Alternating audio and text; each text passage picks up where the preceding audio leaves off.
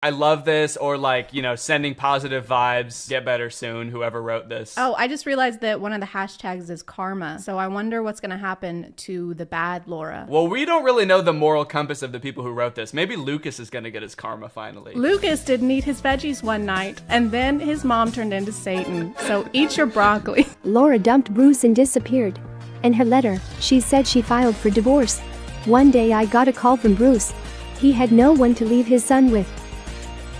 The princess tricked the prince, and she suffered for it. Well, she's like reading him a story that is like thematically the same as what's going on in their real life. There's actually nothing. That's a blank notebook. She's just making it up as she goes. She suffered greatly for deceiving the prince. Laura was an annoying bitch. Sorry? No, I coughed. Oh, okay. Thought you said adjourn. Adjourn. Yeah, your coughs sound like you're saying adjourn. Adjourn. No, I don't know why. Okay, you just Why you cough think like that? Adjourn, yeah. It was you. So now, if you found out this had happened to you, if you were in Bruce's shoes, would you be like, oh, thank goodness you're back? Or would you be like, why the fuck did you lie to me? No, the second one. Yeah, I feel like I'd have a lot more questions. They still haven't explained why they would need to switch places if she had a broken leg. Because you can still do things with a broken leg. Right, unless Bruce on like, right when they matched on Tinder was like, oh, thank God I finally found somebody that doesn't have a stupid broken leg. On the requirements, it says, don't message me if you have broken legs. I'm sorry I lied. Don't cry, Mom. He spoke! And he called her mom, or us. He called us mom. Yeah, he called us mommy, and we're his new mom. And they walk off into the sunset together. I don't know if that's the best message. People might impersonate who you think you're dating, but you should forgive them. Forgive them and let them into your home and let them raise your child with you. And let them around your young, already traumatized son, and let them bond. Do you see this? What the fuck? Just so you know, there's no way this ever happened. What happened to this being our story or whatever? What is this highlight story with the armpit? So this looks like their top something of March 21. Let's go ahead and check it out. I became a mom after my husband passed. Why are the children fully clothed in her womb? Oh, yeah, he's got a little shoe. That child is like 3 years old. I gave birth to a 5-year-old kid twice after my husband passed. I gave birth to my husband after my husband passed. It's like a full-grown guy. I dated Deep Pocket John. I became his lover. I broke my husband with my nose. Whoa. I guess we're only seeing like 30-second clips of this. There's just such whiplash. What is happening? There's like information overload. I can't. I got invested in that first story, and then all of a sudden I was it's like... trying to figure out what deep-pocketed John meant, and then there's just a massive Pinocchio situation. Does she mean like she broke him emotionally? Please, shrink your nose, please. Your nose is tearing our family apart. Okay, hold on. We gotta watch this whole story, and you better believe we're gonna watch it on 1.5 speed. My hubby hated my long nose, and his birthday gift to me was a nose job. So maybe it is gonna be emotionally. He just hates her long nose. And there's nothing wrong with his face, right? His face is totally normal. That is the most attractive man I've ever seen in my life. Why did he marry her in the first place? It's a good question. Maybe her nose got longer. Maybe she is Pinocchio. She told too many lies. If the nose was a byproduct of excessive lying, of being a liar, then yeah. But I don't think getting a nose job makes you not a liar anymore. it takes back all the lies if her nose goes back to normal. Yeah, you have to go see Dr. for that. He would take his pretty colleagues instead of me to business meetings. You'll scare everyone off with your nose. Everyone else is gonna be scared of you, like me. I'm so scared of your nose. Does she work for him? Oh, I guess. I don't know, unless like this is their house and we gotta go have a business meeting in our bedroom. Get the fuck out. I decided to wait until Seth dozed off to run away. I didn't want the surgery, but was afraid to tell him. I didn't see Seth when I slammed the door.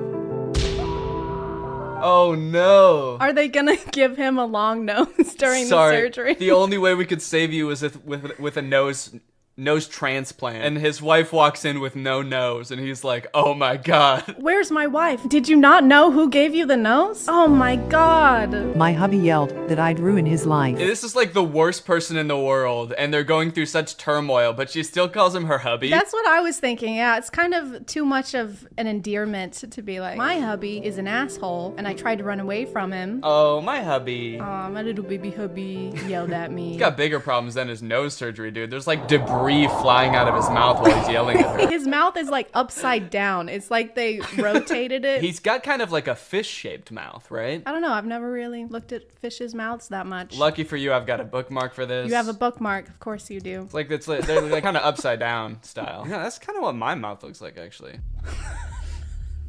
And what were you saying about it? I said that's the best kind of mouth that you could have. And for the first time, I went to a business meeting instead of my hubby. No one paid attention to my nose, but they noticed my experience and expertise. That's when I found confidence.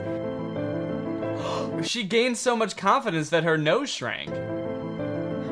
No way. The moral of this story is just don't have a big nose. It like shrinks and then fades to be another nose. Like it gets pretty small and then the animators were like, well, that's too small. And then they kind of fade it to like a normal nose. We don't want to make this unrealistic. I filed for divorce and got everything in court. Well, I filed for divorce and set him ablaze in the courtroom. Wow, she's got some kind of magic going on. My nose shrunk 3 sizes the day I gained confidence, and when I took my husband to court, he started on fire. Burst into flames. I got a raise and filled Seth's position. He didn't want to become my subordinate and preferred to quit. So is he like permanently disfigured now? Like I feel like it's been months and he's still in this face cast. He was talking about how she's ruined his life, but if you mess up your nose, they just put it back. Getting a broken nose is a pretty easy thing to fix, I believe. They just kind of And like... you can also still do your job with a nose cast on. I feel like they don't have a good comprehension on what happens when you get injured. The owners of this page, like if you break your leg, you can't go on dates. If you break your nose, you're gonna get fucking fired. Yeah, these stories are kind of about like, hey, it doesn't matter like what you look like, but it also is kind of like, but it does a little bit. It does a lot, actually. A few weeks later, Seth fell off the radar. Fell off the radar. A few weeks later, Seth went rogue and disappeared into the woods. A few weeks later, Seth became Jason Bourne. Whoa, what? Like, whoa, there's a tornado. Wait, what? A couple weeks later, a tornado swept Seth off the radar, leaving only his shoe in his wake. A few months later, I ran into Seth. He got hooked on plastic surgeries. Oh no. Now he's got a fish mouth and a pig nose. So, Wow. like, is the moral of the story gonna be, haha, now he's ugly? And so they like started it off being like, it doesn't matter what your nose looks like. And now they're like, Unless it looks like that. unless it looks like a pig. When he saw me, he set off running. I watched him hightail it away thinking, karma truly is a thing. What a profound thought. Wow, it took her a while to come up with that. When you really think about it, karma. That's all I have to say. Don't let anyone make you feel insecure.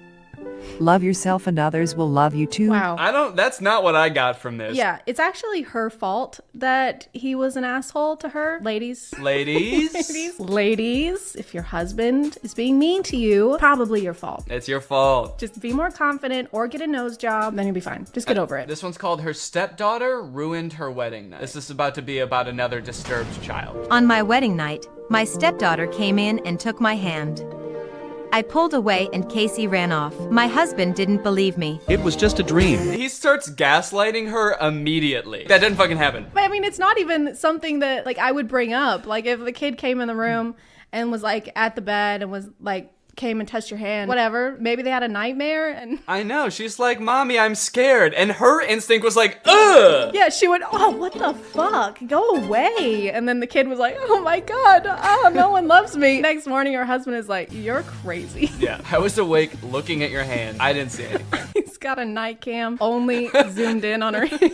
I didn't sleep the next I night. didn't sleep the next night for fear that Casey might come and brush my hand lightly again. I know. Why is she so scared? Look at her. She's holding the bed sheet up. Again, I feel like we're like thrown into the middle of this story and Casey has done some fucked up things before this even started. I was kind of expecting him to be like, that was a dream. I don't have a daughter or something like that. Maybe that's the big reveal. It is a little weird that he wouldn't bring that up the first time she says it. He's like, it was just a dream. And he doesn't care to elaborate on that. He's too tired. He's up all night. Yeah, it's true. He's like, all right, I gotta get some sleep now. Don't move Gotta that go hand. review my footage. Casey came again and tried to hold my hand. She was clearly jealous over her dad. She's just like reaching out and trying to make a connection, and this adult woman is like, get the fuck out of here. Do they see each other during the day at all? Or like, is this the only interaction that her and this girl have? Look at his face.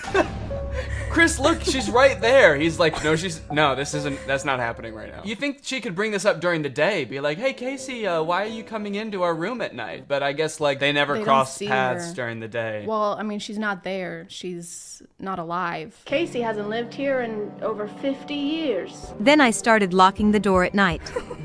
But every night, Casey came to the door. This poor girl. Sad. Look at her. I know. She's got her bear. She's like, my life has kind of been upturned. My dad got remarried. This is a big change for me. I'm trying to reach out in my own way, trying to make a connection. Oh, the door's locked. Also, my dad doesn't speak to me. He refuses to admit I'm real. She never left us alone.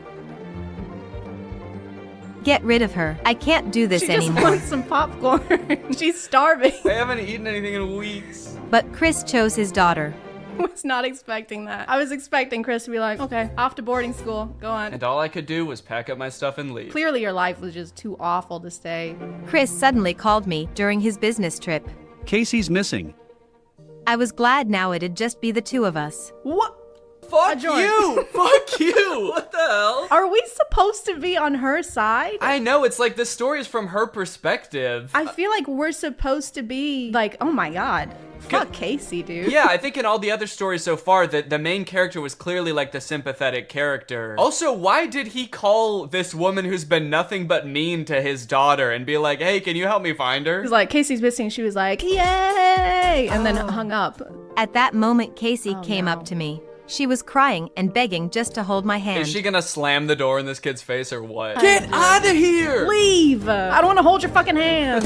My mom was sick for a long time. Before she died, she promised she'd come back to me as another woman. Oh my god. Why would she say that? I am gonna die, but the next woman you see after I die is gonna be me. Well, no wonder she was like confused.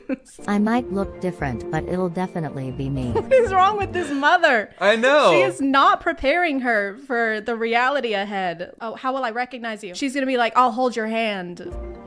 I'll have the same warm, soft hands. Oh, so she was trying to she was just trying to feel this girl's hand just yeah, to see. she was doing the test, the hand squeeze test. Casey was hoping it could be me. Yeah, no shit. So I finally put two and two together that she I thought finally figured it out. she wanted me to be her mom. I find it so hard to believe that after finding this out, she's gonna be any different. It's like, if you were this mean to this kid whose mom died, knowing this small piece of information is not gonna make you suddenly be like, oh damn, you thought I was her? Okay, yeah, then I will be her. The next morning, Casey hugged me and smiled. Mommy, you really came back to me.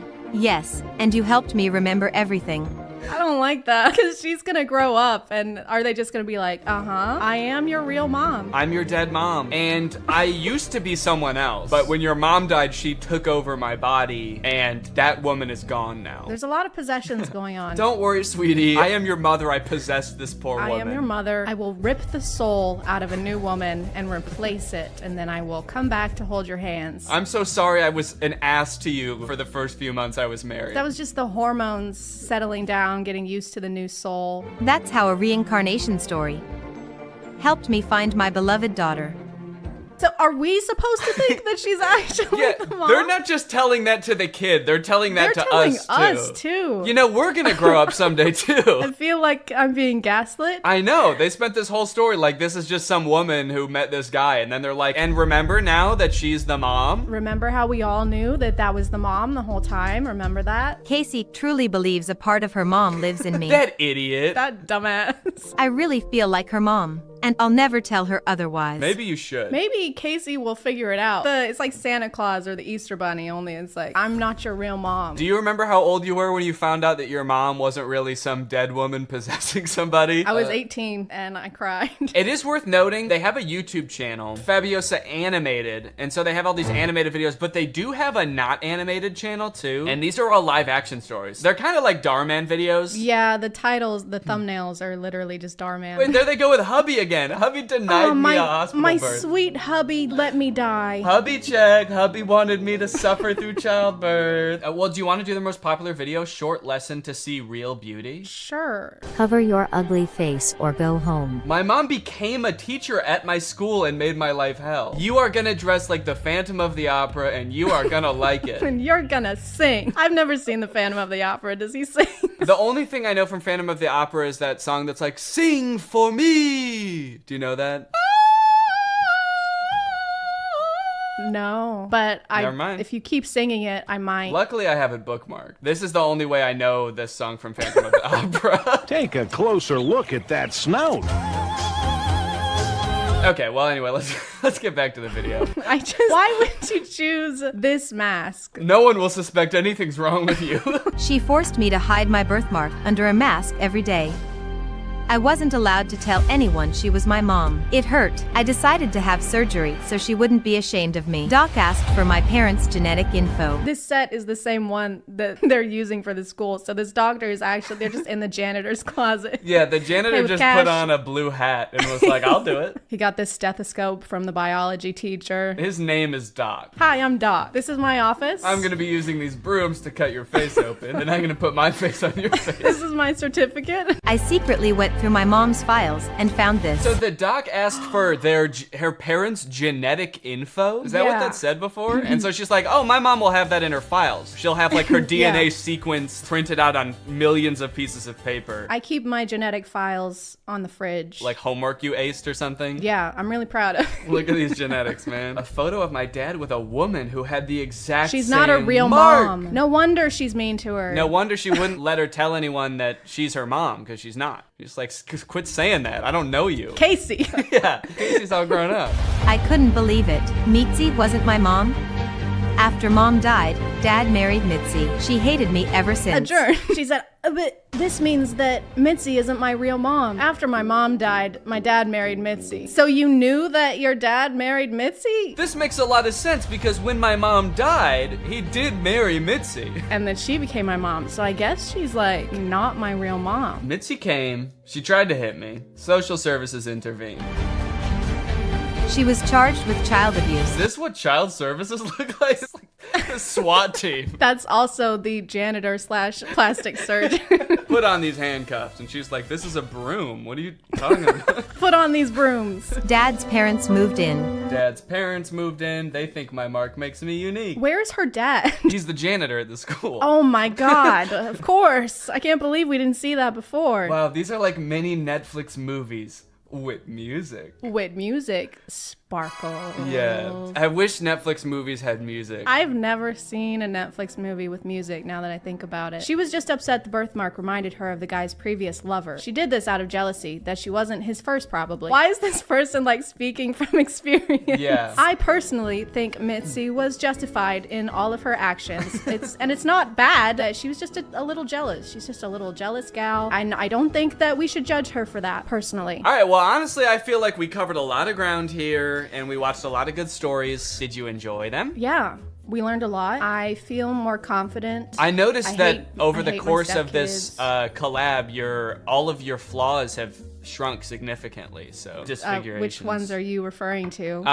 That I had apparently. Kind of strange. To say that. I am more confident. I was gonna make a joke. You were like talking about my flaws, and I was gonna make a joke about how at least I don't have a fish mouth. Holy shit! What the fuck? But it sounded too mean in my head, so I kept that to myself. But yeah, my fish mouth is gone now too. I'm so confident. You look 1,000 times better now that your smile isn't upside down. This video has been sponsored by Current, the future of banking! Guys, banking is one of the few industries that is yet to be modernized by technology. Banking right now is dominated by a bunch of old companies that are run by a bunch of old people that don't know jack about tech. And that's what Current is here to change. They've been built from the ground up with modern technology. Current wants to help you get your money faster, move it faster, and spend and save it better than ever. They can help you get your paycheck up to 2 days faster. They've got no overdraft fees up to $200, no minimum balance fees, and they have a new interest feature that gets you up to 4% APY on your savings. I like Current because it's like a one-stop shop for everything banking. You can get direct deposit on there, you can save money, you can also request money from friends and send money to friends. I also like the Current card. It looks very modern and sleek, just like me. As usual, Current wants to give back to you guys today, so we are giving away $500 to 5 random people who use my code DannyG when signing up for Current. So head on over to current.com/DannyG or click the link in the description. Use my code DannyG when signing up and you could win $500 100 smackaroo. Current is free to download and you can get some serious coin just for doing it, so there's no reason not to. Thank you to Current for sponsoring this video, and thank you to you guys for checking out Current. Also, make sure you guys head on over to Chad's channel because we did a video on her channel as well. I guess that concludes this video. Thank you to Chad for helping out. Chad, if people want to subscribe to you, what should they do? Where should they go? Did you leave? YouTube and Instagram, Twitter, I guess if you want, the ChadX too, because somebody already had Chad, and I don't feel like doing the paperwork to get that username. So the ChadX too, everywhere. All right, you heard it here, folks. Go subscribe. And I'll see you next time. Bye. All right, guys, I'll admit I am very late to this topic, potentially even like a month late, depending on when this video comes out. But in my defense, I'm a dad now, all right? I have a baby. He's 5 months old. I have better things to do than sitting here talking to a camera alone in my room. Like watching Jason Nash live stream on TikTok. All right, Sandra, thank you for the money. Kevin, thank you for the money. Can you guys send me $1 million? Turns out I can do both at the same time though, so now I'm here. If you've been on TikTok lately, there's a good chance you've seen former Vlog Squad member Jason Nash constantly live streaming, compulsively urging his fans to send him money. I know I have. A lot. This man is constantly live. Here we go, 118. Guys, don't forget to follow my podcast, All Good Things Podcast. We just spoke about it. We need... If you enjoyed that 30 seconds of silence, guys, make sure to go check out my podcast. You're gonna love that. It's completely silent for an hour. Like me, a lot of people were pretty confused to see this. At one time, Jason Nash was a part of the most popular group on YouTube, and now he's battling the Joker for gifts on TikTok. What a way to start the day with Tommy Coach. Tommy, thank you so much for being here. If you've never seen one of these TikTok gifts battles before, basically there's two creators, and you send gifts to the respective creator that you're watching. This bar at the top indicates who has the most gifts, and when time runs out, whoever has the most gifts wins. Their prize? All of the gifts that they got during the battle. And then the second place person also wins all the gifts that they got during that battle. So needless to say, there's a lot at stake. This is a live stream where Jason is actually battling his wife, Naveen. Why don't you come down in the room? I'll let you in. You can come back in the house now. Yeah, come back in the house, man. You look like Batman standing over the city. Now, hang on. If they're married, aren't the gifts just going to both of them? What kind of charade is this? Now, at first, I kind of assumed that most of the people watching these live streams were children. And I was like, ooh, that is super weird, just like asking children for money. You're basically just asking them to steal their parents' credit cards. In a way, I sort of thought of Jason Nash as like a babysitter, but he's also babysitting 1,000 other kids. And if you start choking, he's not gonna call 911 because he can't see you. But after tuning into a few of his streams and actually like clicking on some of the profiles of people watching, I realized that it's actually mostly adults, which was very surprising to me. Guys, what are we doing here? Stop that. I promise you there are like 1 billion other better uses for your money than helping Jason Nash's wife crush him in a gift battle. Fun as it may be. The reason I wanted to make this video is because I think that it's kind of a very interesting look at the career span of a creator. It's a pretty new career, all things considered, and like nobody's been a full-time online creator for 40 years, so we don't really know how long this career is supposed to last or how it will evolve over time. So I think it's worth looking at why Jason Nash is here. Between the years of 2016 and 2020, David Dobrik was seemingly at the top of the YouTube ecosystem. What started as David just sort of goofing around and filming his friends as up-and-coming content creators quickly turned into partying all the time, collabing with huge celebrities, huge giveaways, and giant sponsorship deals. And if you didn't watch the vlogs around this time, you might think that David was like the biggest part of them, but it was actually more his friends doing the heavy lifting. David was always behind the camera, and sure, he would laugh a lot, and you'd hear him laugh.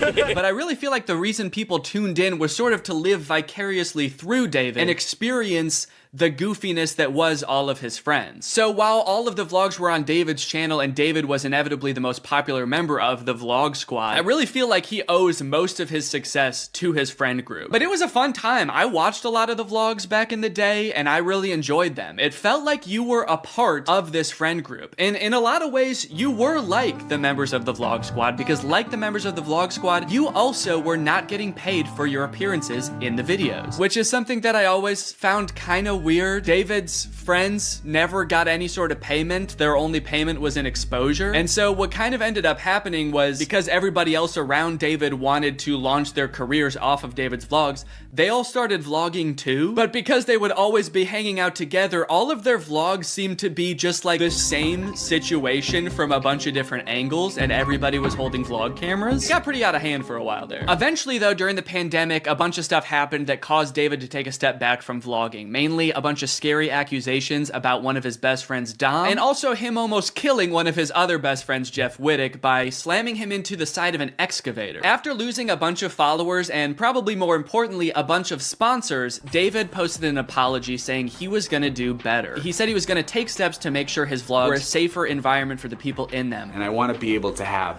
a place of checks and balances. I want to have HR. If he had to choose between quitting vlogging or doing it safer with an HR team, he was gonna do that. And then he quit vlogging. Currently, David is still presumably very rich. The only place he really posts is on Snapchat, and from what I can tell, he mostly just goes around and tours really expensive houses and parties a lot. He doesn't seem to have any ambitions of creating more content on YouTube. In a lot of ways, he's sort of like the Great Gatsby of social media now. But without David sort of manning the ship that was the Vlog Squad, a lot of the other members basically had to figure out other avenues and other ways to make money and maintain their following after the vlog ended. Zane and Heath have a pretty successful podcast now, so does Jeff Wittick. Carly and Aaron, I believe, have a podcast too. But I feel like Jason Nash out of the entire group is having the most trouble adjusting to the post-vlog era. He has a podcast, but it's definitely not getting the same numbers that his podcast with David did, views, back in the day, which David also quit. Despite them, I think, getting a bunch of really great offers that would have changed Jason's life, David decided to quit because he didn't want to do that anymore. He wanted to be the Great Gatsby. So Jason has now been left to fend for himself, and it seems like TikTok gift streaming is what he has turned to. You excited to go to dinner?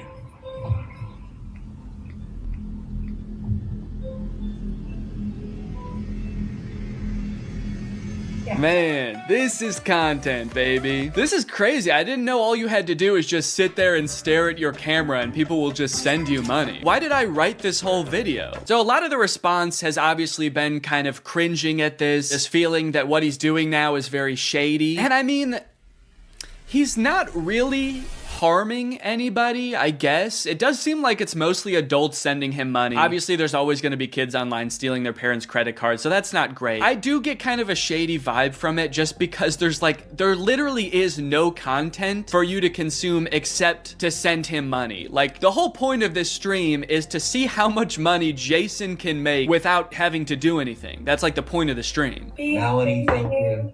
Let's go. And you could argue that Twitch streaming has donations and, you know, a bunch of other live streaming does too. But I would argue that there's at least some content behind that. Someone's playing a video game or they're doing a podcast live and the donations are just a little bit extra on top. It's not the content itself. I've also seen a lot of people wondering, like, wait, isn't David super generous? During his vlogs, he was always giving away cars. He was paying for people's weddings, just like handing out PlayStations to people on the street. Surely he could just help Jason if he's struggling financially, right? Wrong. From some of Jason's podcast clips, it seems that that is definitely not the case. But before we get to that, I've got to make some money of my own. Alright guys, let's get those gifts in. James, thank you for the llama. Carol, thank you for the sombrero. Brian sent a Arab? Oh. Is this a gift on TikTok Live? Also, how did you get this one? This one's mine. Well, regardless, this is actually pretty convenient because this video is sponsored by Arab. Arab flavors your water using scent-based taste. And, oh, Brian also sent a scent pod? Oh, thanks, man. Okay, so I can put that on. With the scent pod down like so, it's just a normal water bottle. But when I activate the scent pod, air is able to pass through the scent pod and into your mouth, where you can taste the scent. Send me money. I like to bust out my air up while I'm getting work done. It gives my water a little bit more which is what I need when I'm trying to focus. This one right here is lime, and it is excellent. Someone said, come to Brazil. I'm busy. Air up is a unique hydrating experience. You can't get this anywhere else, buddy. No chemicals, no sweeteners added to the water, just plain old water into my plain old mouth. The scent pods come in a variety of flavors. I really like the lime and the peach. My editor, Jake, is really fond of cherry. So no matter what kind of flavors you like, there's there's bound to be a couple for you. If you want to spice up your hydration experience, click the link in the description, get yourself an Air Up, get yourself some scent pods, put your mouth on the nozzle, and suck away. You look really tired today. That is mean. Thank you to Air Up for sponsoring this video, and thank you to you guys for checking out Air Up. Now back to the video. About a month ago, when Jason was in the thick of his live streaming every day, he posted this podcast where he and a bunch of David's mutual friends talk about how different life is now that David's not vlogging anymore. But the thing is, like, David's in this, like, moment in his life. Yeah, where he can do anything. Where he just parties. Oh no, Jason, the look on your face, man. Jason's like, don't look bitter, don't look bitter, don't look bitter. Where he can do anything. Perfect. He can do whatever the fuck he wants now. He calls me to play pool. And I'm like, I gotta go live, and I don't expect him to understand that. You don't expect him to understand that you have to work to make money? You know he did that too, right? I wouldn't expect him to understand that, man. He hasn't had to work in, gosh, what is it, 2 years now? I hate to say it, Jason, I think he gets it. I just don't think he cares. Like, I'll say things like, I'm losing my house, and he'll be like, oh, but just go play pool. I just don't think he cares. Dude, Jason, haven't you learned anything from being friends with a popular YouTuber? You just told him you might lose your house, and he invites you over. You think he really wants to play pool? Dude, he's probably gonna Mr. Beast you. He's probably inviting you over so he can, like, surprise you with a new house. He might make you do Squid Games for it, but you have a chance to win a new house. Maybe he'll give you a new car. Or, you know, surprise you with his new car like he did that one time. My surprise to you is that I'm buying myself a car. I know, right? That was cool. I will say it is interesting that David seemingly stopped doing the extravagant giveaways once he stopped doing the vlog. I wonder what the correlation there is. That's kind of weird. There was a great TikTok that he sent, which was like some guy. It's just the guy that has like a lot of money and can do anything all day. He's like, oh, Diplo's having a party tonight, and like it's literally like things that David has said. David sent Jason a TikTok of a rich, out of touch guy being like, oh my god, dude, this is so me. Dude, look at this TikTok. This is so me. That moment when you're rich and you're partying with Diplo and you're talking about how much you hate Jason Nash and how poor Jason Nash is. Guys, comment below if you found this relatable. But if you think about it, though, from 18 to like what, 23, 24. Oh, he was hitting it. He never drank. I don't think he ever drank. Even when we would visit him, we'd be up till like midnight, just like watching the edits, just like. Wow, he worked hard for 5 years? Let the man party, dude. Please do not burden David's poor, gentle soul with your financial woes. Just let the man play pool and play with him, for God's sake. I mean, look, I don't doubt that he worked hard. The dude posted 3 vlogs a week. I'm sure it was a lot of hard work, but you know who also worked hard? Everybody in his vlogs. I mean, that dude just said it himself. They all stayed up with him until midnight watching the edits to make sure they were good. This was a group endeavor. And I know what people say. They say like, well, David gave them the opportunities, you know? He didn't have to make them famous. Yeah, he kind of did. That was like the whole point of his vlogs, was his friends. David wasn't just making them famous because he was a good, generous guy. He was doing it because that's what was working. They made him famous as much as he made them famous. Now it's like the complete opposite. Everyone's like working, and here's him just like, hey, what are you doing tonight? And it's like a Tuesday night. Everyone's working. Yeah, man, that is kind of a crazy switch. Whereas before, David was working and everyone was helping him. Now everyone else is working, so naturally David is partying with Diplo. Naturally, a lot of the conversation around Jason's live streams has revolved around the confusion as to why he wouldn't just get like a normal job if he was strapped for cash, or if like the social media thing wasn't working out. Can someone make Jason Nash a fucking DoorDash account? People are wondering, why is he pursuing this career that is like universally seen as embarrassing or cringe, rather than just getting a 9-to-5? And I totally get that criticism, because I do love being a creator. I love getting to be my own boss. I love being creative on a daily basis, working with people that I'm really inspired by, entertaining people. But if this exact version of being a creator stopped being feasible, would I start doing gift streams on TikTok? Hell no. And not even necessarily because it's like embarrassing or cringe. It's just that like what I enjoy about being a creator, that does not accomplish. There's no being creative. There's no entertaining people. At a certain point, you like strip out all of the fun parts of the career and you just have only the most superficial parts of it left. Just money and fame. So no, if like this YouTube channel didn't work out anymore, there's a billion other things I would rather do that would be more enticing to me than like gift streaming on Twitch. But maybe Jason likes it. He doesn't look like he does, but maybe he does. On the other hand, I could say that Jason is also older. He's lived a lot more life, he's had a lot more experience, and his career in the entertainment industry has gone through a lot more ups and downs than mine has. From what I can tell, Jason has been a stand-up comedian, he's been in TV shows, he's been a podcaster, a Viner, and a Vlog Squad member, and now a TikTok Live gift battler. Between all of those seasons of his life, I'm sure there was downtime where he could have thought, oh, maybe this isn't for me, I'm gonna get up and go get a normal job. And then, lo and behold, the next opportunity comes along. So in some sense, I do understand if Jason's mentality is like, maybe I'm just gonna do this for a little while until I get my next thing off the ground. And I know that when I started Vine, people said the same thing to me. They're like, what are you doing? Why are you doing Vine?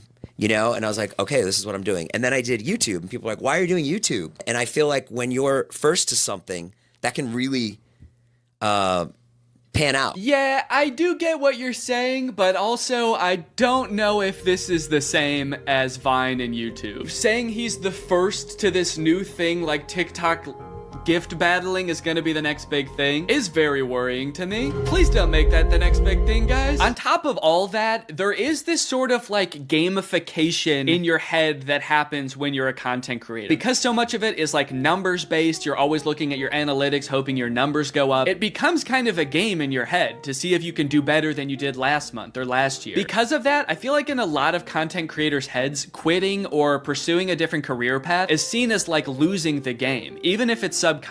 That being said, I don't think that's a healthy way to look at it, and I would encourage people who are pursuing being a creator to find other passions that, you know, if this didn't work out, you could pursue that instead, because I think just clinging to relevancy for relevancy's sake is not a good thing. But why try to guess what Jason's thinking when someone literally asked him on his own podcast why he doesn't just get a job? This isn't me saying this as a negative thing. I'm just totally asking. Please. Yeah. Why don't I get a real job? No, I know why you do it. Yeah. But like... No, man, I know why you do it. It's pretty clear to me. But could you tell everyone else why you do this? Someone said that the other day, why don't you get into real estate? I'm like, I hate it. I don't have a real estate license. Bo Granny? Oh yeah, I forgot. You have to be born with a real estate license to do real estate. But darn, Jason Nash was born with a TikTok account. So he has to do that instead. Right. Now look, would I be on TikTok Live if I wasn't in like a financial hole? I don't know. Probably not. But also like YouTube wasn't really working. And I needed to find something. OnlyFans. I can't do OnlyFans. This is such an unrelatable thought process to most people. YouTube is not working out for him, and his first thought is OnlyFans? TikTok begging people for money? It just comes off as being so set on being an influencer that nothing else matters to this guy. Listen, it is what it is. It's like, I was on Vine, I was on YouTube, I was on Snapchat, and now I'm doing this. Don't say it like that. Now I'm doing this. I mean, I do like it. No, man, I don't think you do. Not after that. We all saw that. So anyway, it is what it is, and I have to do it because I love it, and it's my favorite thing. Phew, that was close. Hey, we can hear you. What? You said that was close out loud. Oh no! Do you ever think about going to DoorDash or to like a? I just never thought it's entertainment or nothing. I don't care what it is. Like, what would you suggest I do? No.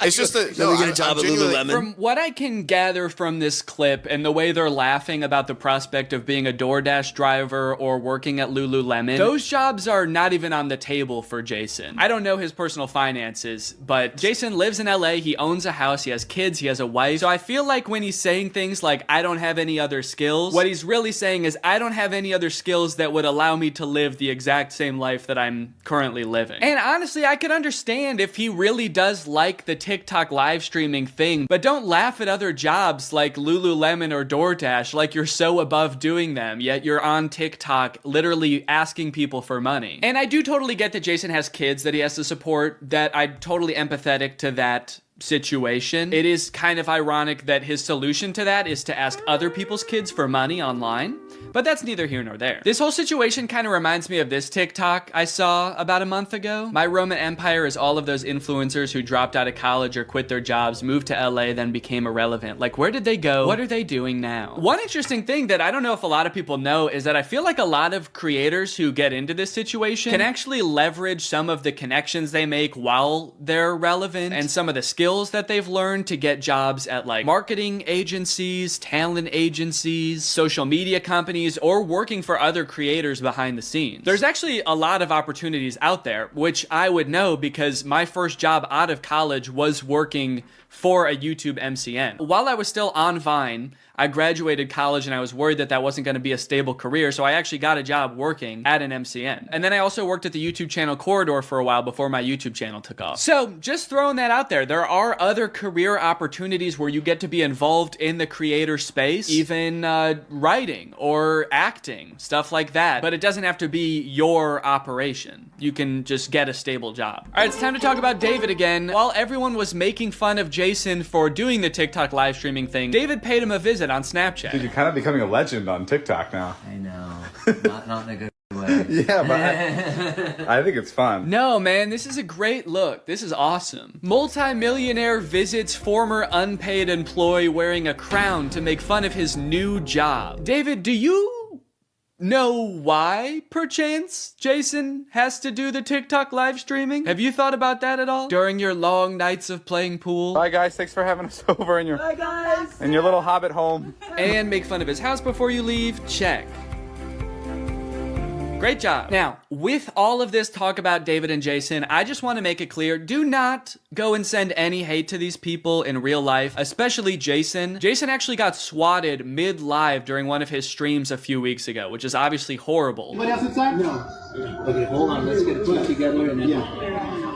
This is obviously a horrible situation, actually terrifying. But I cannot help but break a little smile when I look over and the two people he's gift battling are the Dobre brothers. I don't think there's a single funnier sight than watching the two of these blankly stare into the camera and not understanding what's going on. Also, imagine your gift battle opponent getting swatted and he's still crushing you, dude. That's gotta hurt. My big takeaway from all of this is if you are pursuing being a content creator, I would heavily recommend being super careful about the way you go about it. I would highly recommend not letting your success be at all related to the success of another influencer. You don't want to be the guy from David's vlogs when David stops the vlogs. Also, save your money. This career that we have, we don't know how long it's gonna last. I mean, I sort of view it as being any other type of entertainer. You're only relevant for so long, or like an athlete or something. You can only be in your prime for a certain amount of time, so save as much as you can. It's really easy to get caught up in the lifestyle of an influencer and like partying all the time and flying on private jets, buying expensive cars. And if you can make this career last for like 20 to 30 years, that's awesome. That's insane, but it's definitely not guaranteed. So just be careful, all right?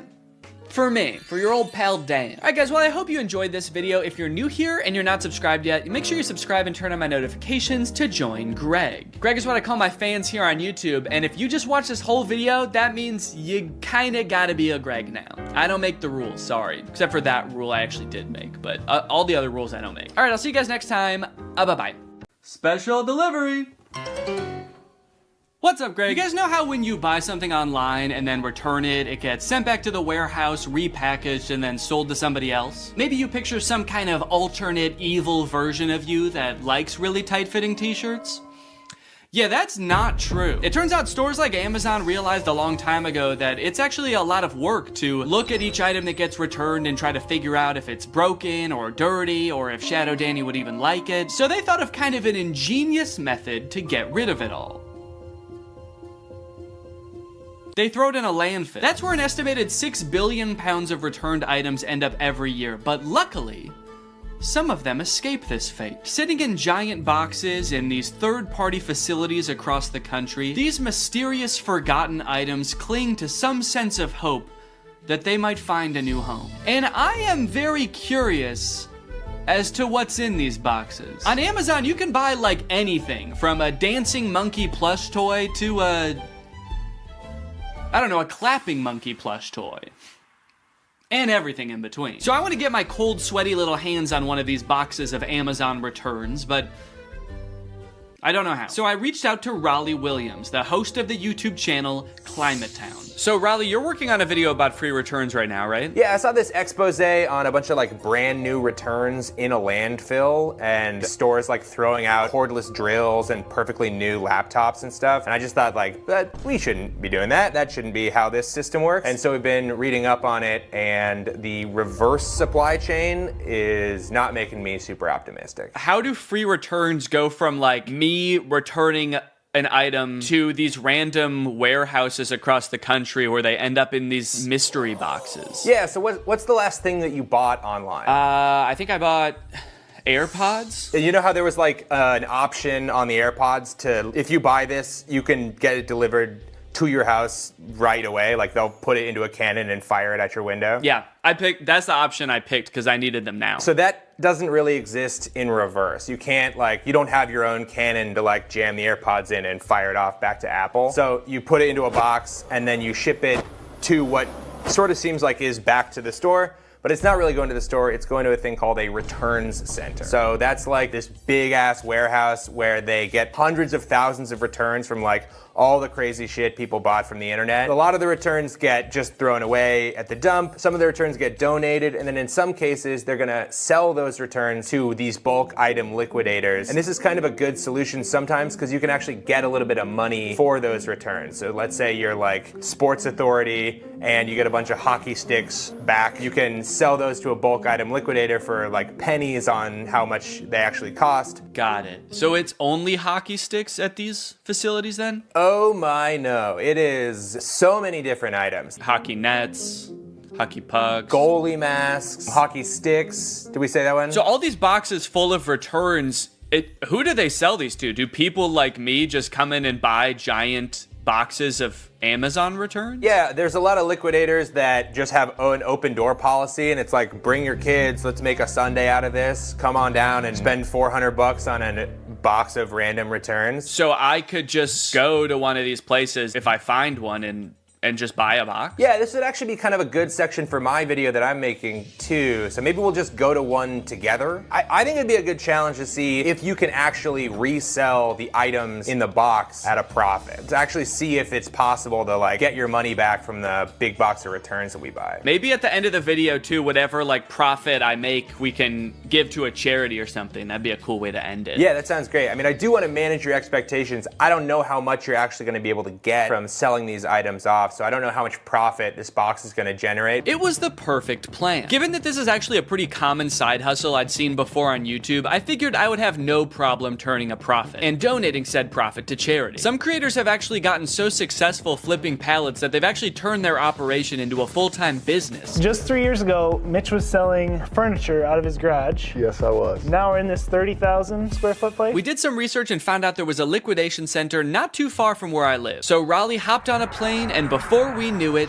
there we were, in a place filled to the brim with things that for some reason or another, someone thought they wanted, but then changed their mind. A baby car mirror so you could start a safe road trip with your lovely baby. A breast enhancer that takes 2 AAA batteries. I was captivated by the untold story behind each item. This place also had overstock items in bulk, like $66,000 worth of pacifiers, and hundreds of this one aquarium decoration. I don't mean to sound like Cotton Eye Joe when I say this, but where did all this stuff come from? And where will it go? Raleigh and I searched the grounds for a while, looking for a box that spoke to us. We walked down corridors of bubble makers and as seen on TV products. We thought these women's blouses were pirate shirts, but eventually, we found the box for us. Priced at just $340, this box was a hodgepodge of various Amazon returns. Big boxes, small boxes, a chewy box, a box of what appeared to be sweet and sour chicken. What rare, priceless gems could be waiting in here to uncover? We paid the fee and a few hours later, the box was delivered. All right, guys, it's time to unbox the pallet. Honestly, I'm feeling pretty nervous about what's in here. I don't even know how many boxes are in here. I mean, what do you think, like 100? I think like probably 25 to 30 boxes are in here. Okay, so my guess was stupid then? Well, no. All right, box number 1. This is a tent. We could do the rest of this video in a tent. This is kind of sick. I'm liking this already, man. I'm not selling any of this stuff. This is exactly one person's worth of tent, or 2 very good friends worth of tent. And I like that if it's a clear night, you can see the stars from inside your tent. It's not going to protect you from bears or anything, but most tents don't. Oh, a pet gate. Yeah, pet safety fence. Wait, that's actually kind of sick. I might need one of these. I mean, I've got a baby that can crawl now. I also have dogs that crawl all the time. When dogs walk, is that called crawling? They're on all fours. Just walking. When a horse walks, is it called crawling? Oh yeah. Yeah, it's a Keurig. It's got the K right on top and everything. I wonder if it works. Now I'm noticing, if you look right here, there's like a little bit of scuffing. Yeah, I think this might be a gently used Keurig. As long as they used it gently. Oop, did a piece of... I lost a bit. I lost a bit of the Keurig. I'm going for the sweet and sour chicken. Oh, baby. Will it really be? So this is an example of a return. Somebody has like put it in a different box probably, and they've returned a thing. So they almost certainly took it out of the packaging, lost the packaging, and then said, fuck it, I'm returning it anyway. Oh, is it a vacuum maybe? I'm thinking, oh yeah, vacuum, little brush. It's a car vacuum. That is great. Maybe whoever ordered this wanted a car vacuum, and then between the time they ordered it and they got in a car crash and never wanted to set foot in a car again. Okay, or positive version, they ordered this. It worked so good. Their car was so clean. They're like, I'm not gonna need this again. They never needed for another it. 10 years. So. I cleaned it so good that it's never gonna get dirty again. All right, so this Chewy box was another one of the ones that like, it might be Chewy stuff or it might be... Based on everything else so far, I'm gonna say it's not Chewy stuff. And also I can tell it's a rug just by looking at it. It's also the way they've packaged it. It's like if Chewy packaged something like this and it came to your house, I would never shop at Chewy again. Yeah. It's like, yeah, it's fucking Chewy, come on. Dog treats spilling out the side. There's like tufts of dog hair stuck to the tape. Hey, do me a favor, ask your fucking dog if he cares how it's packaged, all right? Oh, it's soft though. Feel that rug. Wow. Yeah, I think it is some kind of, oop. Oh, this is nice. This is a nice padded floor. For your doggy duffel bag. And it looks like someone did put their dog in there. Yeah. It's all furry. Dog tested and returned. Dog tested. Disapproved of. Dogs disapproved. Right. A little rusty pan. Is it rusted? Oh, no, that's the brand? No, it is rusted. It is rusted. Oh, geez. So they must have used this a lot then. Yeah. They had this for 10 years and then sent it back to Amazon. It feels terrible to say goodbye after 10 years, but... I never liked it. It's just another rug. Dear customer, if there is crease on carpet you received, please don't worry. This is a normal phenomenon of folding carpets in order to meet the needs of international transportation. We intimately included a small watering can. Intimately? In big, huge bowls to help you easily solve this abominable crease. This crime against God of a crease. There were a few staple categories in this particular palette. For example, a shocking amount of tents. Could this be like a changing tent? Oh, yeah, maybe it is. Yeah. I think I just found another tent. We have an orange tent here. Okay. Also a bunch of rugs and 2 toilet accessories. I could understand why Amazon wouldn't want to take this back. Honestly, this one, I'm gonna give them a pass on this one. But there was a category of items that worried me the most, and that was the items that I didn't even know what they were when I unboxed them. Wait, whoa. I don't know what this is, but it says mind reader. This thing can read my... Ah! Get out of my head! Get out! I can hear your thoughts. Why would it be called a mind reader? It's like, was this the coaster you wanted? How did you know? Get out of my head! Look at what, I don't know. It's like a garbage bag? I think so. What the hell is this? Okay. And was it just like wood? It's a plank of wood! Wow. And does it say on the back, this is a set, do not separate? Oh, does it? This is a set, do not separate. There is one thing in here. Yeah, I wouldn't know how to if I tried. I'd need an axe. The more boxes we opened, my hope that we might find some cool, mysterious, rare item started to fade. People aren't constantly ordering cool doodads on Amazon and then returning them. As we came to find out, life is mundane, and so was a lot of the stuff in this box. until we found this cool bird feeder. A smart AI recognition bird feeder. What does it recognize? I think it recognizes the kind of bird. Ooh, wait, that's actually kind of cool. It's kind of cool. Maybe if it sees a squirrel, it won't like put anything out. If it sees a squirrel, it shoots it. Okay, yeah, look at the bird seed comes down. Your little camera looks at him, says, blue jay detected. Wow, that's actually kind of cool. That's great. I could definitely find someone that wants to use this. In total, there were 34 boxes, and without making a single dime yet, we had already spent 55 minutes taking it all out of the box. I'm not going to show us unboxing every single item, but if you're curious, here is a list with all 34 items we unboxed. Battery low, your GoPro will automatically power off. Wow. That's weird. Perfect timing. Do I have a rectangle on my head? It's a little one. It sort of looks like you're like Harry Potter's brother. He's like got a little rash on your head, but not the lightning bolt. He like saw Harry get Avada Kedavra and he like ran away and just ran into a wall. The boy who goofed. Yeah.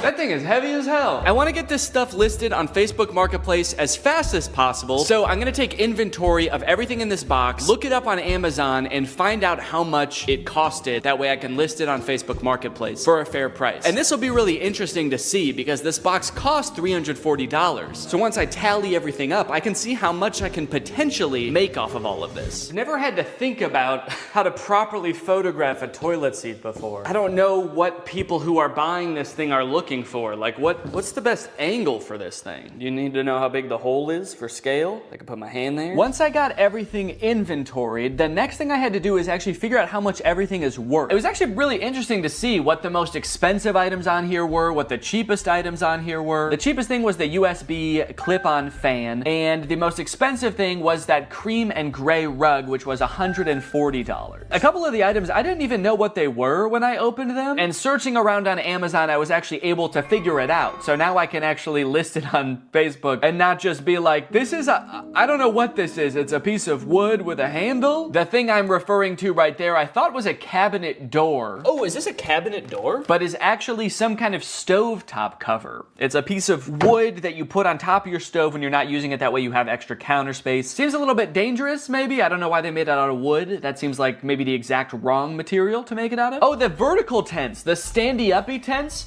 are for privacy and showering in the woods. So I guess you just climb in there and you just dump water on yourself? Or maybe if you get some kind of hose to go in there. Yeah, it's for showering. It's not for sleeping standing up, surprisingly. So in total, the box cost $340 and there are 34 items, conveniently. It's almost like they did that on purpose. But basically, I have to sell everything for an average of $10 or more to break even or make a profit. But if I wanted to make the maximum amount of money possible, then I would make around $1,700. And then if you subtract the $340 that I bought the pallet for, or Raleigh bought the pallet for, really, then the profit would be $1,350. So that is the maximum amount of money I could make from this. 1,300 smackaroons. But as I'm sure you're aware, that's not how Facebook Marketplace works. I don't think I'm gonna be selling these for anywhere near the amount that you could get them for new. I wanna try to sell this for a good price, but I will also be battling with my other want, my secret want, which is to get all of this stuff out of my garage as quickly as possible. I can barely back my car into the garage right now because this box is so big. So there's like an angel and a devil on my shoulder right now. The angel saying, come on, Danny, let's make a profit. And the devil is saying, get that fucking box out of the car. I don't want it anymore. We don't need the box. Just drive the whole thing to Goodwill. They can figure out what to do with it there. And then I also,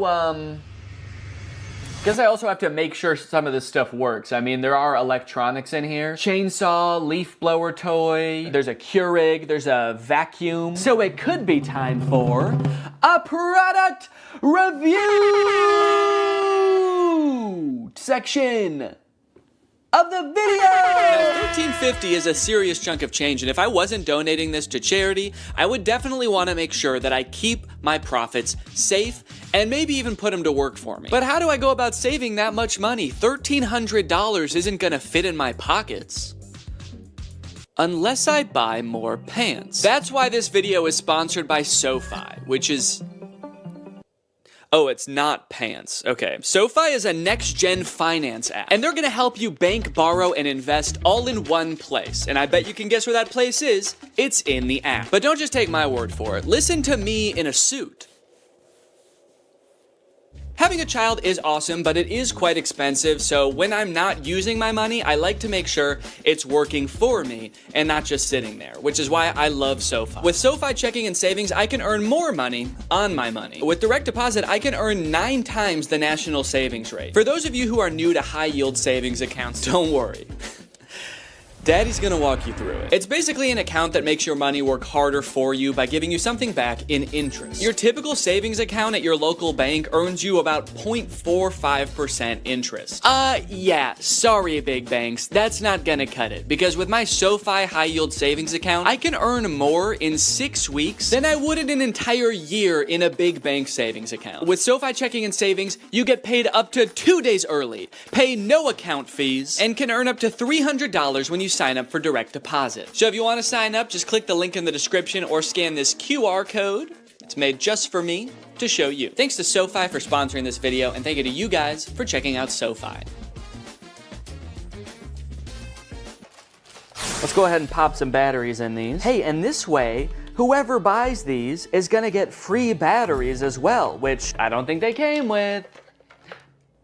So I'm actually sort of performing a service here. I should charge people more than the Amazon list. And that's what makes me such a business-minded guy. Time for the moment of truth. Hedge trimmers.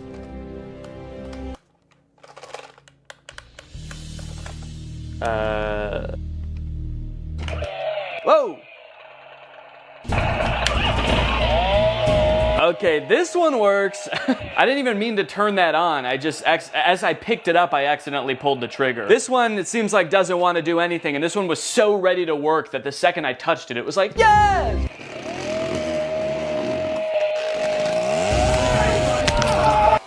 There we go. Ooh, and it blows. Okay, well, we got 2 out of the 3. And if someone buys these, I can just ask them if they want that one, even if it doesn't work. Next up, this clip-on fan. It's actually rechargeable, so there's a USB-C here. And let's see if it has any power right now. Oh, it only spins while my finger is on the button, which definitely does not seem very convenient. But let's give it a charge. And then we'll see what's what. Luckily, I've got a spare charger laying around from the AI pin, and it's USB-C. So I can't say I never got anything out of buying it, but we'll give it a minute to charge. In the meantime, let's test out its clipping functionality.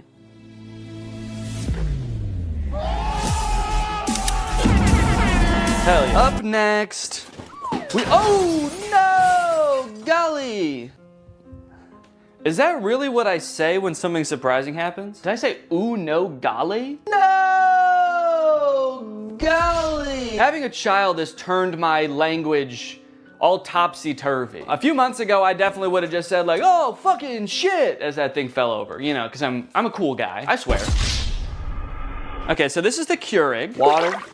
And now let's see if it'll just make me a hot cup of water. Guess I'll just do 8 fluid ounces here. Go. Does it know there's not a cup in here? Go! Why isn't it going? A Keurig starts going right away, right? You press it and it just starts going like... In my experience, every time I've used a Keurig, you press it and it goes right away. Okay, maybe it knows there's not a cup in here and it's mad about that. All right, let me see if I have a Keurig cup laying around. Found one. Maybe I have to put a mug here. Maybe it won't start unless it detects. Does it have mug detection technology?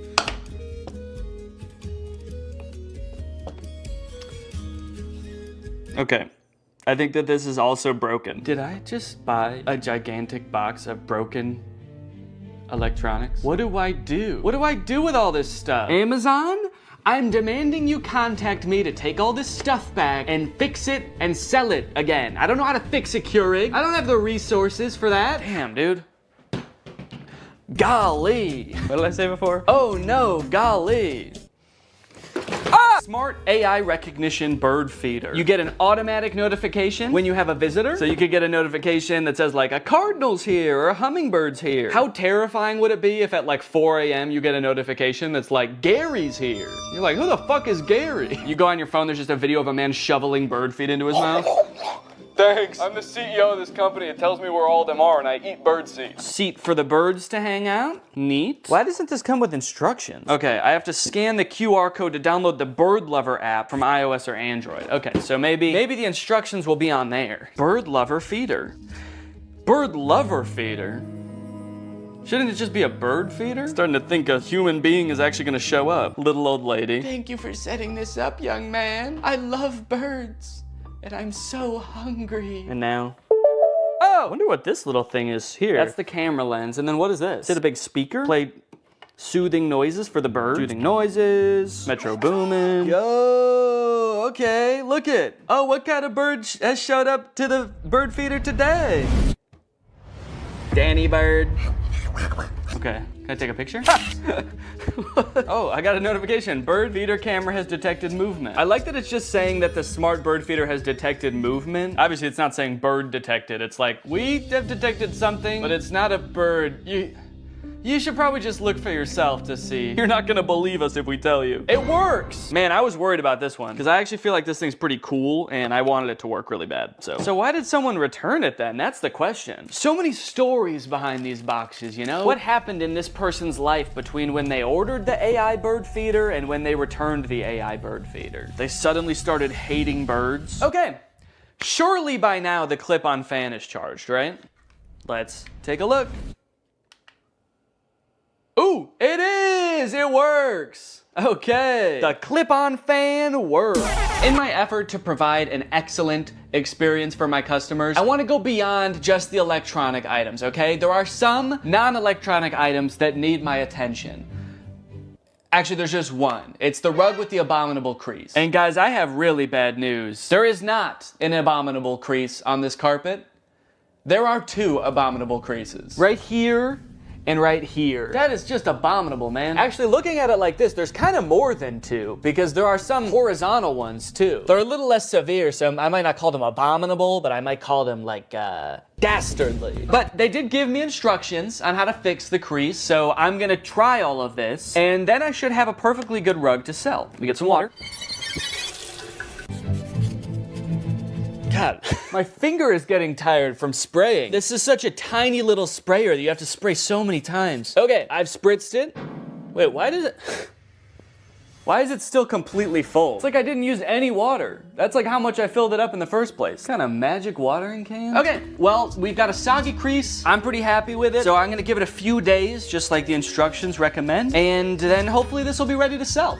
The last things I needed to test were the tents. Yeah, this is nice. This fits me. Yeah, I've got over a foot of headspace. Give you guys my POV. There's my little piggly wigglies. Plenty of room, man. Maybe they returned it because they thought they would fit in the tent, but they're 8 feet tall. All right, well, I'm gonna give this tent a 10 out of 10. A tent out of tent, actually.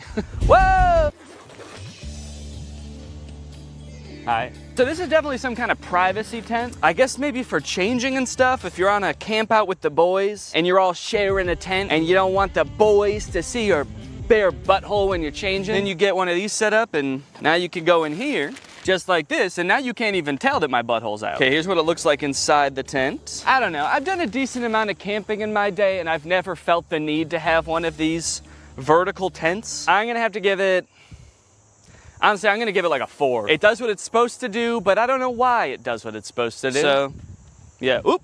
You know, being in this one when that happens would probably be scary. You're standing in there, you got your willy out, and then it just blows away. All the boys are sitting around the campfire, and suddenly you're just like, oh, I got the tent so this wouldn't happen. This last tent I was very confused about as I was putting it together. It's completely transparent, but has no ventilation. My suspicion was right that there is no ventilation in here. I mean, at least not without opening these windows. There are windows. Okay, so let me close this up, and now we'll just sit for a second. We'll see. Well, okay, hang on. This is not even big enough to sleep in, actually, now that I'm thinking about it. No, it's not big enough at all. This must not be a camping tent. Must not be for sleeping. What other, is this, oh, maybe this tent is like to keep you warm because it is insanely hot in here. That's why I say that. So, yeah, I guess there's like no problems. Oh, there's sand in here. What the hell? Look at, there's sand all over here and dirt on the inside. Okay, someone for sure used this. Despite being a little worn, it does the job. So I gave it an 8. Out of 10. After all of that testing and reviewing, I was finally able to get everything up and listed on Facebook Marketplace, and a few days later, I got a message. It was Barbara, and she wanted my pet gate. Hello, how are you? So sorry I'm late. Oh, that's okay. Since I didn't want to give 34 strangers my address, I decided I would meet each customer at a nearby grocery store. Well, let me show you the 2 little Yorkies. Oh, cute. Yay! Yay! And the next day, I met Irene to give her my landscaping lights. Hello, Irene. Oh, sorry, did I scare you? I 1000% did scare her. She screamed and jumped when I said her name, but that didn't matter because I had just made $23. Just about every day I was heading off to the grocery store parking lot to meet with yet another potential customer. I felt like I had the foundations of a real small business on my hands. Another day, another drive to the grocery store parking lot. Goodbye, sweet and sour chicken box. Goodbye. I was spending a decent amount of time driving to and from the grocery store and waiting at the grocery store, but that didn't really matter because I was making money, baby. I don't have the money, he paid me on Zelle. All right, we're a few days in now. How are things looking? I don't know if my listings just took a while to get into Facebook's algorithm or something, but they weren't getting any interest for the first couple days. But then suddenly, on the second or third day, I started getting a ton of messages. Just like that. And the messages are great because it means that I might be able to sell something, but it is also like really hard to keep track of. If you've ever sold anything on Facebook Marketplace before, you probably have dealt with this, but people will message you and then just disappear after you respond. Hi Danny, is this still available? You only have 4 pieces. They're talking about the pathway lights, there are only 4 of them. I don't know why they needed to tell me that. I know that. Don't shame me for how many pieces I have. Yes, are you interested? Yes, it's 4. And then they just completely ghosted me. They just messaged me to insult me. Hi, is this available? Yes, it is. Do you want it? I guess when you're buying things, you probably have so many options because there's probably, you know, there's a million rugs on Facebook Marketplace. So you don't have to treat one guy selling a rug very well. This person messaged me about the clear chair mat and said, are you ever in downtown Chicago? Even though I have my location listed on the listing, it is not downtown Chicago. I have it listed as pickup only. So I said, no, not really. And then I offered to meet him halfway in 2 different towns. And then he just stopped responding. No, sorry, I only want your ridiculously discounted product if you drive all the way to me and hand it to me. I'm not even gonna get out of bed, actually. You can just come in. And if all that wasn't bad enough,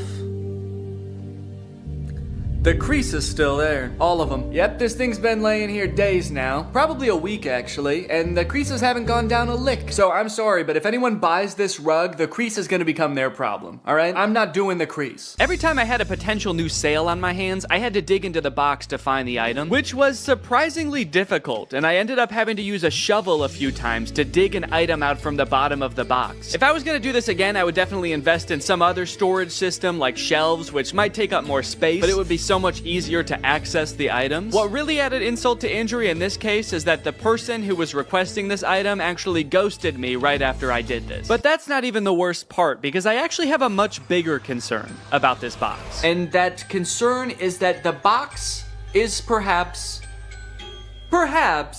cursed. Firstly, after I reviewed all the electronic stuff in my office, I was moving the boxes around and a big spider crawled out of one. And it zoomed around, it took me forever to find, and luckily I was really chill about the whole thing. Secondly, anytime I've been doing anything with the box, I've been sneezing a lot. Ugh. What am I allergic to in this box?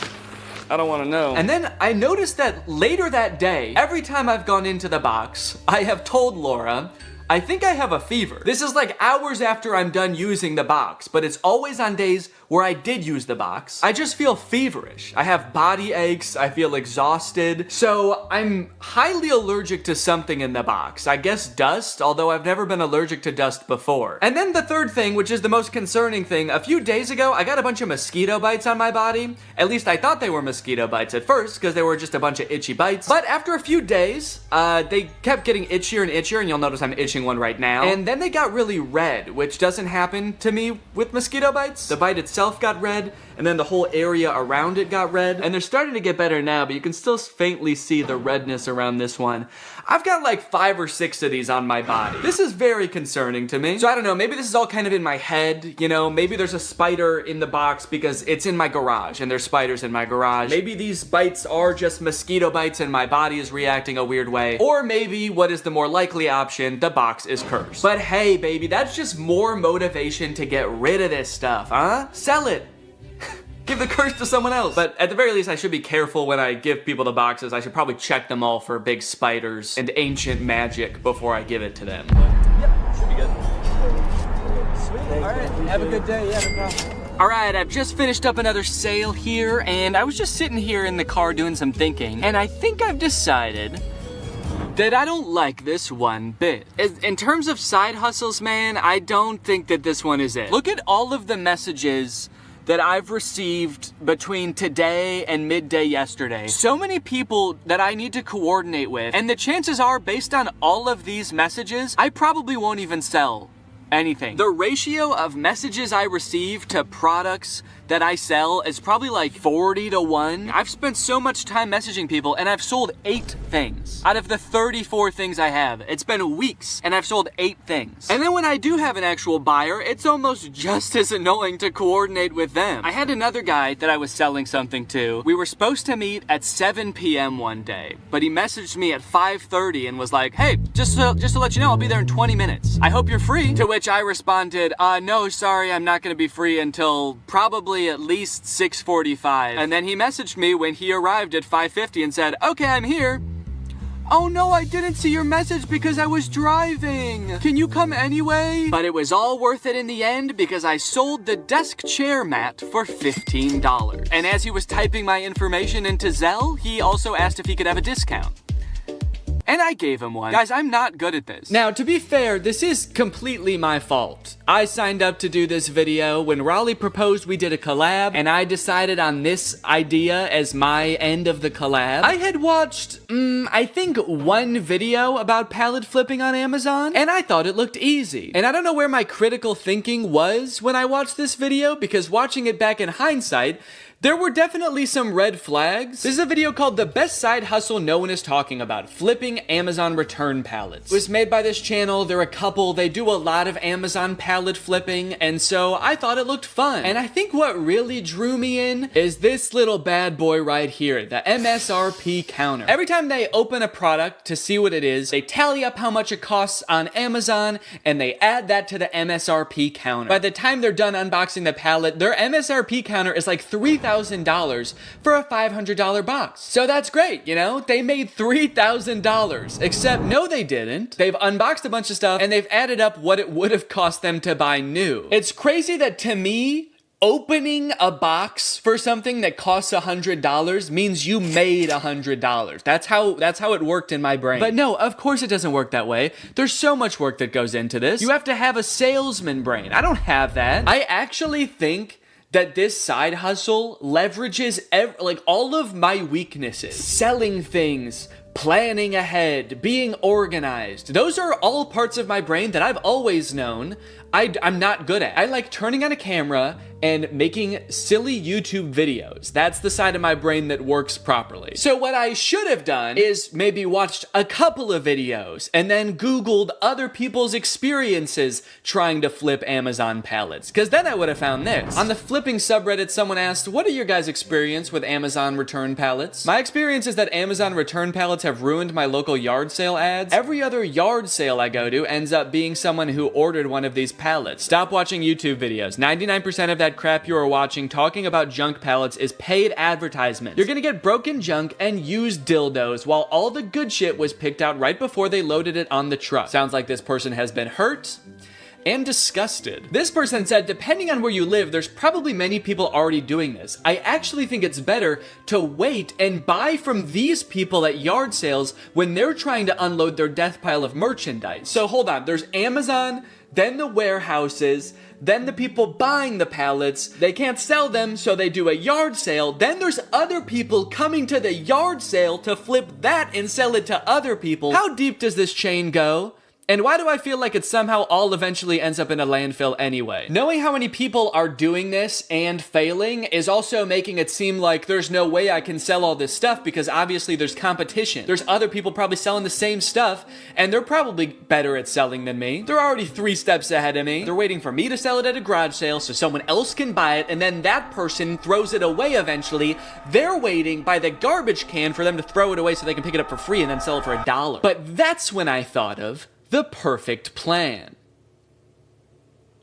And I actually haven't thought of what the plan is, but I'm just gonna wait until I have thought about it, and then I'm gonna add that in with voiceover. Weeks went by after this. Each day that I would walk into my garage, I would be confronted by a giant box of my own failure. All of my so-called biggest weaknesses staring me in the face and preventing me from backing my car into my garage. Oh, on the plus side, I did learn that the mysterious bites I was getting weren't from the box at all. Apparently, due to the cicada uprising this year, there was also a surge in the population of a microscopic mite called oak leaf itch mites, which feed on cicada eggs and then bite YouTubers in the back of the knee when they're already going through a pretty tough time.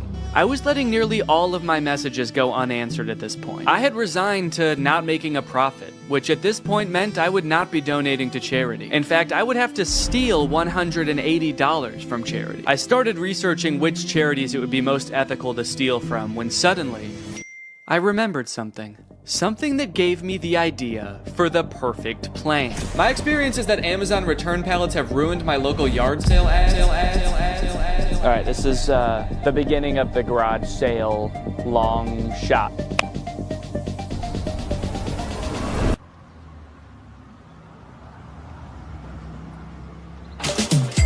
Thank you. You know what I think you'd love? A tall green tent. Pleasure doing business with you. Cha-ching. Another satisfied customer. I'm on a roll. Yes. Thank you. Yes. Yes. Yes. I thought she was gonna want the bird feeder. She looked like the perfect candidate for the bird feeder.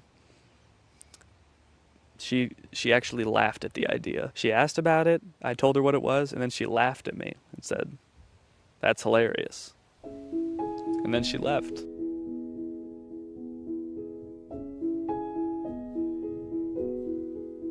Excuse me, are you interested in a break orange tent or raised toilet seat? Maybe she'll be back later. She's got to go get her purse. Or a clip-on fan, or an AI bird feeder. Well, it didn't go as well as I thought it was going to. So that's great. I don't know, man. I had this idea that if I set up a garage sale and had people coming through, I would just be selling item after item, and it would all be gone by the end of the day. But I sold, let's see, 1, 2, 3, 4, 5, 6 items, and I was there for about 6 hours. And I think 2 or 3 of those was just one guy. He bought one thing and then he came back for more because he told his daughter that he met a YouTuber and his daughter knew who I was, so he wanted to buy more stuff for her. So if that hadn't happened, I would have sold even less. As of right now, I have sold $303 worth of products. That means that I'm only like $37 away from breaking even. So if I could just make $37, that would be fantastic. And you might think that's not very much work. That's only, you know, like a couple more things. But guys, I have other things to do. I have other videos to work on. I actually took a break from this for like a month. The garage sale was like a month ago because I had to work on the copycats video. But luckily, I remembered a rule called the 80-20 rule, okay? 20% of your work is gonna yield you 80% of your results. And this rule applies for all sorts of things in life, you know? In a classroom, maybe 80% of the trouble is caused by 20% of the kids. In customer service, probably 80% of your calls are from 20% of your customers. And if I apply that to this, maybe 80% of my profit can be from 20% of my products. I need to be focusing on the few products that are gonna yield me that last $37. So if I just look at the 3 most expensive products that I still have on my list, I have the rug, which on Amazon is $150, the raised toilet seat, which on Amazon was $80, and the marble toilet seat, which was $90. I need to focus on the stuff that's gonna bring in the big bucks, because I have like 16 or 17 products still listed, and if I am trying to field messages and coordinate with people for all of those products, I'm gonna go insane. So I fished the big rug and the 2 toilet seats out of the box, and unlike last time where I was just hastily taking pictures as quickly as possible, I took some time. I created eye-catching photos to show these products unique features and assure people the toilet seats had never been used. I also took some time to enhance the descriptions and the product listings, and then I also posted them on Craigslist. As for if it worked, well, you're just gonna have to see for yourself. Okay, here I am, back in the parking lot. The woman who is coming to meet me said she just wants to look at the rug. I hope that means she's gonna buy it and she just doesn't want to just kind of like see what I got just for fun. The rug is listed for $60, so if I actually sell it for $60 right now, I'll be past breaking even point. I can get out of the game for good. God, I hope she buys this rug. Please, God. Hi, how are you? How are you doing? I'm doing great, thanks. Good. Look at it, it's got the rubber backing too. It's perfect. Said it was new. Yeah, so I bought a box of Amazon customer returns. It's All right, beautiful. fantastic. Oh, thank you so much. Okay, could you put it in the back of my car? Absolutely. Yes! Yes! Yes! Look at that! 60 bones, baby. I broke even, bitch. I'm out of the game. Welcome to Profit City. As if it wasn't great enough getting rid of that rug and breaking even, those two ladies that just bought the rug were the nicest people I've ever met. They were so sweet. I'm feeling good. I think I'm gonna do this whole thing again. Just kidding. I don't think I'm ever gonna go on Facebook again, actually. In case you're wondering, I did a little rough estimate of how many hours I spent on this side hustle. That way I could calculate an hourly wage for my efforts. It was $1. That's right, Raleigh, $23, and all it took me was 4 months. Honestly, bravo. I did not think you were going to be able to make a profit. And just to clarify, you're not counting the cost of delivery into the cost of the box yet, are you? What? Yeah, it was $75 to get the box delivered, so that was on top of the $350 for the box. So technically, you haven't quite broken even yet. Hey, Danny. After breaking even, I felt like I had done what I set out to do. I made a profit, I proved it could be done, and so I called the experiment complete. I let Laura know I wasn't gonna try to sell the rest of the items, and she wasted no time getting rid of everything else so fast. She wanted to use our garage again, man, so she just put everything up on our neighborhood's free cycle group on Facebook and got rid of it all in like a couple of days. I've been working on this video since July, and she got rid of everything in a couple of days, even the stuff that doesn't work. This video was made in collaboration with Climate Town. They came up with the idea and everything, and they actually made an entire video on their channel about the free returns problem. They did a ton of research. They're a lot smarter than me, so if you want more info on free returns, go check out their video. But that brings us to the charity. So I have a profit of $23, or at least I did, until I sold the very last item, the box, to myself. You don't come across a cool big box like this very often. Who knows what I could do with this? I could make it a little fort. So I'm holding onto the box. Unfortunately, I did get a really bad deal on it. It was $10,000. The one time I negotiate and actually drive a hard bargain, it's on myself. So now I've got $10,023 to donate. I'm gonna be donating to Feeding America. They provide meals for people in need. I'm gonna add a fundraiser to this video down below, so if you guys wanna join me in donating, that would be awesome. Even just $1 can provide at least 10 meals for someone in need. So it's a really great opportunity to make a difference this holiday season. Anyways, guys, I hope you enjoyed this video. Make sure to subscribe if you're not yet to join Greg, and I'll see you next time. What's up, Greg, and welcome back to another episode of Please Stop Trying to Give Birth at Disneyland. Please. Did you guys know about this? I just found out this is a thing. Women are trying to give birth at Disneyland in order to get a free lifetime pass. Don't do that. As I'm sure you guys are aware, because Disney is such a huge company with so many adoring fans and people love going to Disneyland, there are a ton of like urban legends and lore surrounding the Disney parks. You guys may have heard of some of the more outlandish ones, like there's one that like Walt Disney's head is like frozen and buried somewhere at Disneyland or something, or like it's like Buzz Lightyear's head on the Toy Story ride or something like that. But today I wanted to sort of dive into some of the urban legends surrounding the Disney parks. Mostly the strange things that Disney adults do at the Disney parks. Although some of these things are so weird that I hesitate to call these people Disney adults, some of these things are a little extreme. Kind of feel like I should call them something else. These people are like Disney extremists or something, I don't know. The first one, like I said, women flock to Disneyland to give birth and get a lifetime free ticket, which is such a bad idea on its face. Like, please give give birth in a hospital, give birth where there are like medical professionals around and not like a chipmunk. And the worst part of it is obviously this perk is an urban myth and does not exist. This is not a real thing. Laboring women have shown up at Disneyland in the hope that their bub will be born there and get a lifetime free ticket. But guess what? That perk is an urban myth and does not exist. Important to note, this article is Australian. That's why they're calling the baby bub. They're talking about a baby there. They're not talking about like a bottle of champagne or something. I'm going to Disneyland and giving birth to that bubbly dude, which is also what I call having a fart. I just gave birth to a bubbly. As a veteran of the pregnancy game, I know for sure that the journey to motherhood, okay, that's a weird way to say I've given birth before, or just that I am a mom. As a veteran to the pregnancy game. So you have kids, right? Me? Yep, yeah, that's right. I've done 3 tours of pregnancy. I've seen shit you cannot imagine. The pain, the screaming. Yeah, I've heard childbirth can be pretty tough. The innocent lives lost. Oh.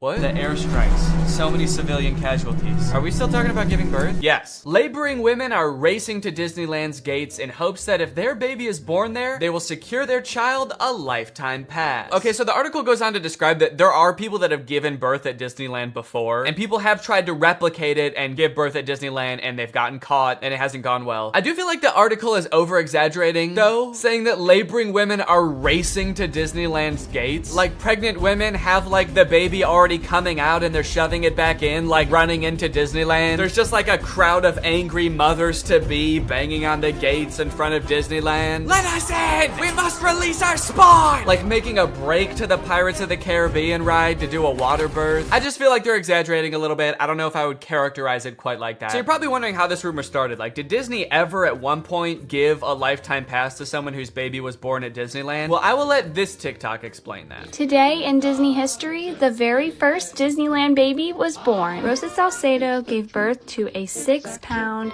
10-ounce baby girl on a bench on Main Street, USA, right outside of the Plaza Inn. Can you imagine visiting Disneyland as a family of 2 and coming out as a family of 3? Yeah, I can actually. But not because I'm gonna give birth. I'm gonna kidnap Donald Duck. You're my child now, Donald. The perfect happy family of 3. Husband, wife, and my uncle Donald Duck, who I've been holding at gunpoint for the past 16 years. There have been 4 babies born at Disneyland, and all of them have been girls, but only one has their own Disneyland birth certificate. So that might not have sounded significant, but that's actually how the rumor started. The first baby that was born there, Teresa, got a birth certificate that was just like a Disney birth certificate that says like, this is the first baby to ever be born at Disneyland. And I guess like word got out that this baby got some kind of special certificate, and then people just started assuming like, oh, that's a lifetime pass. That baby got a lifetime pass. And from that moment on, has just been a rumor that if you give birth at Disneyland, your baby gets a lifetime free pass. So honestly, if you're like that big of a Disney fan and you do this, you don't even get a lifetime pass. You still have to pay to go to Disneyland. It's just your baby that gets in for free. And I kind of feel like babies get in for free to Disneyland anyway. Is that true? Children under the age of 3 get in free to all 4 theme parks and 2 water parks at Disney World. There you go. You want your kid to get in free to Disneyland? A better conspiracy would be just pretend they're 3 years old for their entire life. That shit could actually work. The article goes on to talk about a time where someone has tried to sneak in to give birth at Disneyland, and they hid in the bathroom while going into labor until I guess employees had to like assure her that her baby would not be getting a lifetime pass, and then she was like, oh, okay, fine, then I'll just go to the hospital. Once they assured her that she would not be receiving a lifetime passport, she came out and accepted the ambulance ride to Western Medical Center where her baby was born shortly thereafter. I don't know about you guys,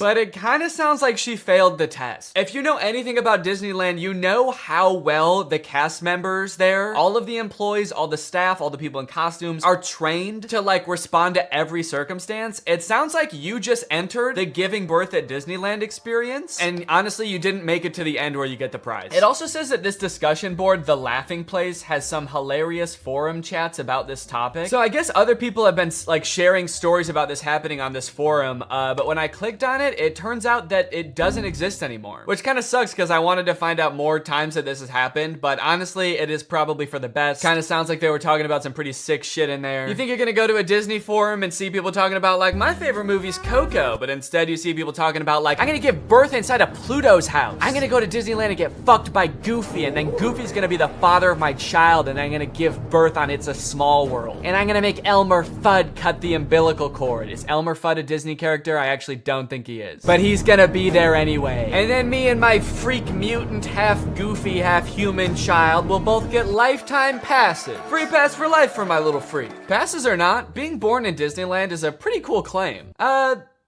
Yeah, I mean, I guess so. The way this is written, it kind of makes it sound like, so you might not get a free pass, but I don't know, it's worth a shot. You might want to do it anyway, just for shits. I've actually found a little bit of discussion about this on TikTok as well. Quick question. What's stopping me from giving birth in Disney World? Like in the Magic Kingdom, on a ride, in the Epcot ball? I think this TikTok in particular is a joke, but the comments under this TikTok are actually very interesting. I went into labor at Disney. They were not cool about it. And people like responded asking her to elaborate, and she goes on to detail her experience going into labor at Disney. And from her experience, it kind of sounds like the second anybody starts going into labor at Disney now because of this conspiracy, the entire staff immediately flips and like makes it their top priority to get you out of the park and like to a hospital to give birth. And I guess that sometimes they can be so rushed trying to get you out of the park that it comes off as rude, but obviously they're just like concerned for your health. They also don't want this rumor escalating of like people giving birth getting a free pass. And also it's just like people in sweaty mascot costumes trying to not deliver a baby because that's not their job. So sometimes I guess it comes off as rude. But the funny thing is, from this woman's entire explanation, it sounds like she didn't even know that this urban legend was a thing. So in her head, I guess she just like broke some unspoken rule at Disneyland that she had no idea about and made the entire staff of the happiest place on earth turn on her in an instant, which is so funny to me. Hello there, what can I get for you? Yeah, can I just get a medium root beer, please? Oh,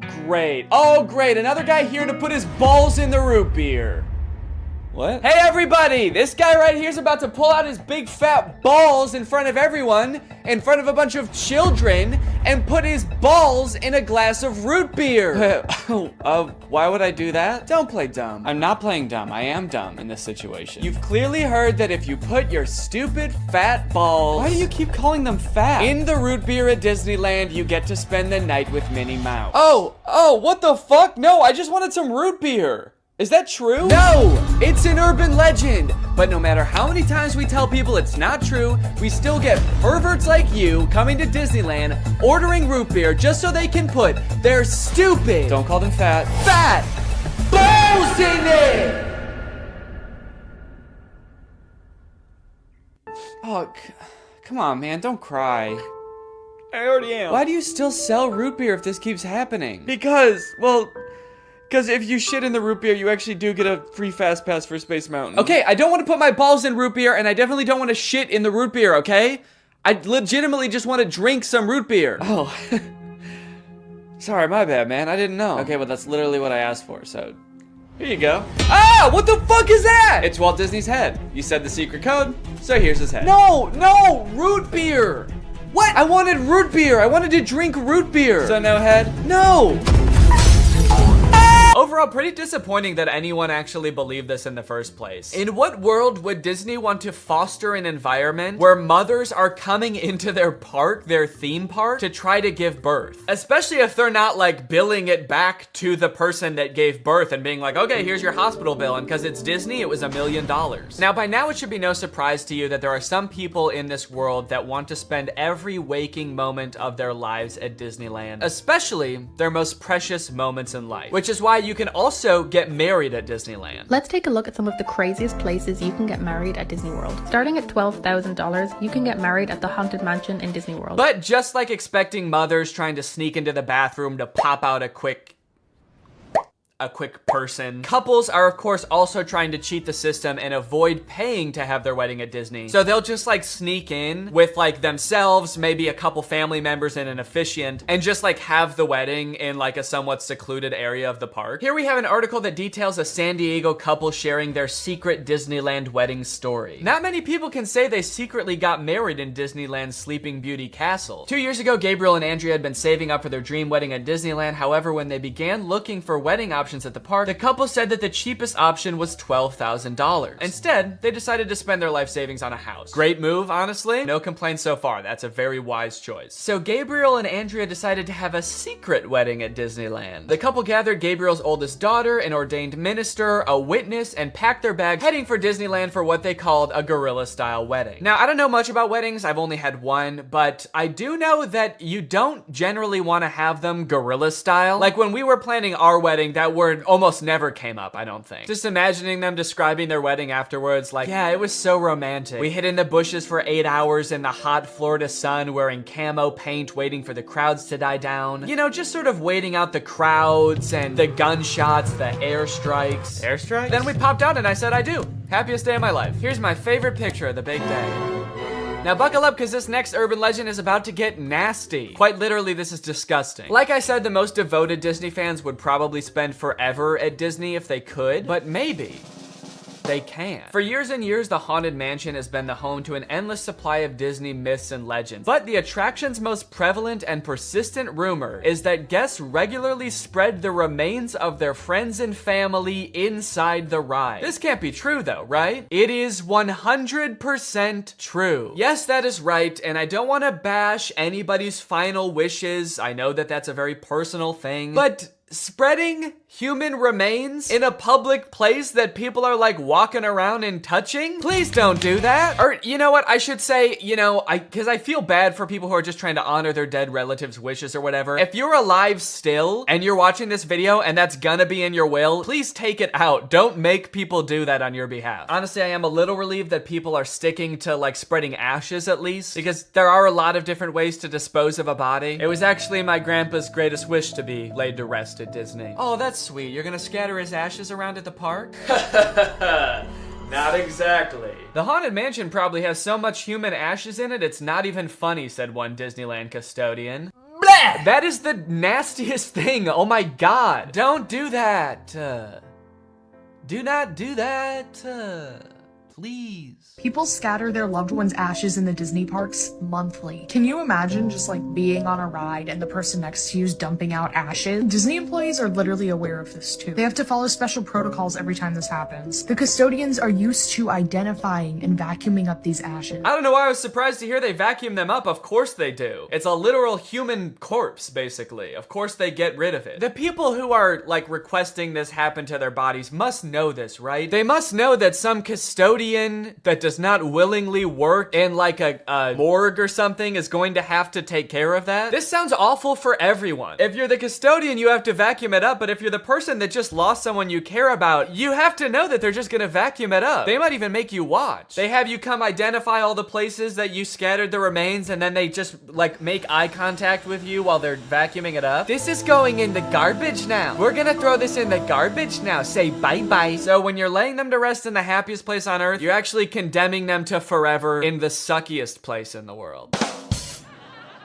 Yes, that is a very funny joke. And people will put them anywhere too. Like flower beds, bushes, the lawn at Magic Kingdom, outside the park gates. Outside the park gates? They'll put this shit anywhere too, you know, outside the park gates, on the highway on the way home, the McDonald's across the street, Universal Studios, shit anywhere. It doesn't really matter. I feel so bad for the employees that have to deal with this, honestly. That would be so scary. Honestly, even as a patron, you know, I honestly like going to Disneyland every once in a while. I think it's pretty fun. But next time I go, I am going to be terrified that I'm like touching human remains at all times. Especially now knowing that they put them everywhere. I'm gonna be eating a turkey leg and wondering like, is this actually some guy's leg? They're most frequently dispersed around the Haunted Mansion, which is kind of perfect if you ask me. Okay, this girl's actually a little bit too into it. But now this whole ashes thing, which is not really an urban legend, is actually true, has actually spawned urban legends out of it, as you can see here. Have you heard of the legend of the crying boy at the Haunted Mansion in Disneyland? The story goes a mother spread her son's ashes without permission from Disneyland, and you can see him crying as you're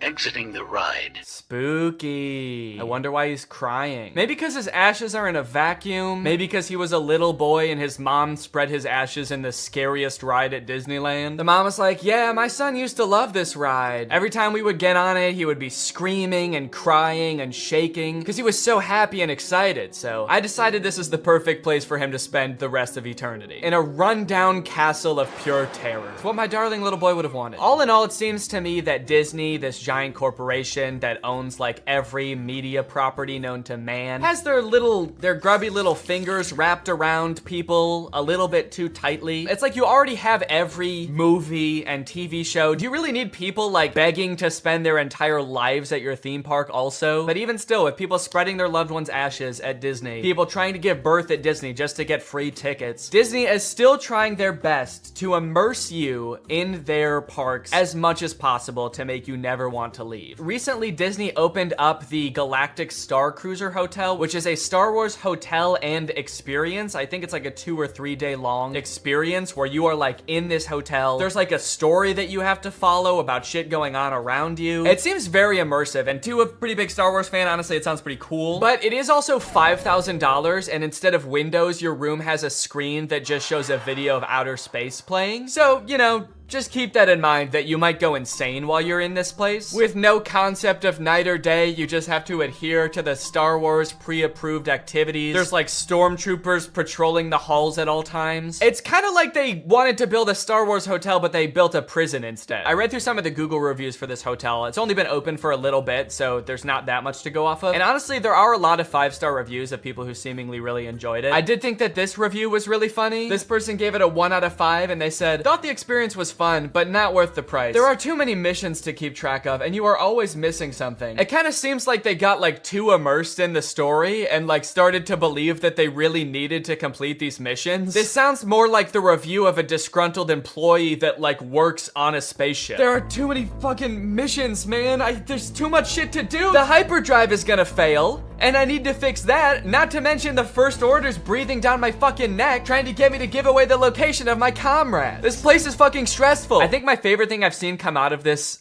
Star Wars hotel is this apparently now deleted ad for the experience that says, strike unlikely alliances in your very own Star Wars story. Apparently when you come in, you can decide if you want to be like on the good side or the bad side. So this place is metal, dude. This goes hard. It's crazy to me that you actually can choose to be on the side of like the evil intergalactic fascists, basically. You and your preteen daughter can don First Order uniforms and betray one of your favorite characters' trusts, Chewbacca, giving away his location and leading the First Order directly to him, who will take him away to be tortured and then eventually executed. It might be a little too immersive. It might be. We're gonna start hearing people come back and you're gonna be like, how was your trip? You went to the Star Wars hotel, right? And they'll be like, the guilt over my actions will haunt me forever. But I did what I had to do.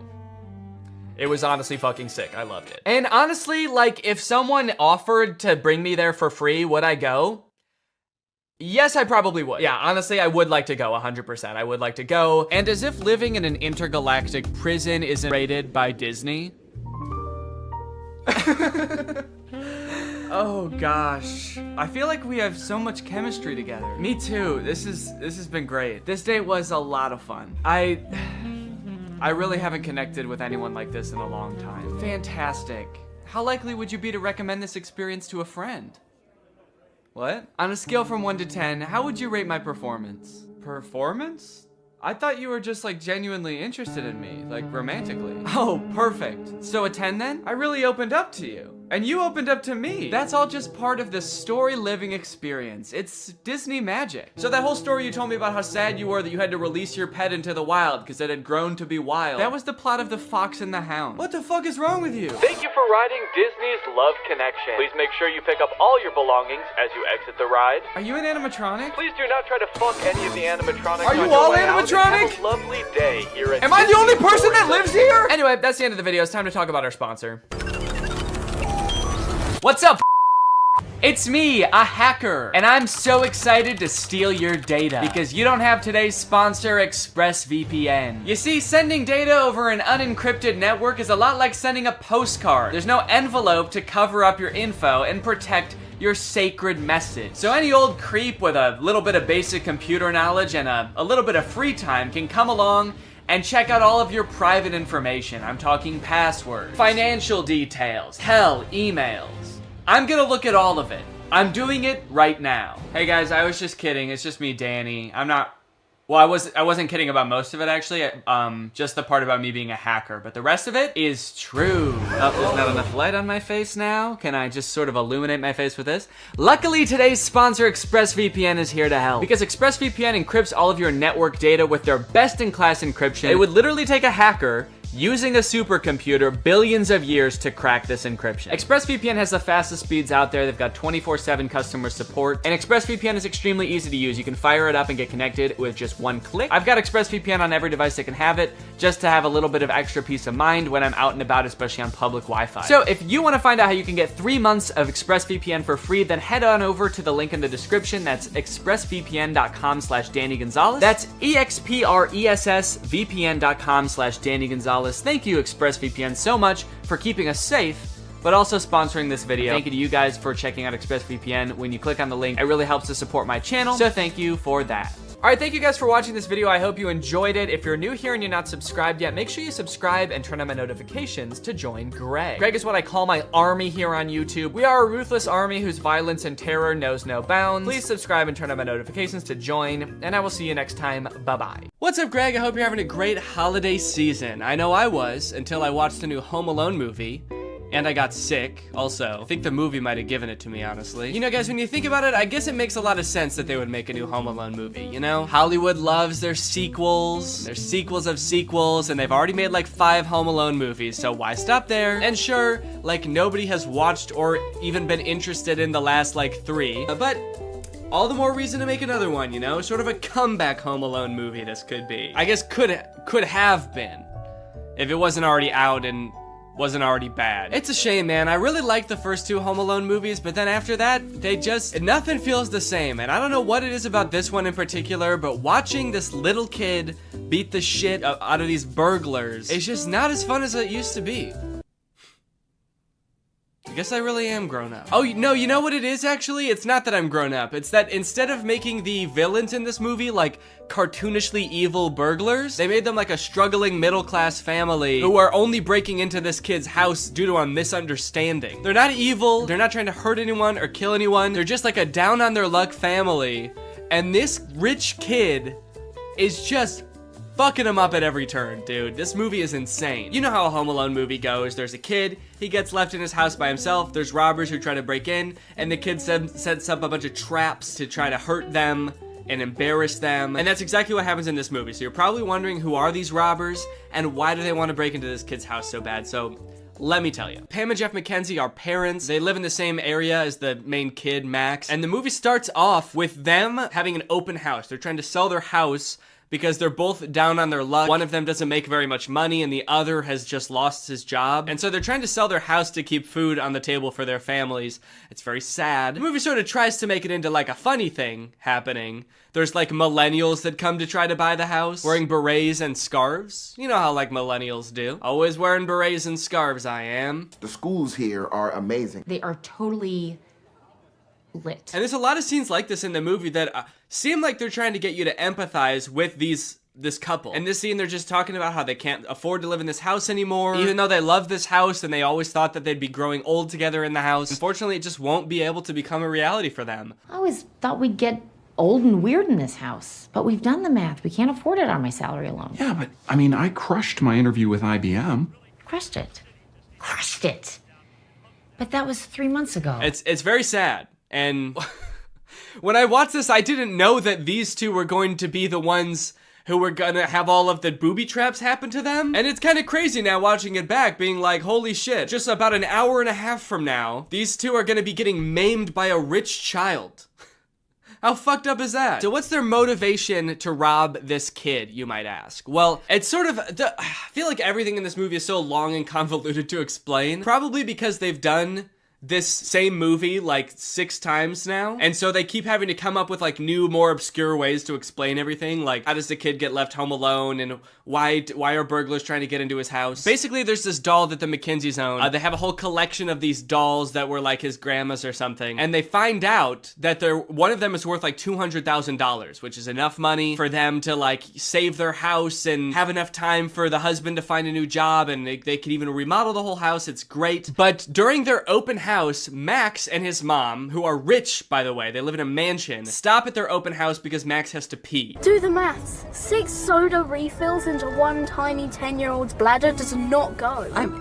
They sort of are using this less wealthy family's house as a public restroom of sorts. And the McKinseys talk to Max about this doll, and that's actually how they learn how valuable the dolls are, is because Max's mom knows this information. There was this elderly lady who bought one at a garage sale for about $10, and then it ended up going for about $5,000. And then the doll goes missing. That brat kid stole my doll. And so the McKinseys assume that Max stole the doll from them. So they are breaking into his house to try to get the doll back so that they can save their family. Which is not a decision that they take lightly, mind you. They're not like stoked to do this. They're like a normal family just like anybody else, but this is like the only thing they can do to try to keep their family afloat. They're actually like extremely nervous about doing this because they don't want to get caught and they don't want to hurt anybody. Little do they know they will get caught and they will get hurt.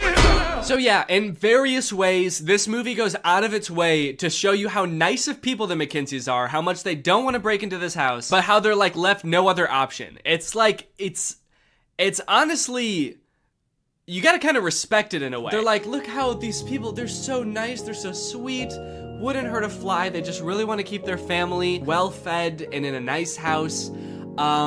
We're gonna fuck with them. We're gonna fuck with them hard, dude. This is like an evil Mr. Beast video. So at first, only Jeff is on board, but then this scene happens, and this is what finally gets Pam on board to help out with the robbery as well. You gotta save our house. Seriously, Mom, will you just get the doll? It's just entering, Pam. We have the key. Pam, you have to call me. Hi, Come Gavin and Watts. get me. No, Fräulein. I will, you ugly little boy. Weirdly inspirational music as this woman is having a full meltdown. She's like hallucinating. This is the moment she's realizing she has to do something that is like deeply against her morals just to put food on the table for her family. And the music is just kind of this like inspirational Christmas song. Does not seem like the right tone, but okay. So now you may be wondering, since I brought it up, how does Max... So now you may be wondering how Max gets left home alone. They've done this movie a million times. How can they possibly come up with new ways for a child to be left home alone from a family vacation? Well, the short answer is they basically just, everything is so confusing that they just leave him home. It's confusing for them and it's confusing for us as the audience. They're going on vacation to Japan with a bunch of extended families. So they've got a bunch of families staying at their house. It's very chaotic. It's very hectic. The whole beginning of the movie is just them like rapid fire introducing a bunch of characters that we literally never see again. In all this confusion, the families get split onto 2 different flights to go to Japan. You have split our family onto 2 separate flights. Can you speak up, please? It's very loud in here. And so they can't really keep track very well of who's on which flight. Now, as for how he actually gets left at home, Max is sort of a Scrooge of a child. While Max has like all of his cousins over playing, they're all running through the halls, playing video games, shooting Nerf guns at each other. Max, I guess, is like overwhelmed by all of this and goes to hide in his family's BMW.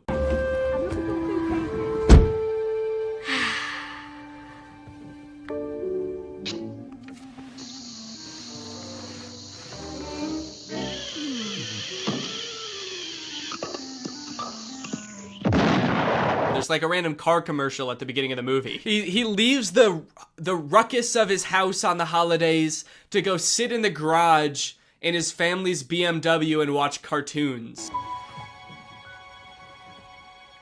Mom? Dad? Seems like a weird way to advertise BMWs, honestly. I'm not sure about that product placement. BMW. For rich recluses who hate their families. Get left home alone while your family goes to Japan because you were watching Looney Tunes in your car. BMW. This kid is a weird one, man. He's like 80 years old or something. He lives in a huge ass house. He's got a bunch of cousins. He's got a million toys, probably. Seems pretty fun to me. But instead he's like, get all this fun out of my house! I hate Christmas. I'm gonna go hide in my luxury car and pass out for 12 hours. There are a lot of choices in this movie that make very little sense, and I'm still trying to figure out why they would do these things. This movie looks like weirdly cheap while also having a ton of big celebrities in it. People even I was surprised to see, even after watching a trailer, like Kenan Thompson, Pete Holmes, Ellie Kemper. They have like a ton of big names in this movie, and some of them with like really weirdly small, insignificant parts. Chris Parnell, for example, plays Uncle Stu in this movie, who we see once at the beginning, and then for the rest of the movie, he's shitting. Did Carol leave? Travel safe. What's going on? He's shitting even before we see him too. I told her to use the restroom in the coffee shop, darling. After Uncle Stu had been in there? Really?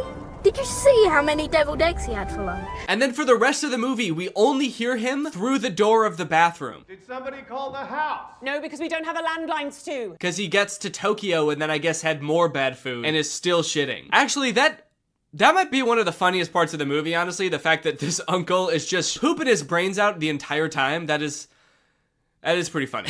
And the fact that they got such like a big name to play him, and we're paying you $5 million for this role, and you're gonna be behind a door pooping your brains out, and we're never gonna see you. Is that cool? Also, Mikey Day from SNL is a priest in this movie. If you didn't look very hard, you might not even know there was a priest in this movie, let alone the fact that he was played by someone famous. If this movie was good, it would have been cool to see so many famous actors, but because it was really underwhelming, it was almost disappointing every time a new actor popped up that I recognized. I was like, oh, not you too, man. What's going on? Are you okay? Another weird choice, they threw in this line in the middle of the movie about remakes always being worse than the original. Ugh, this is garbage. I don't know why they were always trying to remake the classics. Never as good as the originals. Like, yeah. Fuck you. It was like the studio being like, we know this isn't as good as the first one, but you're still gonna eat this shit up, aren't you, little piggy? Little piggy likes his Home Alone movies, doesn't he? And I did eat this shit up, alright? So I can't talk. I watched it still. I feel like with a kids movie like this, you always have to appeal to the kids, but then also throw in some good stuff for the adults in there too and make it fulfilling for them to watch.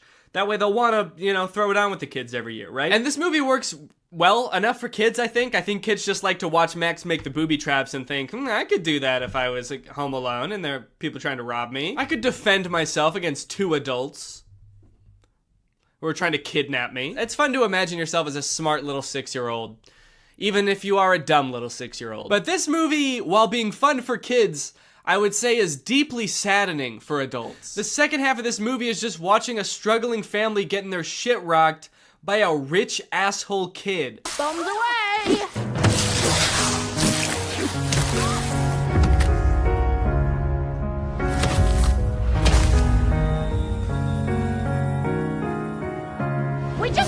He's just not a cool, fun kid. He's a rich asshole who tries to steal from church at one point. I'm definitely a child in need. Neither this. Can I help you? Even if Max was a likable child, we probably wouldn't even know because we spend hardly any time getting to know him. And the time that we do spend getting to know him, he's not very likable. When he first gets left home alone, in the movies, that's like their chance to do everything they've ever wanted to do in the house. But all Max wanted to do, I guess, was play video games and Hot Wheels and then watch porn. Well played, Mom and Dad. Was he trying to look at porn? We will never know. But I have to assume that that's what they wanted us to think, right? Actually, after watching this movie, I wouldn't be surprised to find out it was something super violent. Working family gets a beating compilation. No one can stop my violent urges now.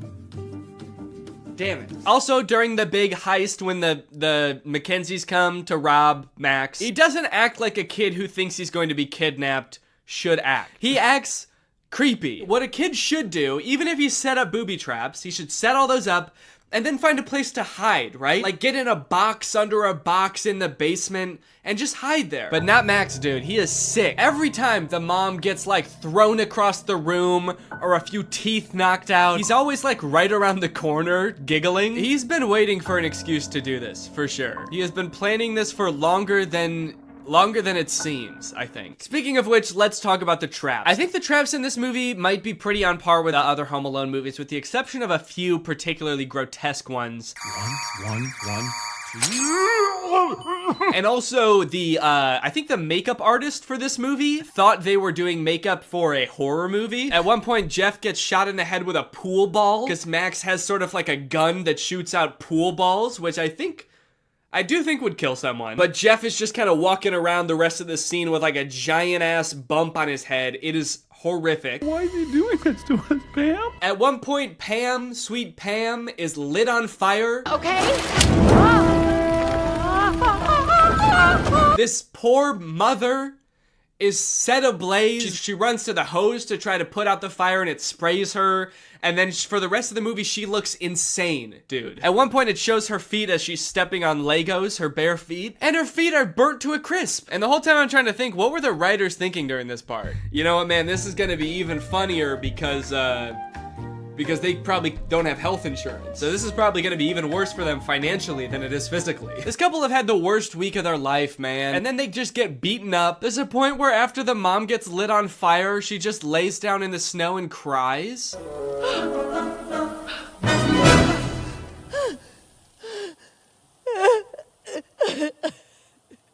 Am I supposed to be laughing right now? This is so sad. The worst booby trap of the whole movie, and probably any Home Alone movie, I feel like has gotta be this one. It is so grotesque. It is honestly scary. This is some horror movie shit right here, okay? Pam thinks that Max has just run up into the attic, so she goes to pull down, like, the ladder that leads to the attic, and instead she's greeted with a Nerf gun that shoots out Nerf darts with push pins sticking out the front.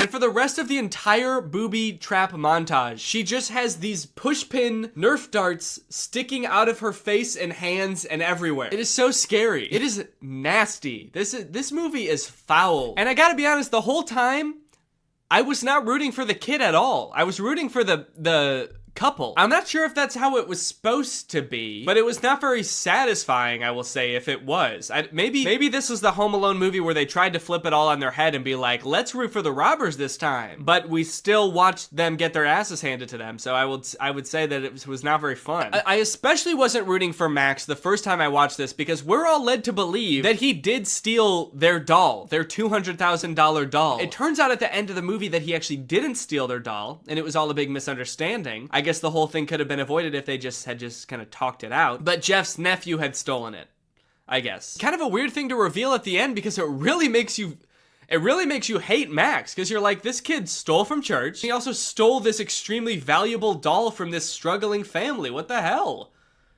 I hate this kid. Anyway, that's pretty much the end of the movie. They get the doll back and they sell it, and then they can live in their house happily ever after. And yeah, that's the end of the movie. Now it's time to talk about our sponsor, ExpressVPN. This video has been sponsored by ExpressVPN. Guys, if you're using the internet without ExpressVPN on your computer or your phone, you're missing out. You're not getting the full experience because ExpressVPN unlocks so many possibilities while keeping you safe. Because while ExpressVPN sends all of your data through a secure encrypted tunnel, keeping your data safe from like hackers and your ISP and advertisers, it can also help you unlock a bunch of content that you didn't even know was there. For example, did you know that some Netflix libraries in other countries have nearly twice as many Oscar award-winning titles than in the US? So just saying, if you download ExpressVPN and change your server location to a different country, your Netflix is gonna be crazy. I have ExpressVPN on pretty much every device I own that can have ExpressVPN. I've got it on my laptop, I've got it on my phone, and I've used it to watch many a Netflix title that are not available in the US. Harry Potter, for example. You bet your boys watched it on Netflix. I'd like to see you try to do that.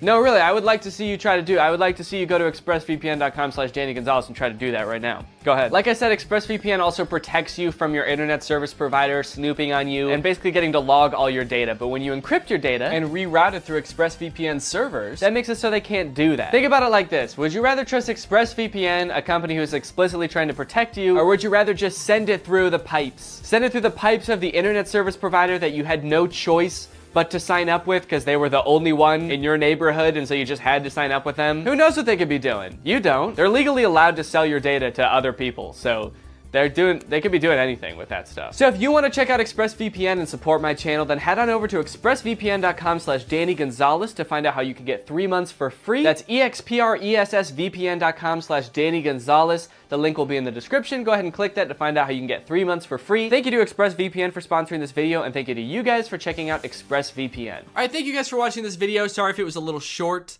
I am ill, and I had to take breaks periodically throughout this video to have a coughing fit. So, but I'll be back. Probably won't post another video until the new year, but I'll see you guys in 2022. Thank you guys for another year of your support. I greatly appreciate it, and I want to kiss you, and bye-bye. Howdy, Greg. Apologies for the delays in posting this video. I know it's been a while. I do explain later on in the video why that is, but I wanted to really quickly announce that I have some stand-up shows coming up on December 11th at Zany's in Rosemont, Illinois. The last shows I did were so fun, so I want to do it again, and we've got some really funny comedians on the lineup. If you want tickets, the link is in the description, but if not, then just enjoy this video, guys. This one's on me. What's up, Greg? Look, we all know the handful of social media apps that are popular today. You got TikTok, Instagram, DoorDash. You guys might not think that DoorDash is very social, but I like texting with the drivers and, I don't know, trauma dumping on them. But lately I feel like something's changed. All of the popular social media apps just aren't doing it for me anymore. I'm tired of Instagram. I'm tired of TikTok. I'm banned from DoorDash. So I was just sitting here thinking, what about all of the not popular social media apps on the App Store? Surely there are more apps out there than just a handful of popular ones, right? So I just searched social media on the App Store and I found a bunch. There's an app where you can post videos and go live like TikTok, but instead of a real person, you're a customized animated character. There's an app that only has 1,000 ratings, but somehow promises everybody who uses it will go viral. There's even a social media app for UFO sightings, guys. There's a whole world of apps out there. So I downloaded a bunch of these apps and I'm going to try them out in order from the most popular one to the very least popular social media app I could find on the App Store. Starting with the most popular one, Zepeto. This is an app where you can go live, make dance videos, connect with other people, except the whole time, you are a custom animated character. This is the most popular app I'll be talking about in this video. It has 465,000 reviews on the App Store. I'm very curious to see how crazy I can make my character. Like, can I design like a Smurf?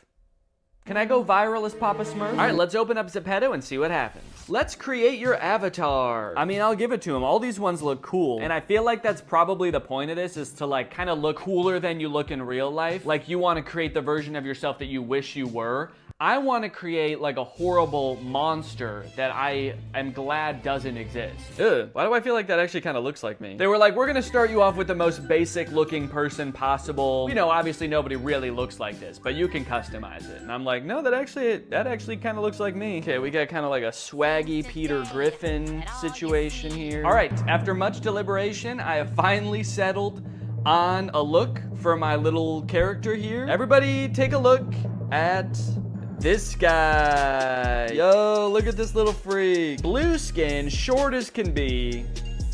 Might be a witch? You know what? I started designing him as a joke, but I kind of really like him. He's a cute little thing. Also, I think I need to make a username. I think I'm gonna name him Baby Bug Bug. I made my profile name Baby Bug Bug and my username Baby Bug Bug. It also wants me to come up with a job.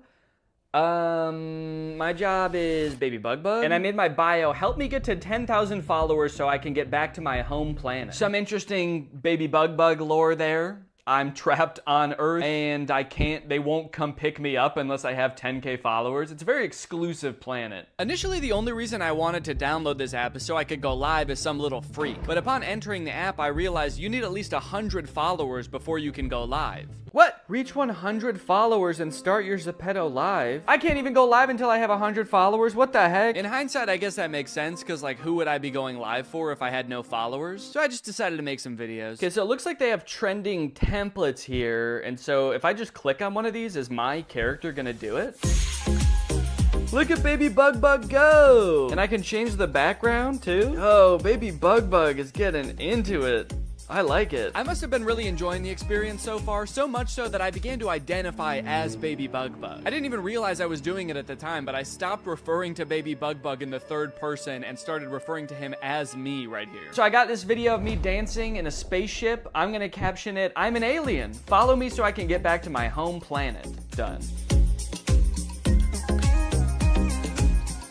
beg the question though, like anybody can go into the app and use that dance and just do it in the blink of an eye. So what incentive is there for anybody to like anything if anybody could have made anything? Like, it's not impressive, it's not that interesting, but I don't know, maybe people on this app are just really supportive and they just like seeing the same video over and over, so we'll see. At the bottom of the app, along with the options to go live and create videos, there's also a world tab. That takes you to a page with a bunch of different rooms and mini games you can join. There's a Squid Game room, there's a K-pop Demon Hunter room, and I guess they're like, are they games or what? Party game? I guess let's go in there. Matching me with a player. Wait, why am I tall all of a sudden? They're matching me with a player, but they made Baby Bug tall. What the F? Okay, oh, it's just a little game, all right. Ah!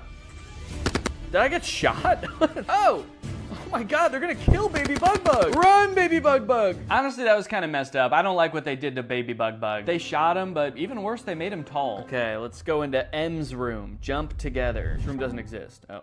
Okay, my bad. It's just that you offered it to me, so kind of seems like that's your problem. Yo, do you want to go into M's room? Yeah, sure, I'd love to. Well, there's no such thing, so why would you want to go in there? Okay, so I'm at a pool. This room seems more chill. Maybe I can go ask these people if they want to follow me. Okay, there's people. Oh no! People are talking over here. Hello. Hi.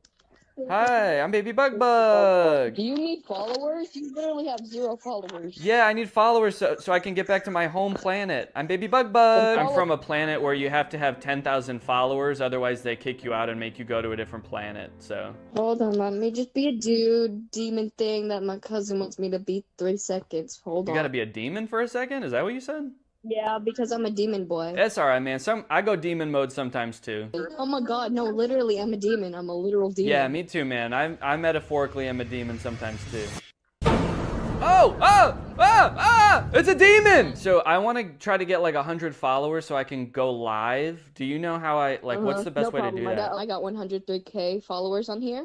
You have 103K? So do you get followers by like posting videos, or like what do you do? Or you just like meet people? By being who I am. I get followers by becoming everybody's friend. Yeah, I mean, you are pretty friendly. I'll give you that. You're the friendliest demon I've ever met. All right, well, I guess I'm gonna keep exploring. Thank you guys for the advice, and thank you for being so friendly. Well, those kids were super nice. I can't believe that kid has 100,000 followers just from like hanging out with people. What the heck? Okay, great. I have 3 followers now. So pretty close to the 100 I need. None of them have watched my video. That's cool. And unfortunately, the players in the next room I went to were much less friendly. Whoa, what's going on, guys? What up? I'm Baby Bug.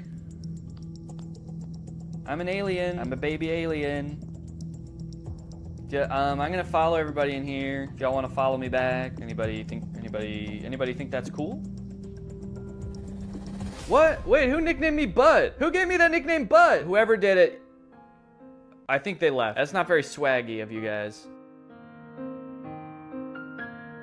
The next day, I decided to check out some live streams on the app, which mostly consisted of completely silent gift battles. Is there audio in this live stream? Man, I don't understand what's going on at all in this. There's no audio. And everybody in the comments is just begging for follows. Follow for follow. Follow for follow. Hey, can you guys follow me?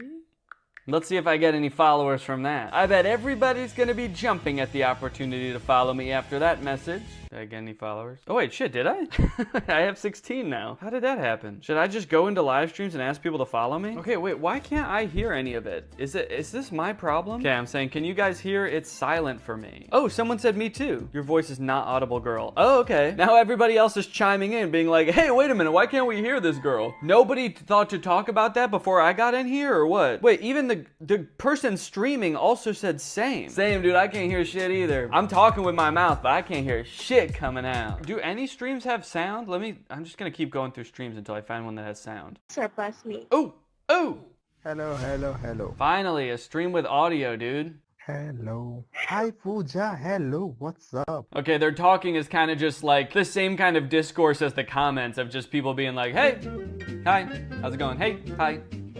Hello? So there's some kind of gift battle going on. I wonder if I presume they're making money from this. I wonder if they're making a lot. There's 38 versus 6. So I don't know if that's like dollars or cents or millions of dollars. Do you make a lot of money doing this? Bro, I don't make any money doing this. They don't make any money doing this? It's just a gift battle, but nobody gets to keep any of the gifts? Dude, you should come over to my place for Christmas. We're doing kind of like a white elephant, but at the end we just throw all the gifts in a fire. All right, guys, well, that's about all the patience I have for this app. There's some nice people on the app. I think the real shining star is the worlds that you can go into and actually interact with other people. So if there's one redeeming quality of the app, I would say it's that. All right, next up, we got Zigazoo. With 33,000 ratings, Zigazoo is described as safe social media just for kids. And I don't know about you, but my first reaction to this concept is, I mean, don't get me wrong, if young kids are gonna be on social media, I guess it's good that they have like a safe app to use, but like, the age for this app is 4 and up. 4? I mean, what about infants, man? Come on, what, you're too good for infants? Okay, Zigazoo, let's get in here. How old is your child? Will it actually let me enter 4 as the age for my child? 4.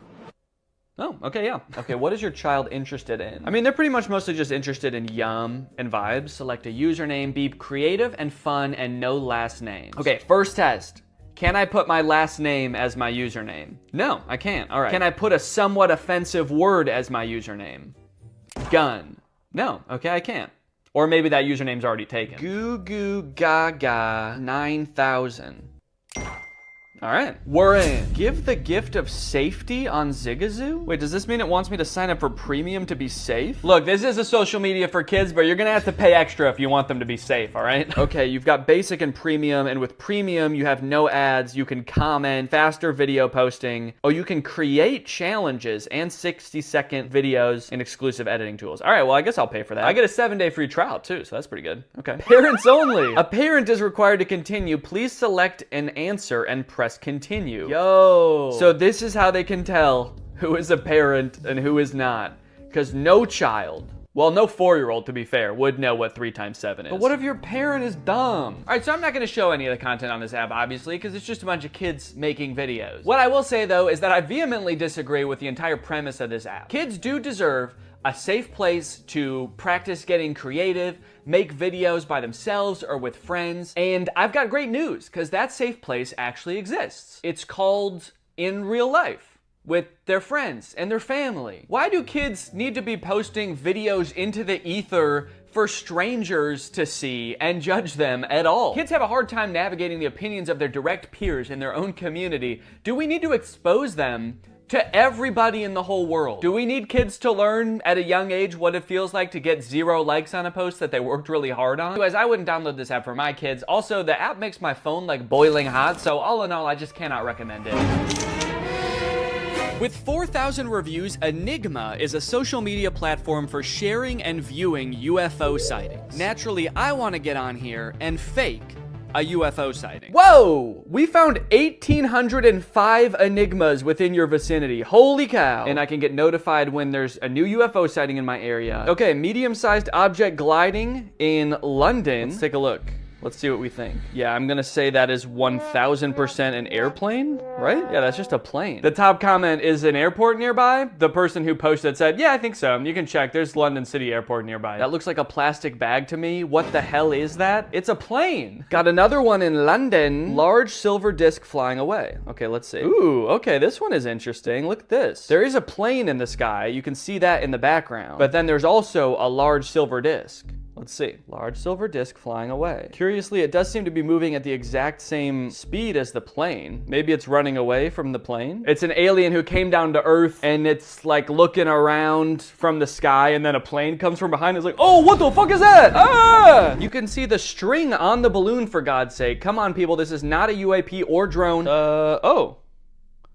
Yeah, I can see like a faint string-like entity, but you know, that could be anything. That could be some kind of alien technology, a probe, it could be a tentacle, it could be that thing's dick, I don't know. Yeah, this video also seems like it might have a string. Okay, you know what? I am starting to think that it is clearly a balloon. Okay, here's one of the audio-only posts for some reason. Let's see. Boomerang-shaped object with red lights flying. Sitting at this graveyard in a church. And I'm staring at the sky, watching the stars, and I'm with 2 of my friends, or one is my brother, one is my friend. 2 of my friends, or actually one of them I fucking hate, he's just my brother, and the other one is my friend. The other one's cool as hell. And we see this boomerang-shaped UFO. Okay. Yeah, I mean, that's definitely a spooky UFO sighting. Maybe it was a drone, maybe it was some kind of spacecraft. Why were you hanging out in a graveyard with your friend and brother? That's like what I want to know. What kind of person are you? All right, I want to see some like really good convincing stuff. Where's the really good stuff? Small metallic object flying. Okay, let's see. See, now I'm just gonna think every single one is a balloon. I'm like, that's just a shiny balloon. It's a balloon. Yeah, okay, so the people agree with me. The fact that the comments say Myler balloon makes me believe it isn't. That along with my own eyes watching the video. Okay, so there's some people on the app that think everything's a balloon, and other people on the app that are like, I'm gonna believe the opposite of what everyone else says. You know, I'll be honest, I was kind of expecting to get onto this app, and it would be kind of just like an echo chamber of everybody being like, on every video, oh my gosh, UFOs are real. The government is really hiding it from us. But there's a lot of very skeptical people on here. You can't just upload a balloon on this app and expect people to buy it. Honestly, they might even be more skeptical than me, because that first one that was a balloon, I didn't even notice the string. I was just like, whoa, that's crazy. I was about to throw my whole life away and go search for UFOs. And the comments actually kind of talked me down. Does look like there's actually a lot of sightings around O'Hare Airport, which is kind of funny. What the fuck is that thing in the sky? It's landing at the airport! This app kind of sucks to use. It's like really laggy. I'm pressing the button to go to the comments on this one. It's like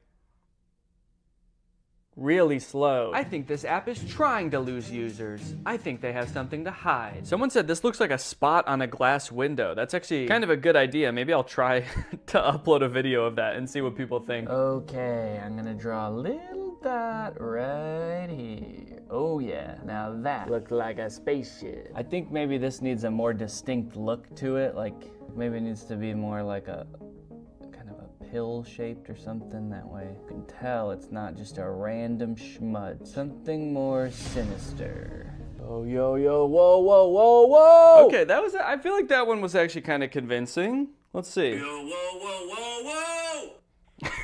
Freaking the heck out as this thing just kind of meanders gently through the sky. Yeah, this looks totally fake. I'm not even gonna pretend it looks real, but I'm just gonna post it and see what people say. And I swear to God, if they try to gaslight me into thinking it was a balloon, I know what I saw. Oh, it's under review. Under review. I wonder who reviews it. Bashar decided that your video's fake, so we're actually not gonna post it on the app. Does a physical person have to look at that and decide whether it goes up on the app? I don't know if I like that. I don't know if it's actually gonna get approved now. But good news, guys, after just a couple minutes, I got a notification that my video was approved. So I went into the app to check it out, and my video was clearly labeled denied. I don't know why they had to lie to me about it. That makes it hurt even more, but they saw right through my charade and they denied my video, guys. All right, so I went out and I created what I think is a much better UFO sighting video. Here's what I did. I went to Walmart, I found myself some shiny balls, and I took them to a field. My plan? To throw them as far as I could. So I spent a couple minutes throwing these shiny balls, and then I got home and I just edited myself out of the video. So now it looks like was taking a video of the beautiful day in the forest preserve. I didn't notice until later some object flies by. It looks like it might be spherical, question mark. It didn't make any noise, otherwise I probably would have noticed it, and it must have been pretty high up, otherwise I would have seen it while taking the video. Next. That's my story, man, and I'm sticking to it. You could torture me and I'll never give you the real one. How many objects did you see? 1. What was the shape? Sphere. Did any sensors detect the UAP? What if I was like, oh yeah, I totally forgot. I had my sonar, radar, night vision, and infrared all out, and they saw it. Are you any of the following? I am a scientist. That seems like probably the only one of these that I can pretend to be without like breaking some kind of law, so I'm gonna say that. Okay, here it goes. Finished. Let's see what happens. I'm nervous. I want to get some feedback on this one, man. I hope it actually gets on the app. And wouldn't you know it, guys, it did get approved, and it even got 2 comments. One of them said, I can't see anything. And the other person said, good catch. So after all of that, I have successfully fooled 1 person. And guys, that's just kind of the master prankster that I am. All right, this next app is one of the most curious ones yet. It's called Waveful, and it claims that you'll gain followers and views at lightning speed. You'll get unmatched engagement, and you can even make money on here. But the weird thing is this app only has 1,000 ratings. So like, where are these followers gonna come from? I mean, I guess maybe there are millions, even tens of millions of people using this app, but they're all so freaking famous now, they don't even have time to leave a review. Finally, an app where I can break through the noise and become the influencer I was born to be. And everyone else on the app is gonna be breaking through the noise too. It's almost like there's gonna be a new noise of people breaking through the noise. Well guys, take a good look, cause this is the last time you're gonna see me before I become famous beyond my wildest dreams on the Waveful app. My plan is to just make a bunch of garbage content and then make a bunch of money. Okay, it wants me to add a profile picture and a username. Well, I haven't decided on what kind of art I'm making, so I kind of just have to pick like a general name that could be cool for any genre of content. So I'm gonna go with something versatile like Swaggy Jason. I'm gonna save the profile picture for later. I'm not ready to do that yet. Just picture like a guy named Jason, but swaggy. Waveful would like to send you notifications. Actually, I don't know if I want to allow that. If I'm to believe the description of this app, it's gonna send me way too many notifications. Just millions of followers a second. Okay, select your interests. Fun is the first interest it lists. Nah, I'm not actually really interested in fun. Pretty overrated if I'm being honest. Do they have sadness and boredom on here actually? Swaggy Jason is gonna be interested in authenticity, just the concept of hobbies. No hobby in particular. When people ask Swaggy Jason, what are your hobbies? He says, my hobbies are interests. And then they say, okay, what are your interests? And he says, I'm pretty interested in hobbies. Create your first post. Select an island to add to your first post. Other members will be able to see it and welcome you. I have to create a first post right away? No, it's like if you want to be a part of this app, you have to post right now. And what does this even mean? Select an island to add to your first post. I'm guessing these are kind of like hashtags, or are these like subreddits? Kind of? Music and video. Okay, let's just do music and videos. Okay, so there's also a media gallery, so I can choose other people's images to upload. Are these all AI images as well? They kind of look like it. Man, this really does make being a creator easy. I can just post somebody else's image. Still can't tell if that's AI. And I can caption it. Whoa! It'll suggest a caption for you too? Sunshine and puppy dust. Who needs a cleaning service when you have this much cuteness? Okay, so I can just steal an image, auto-generate a caption, and post it and become insanely famous. I think Swaggy Jason's liking this app already. Okay, I posted it. So here is my image, and let's see. It already has 4 views? Guys, it's been like 20 seconds and this already has 4 views from people I don't. Wait, why is my name Danny on here? I didn't approve that. Excuse me. It never even asked me my name. Get that out of here, dude. I'm Swaggy Jason. Okay, now my post has 6 views already. That's crazy. Now it's got 7 views, 8 views. Holy cow, dude. Me and this puppy are going to the moon, baby. 12, 13. Holy cow, dude. We're going viral. Look at this. What? How is it doing that? I already have a follower. All right, let's check out some of the content people post on this app. I'm curious what else is going viral on here. Just a video of a barbecue happening. Just a bunch of cooked meats. That's cool. 49 likes. A picture of roses. 257 likes. What are the comments on this? Beautiful roses. Nice roses. Absolutely beautiful. Absolutely beautiful. Just a picture of these 2 ladies. 113 likes. Okay, so a picture of roses had 200 likes. A picture of 2 women just standing there had 100 likes. Video of beautiful guitar playing had 28 likes. I'm not sure if I understand this app. Ooh, Ruby Doobie is now live in Pirates Cove. Let's go join. You guys want to get 100 followers a day? Hey, go into lives like this. Super like these lives. People will see that you did it and they will follow you. What is a super like? This guy is on live right now just telling everybody to go buy super likes and that will make you famous. So everybody in the comments are talking about super likes too. If you super like me, I will super like you back. Let's see who gives me super likes. It also sounds like everyone wants super likes from this guy in particular. He's acting like he's talking to like thousands of people. I just looked, there's 20 people in here. He's like, all of you won't stop begging me for super likes. It's too much. Leave me alone. There's like a dozen people in here just like, all right, man, sorry. Not trying to drive you insane. He is shaking this juice, man.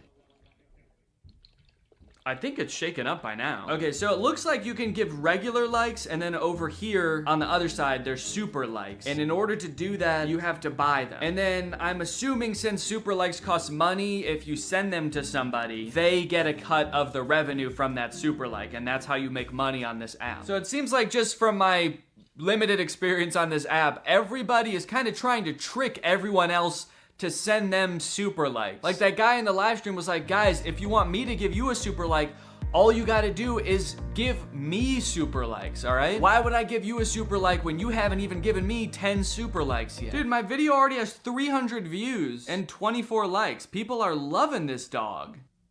Wait a minute. I'm noticing some of the same comments over and over. Aw, so cute. Aw, so cute. Cute overload, cute overload. Well, I know for a fact there are at least some real people on this app, because that dude who was live was definitely real. Ruby Doobie or whatever his name is. Since this is an app full of low-effort, stolen content, I figured if I come on here and make some original music, people are gonna be blown away. They'll have never seen anything like it. So Swaggy Jason got out his guitar and started strumming. Swaggy Jason's coming. I heard him knock on the door. Swaggy Jason's coming. He's gonna swag on the floor. Yeah, well, hope that captivates some people and gets their attention, and we'll see how that does. Swaggy Jason's coming.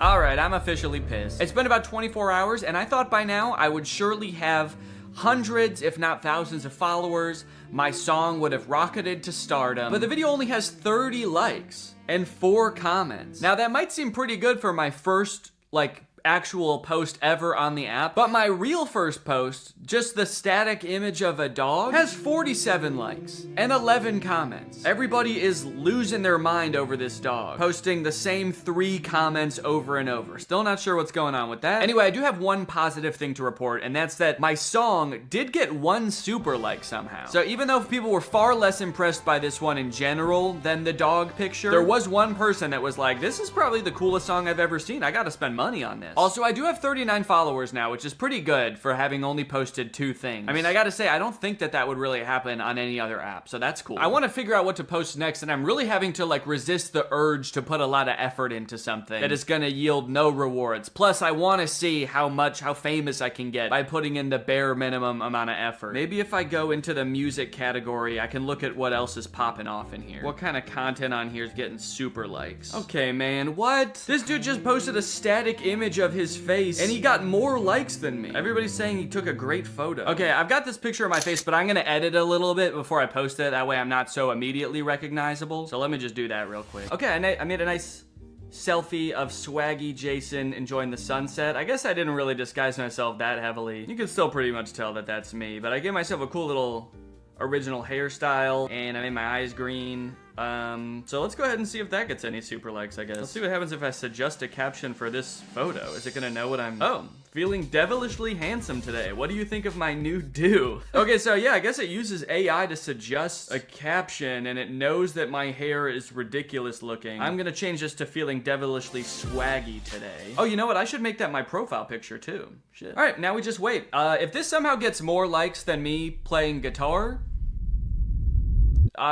I'm gonna flip. I mean, I don't really know what I'll do. I guess I'll just delete the app and never think about it again. Oh, did it say devilishly handsome because my hair looks like horns? The AI was like, this might be Satan, actually. So from what I can tell, this music and videos island, which is basically like a subreddit, I think, is one of the most popular ones on the app. It's got 1,000 members. In this island, you can look at all posts, or you can look at best posts, which I assume are like the most liked ones in the island. And this one has 489 likes. It's a golden retriever's 15-year birthday. Doesn't seem like it has anything to do with music, really. Okay, look at this dude, Blamore the Ambassador.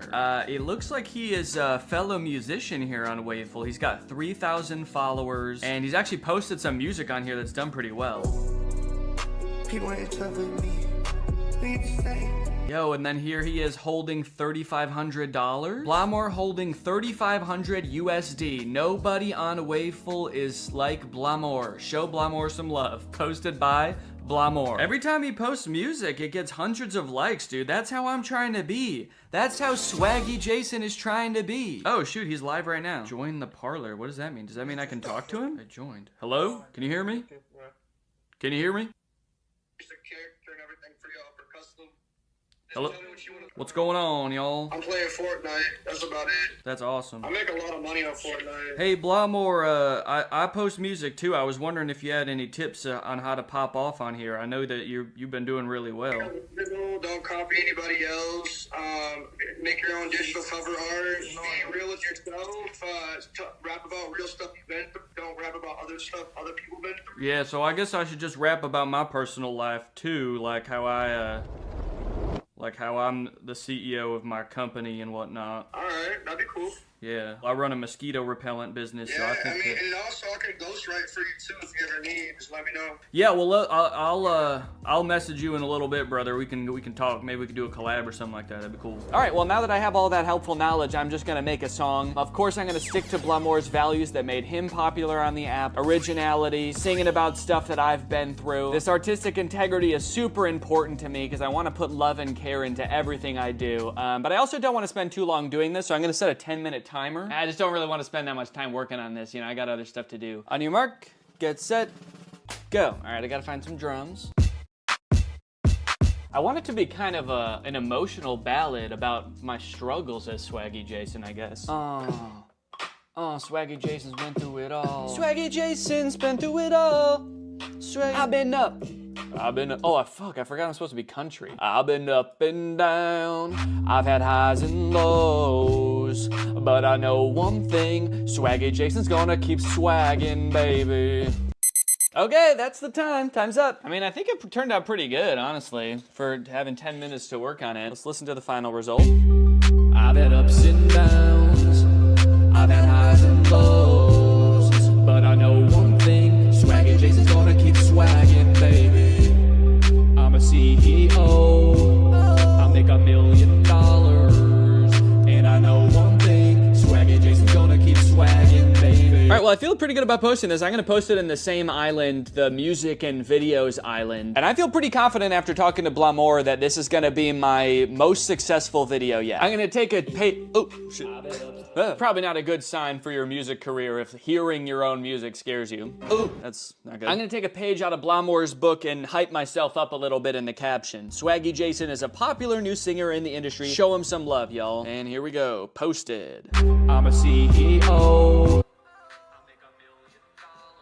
It got 2 likes. 2 likes total. And no super likes, by the way. And not a single comment. Guys, it's official. I have absolutely no idea what's going on this app. I started on this app wondering if I could go viral by posting the worst, just most low quality content possible. And I guess actually, I kind of did. That was kind of true because the post that I have that has the most likes and comments is the very first thing I posted. Just a picture of a dog. And you want to know what has the second most likes and comments?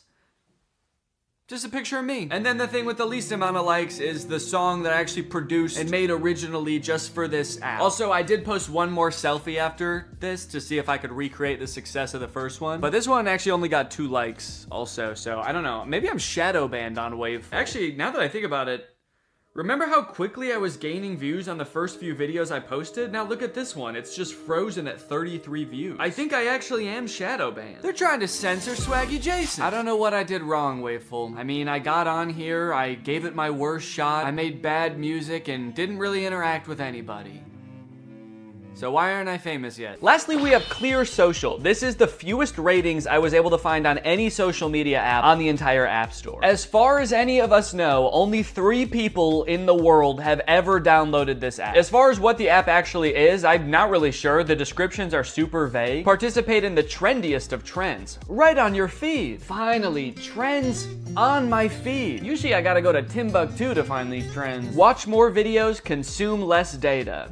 Don't know what that means. Don't just watch, chat with your favorite creators. All 3 of them. So it kind of seems like the most generic social media app ever. However, all of its 3 ratings are 5 stars, so the people are loving it. My goal on this app might be really easy or really difficult. I guess it depends how things look once I get in there. But my goal is to try to become the most followed person on this app. I want to be the King Batch. I want to be the Mr. Beast of Clear Social. Clear Social would like to send you notifications. Absolutely. I'm gonna need to know when I'm blowing up on here. Okay, you can view reels shared by other users here. This is actually kind of weird. It's like giving me a tour of the app and the only option is to skip the tour. There's no like next button. I don't even know where I tap, like how do I continue the tour? I feel like this app has such a low self-esteem. It's like discover hashtags and watch reels, but you probably don't care about any of that. You think I'm stupid, don't you? Looks like the first video it's showing me was maybe posted by the official Clear account.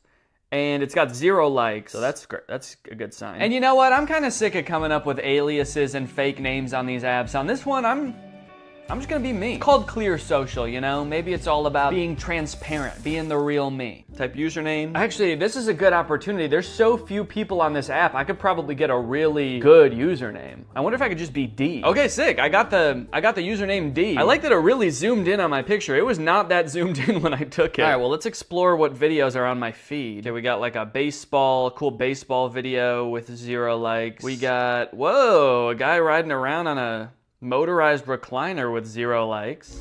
A like and 2 comments. It seems like the vast majority of videos on this app have either like 0 or 1 or 2 likes. The most followed person I've been able to find so far is this dude, Ask Dom That, and he has 13 followers. That's the most followers I've seen on this entire app, so if I could get 14 followers, then I would be the new king of this app. Even this account called Trending, which seems to be like an official Clear Social account, only has 6 followers. So there's not a ton of competition, but I guess that also means there's not a ton of people out here who are even following people. There's also this chatter section of the app, which I think is basically just like a Twitter. And it looks like nobody's even posted anything on here since July 24th, which right now is 7 days ago. And then the post before that was in May. So I don't even know if people are on this app that often. But I guess there's only one way to find out. I'm gonna try to create some posts that appeal to the widest range of people possible. Maybe I'll start out on this Twitter section. Can I just type a little chat? One thing I've learned from Mr. Beast,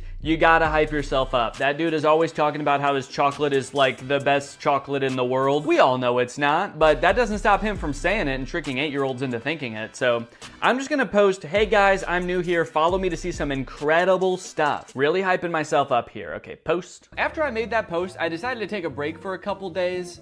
And when I say a couple days, I mean more like a month and a half. And when I say I decided to take a break, I mean I had a baby. So, surprise.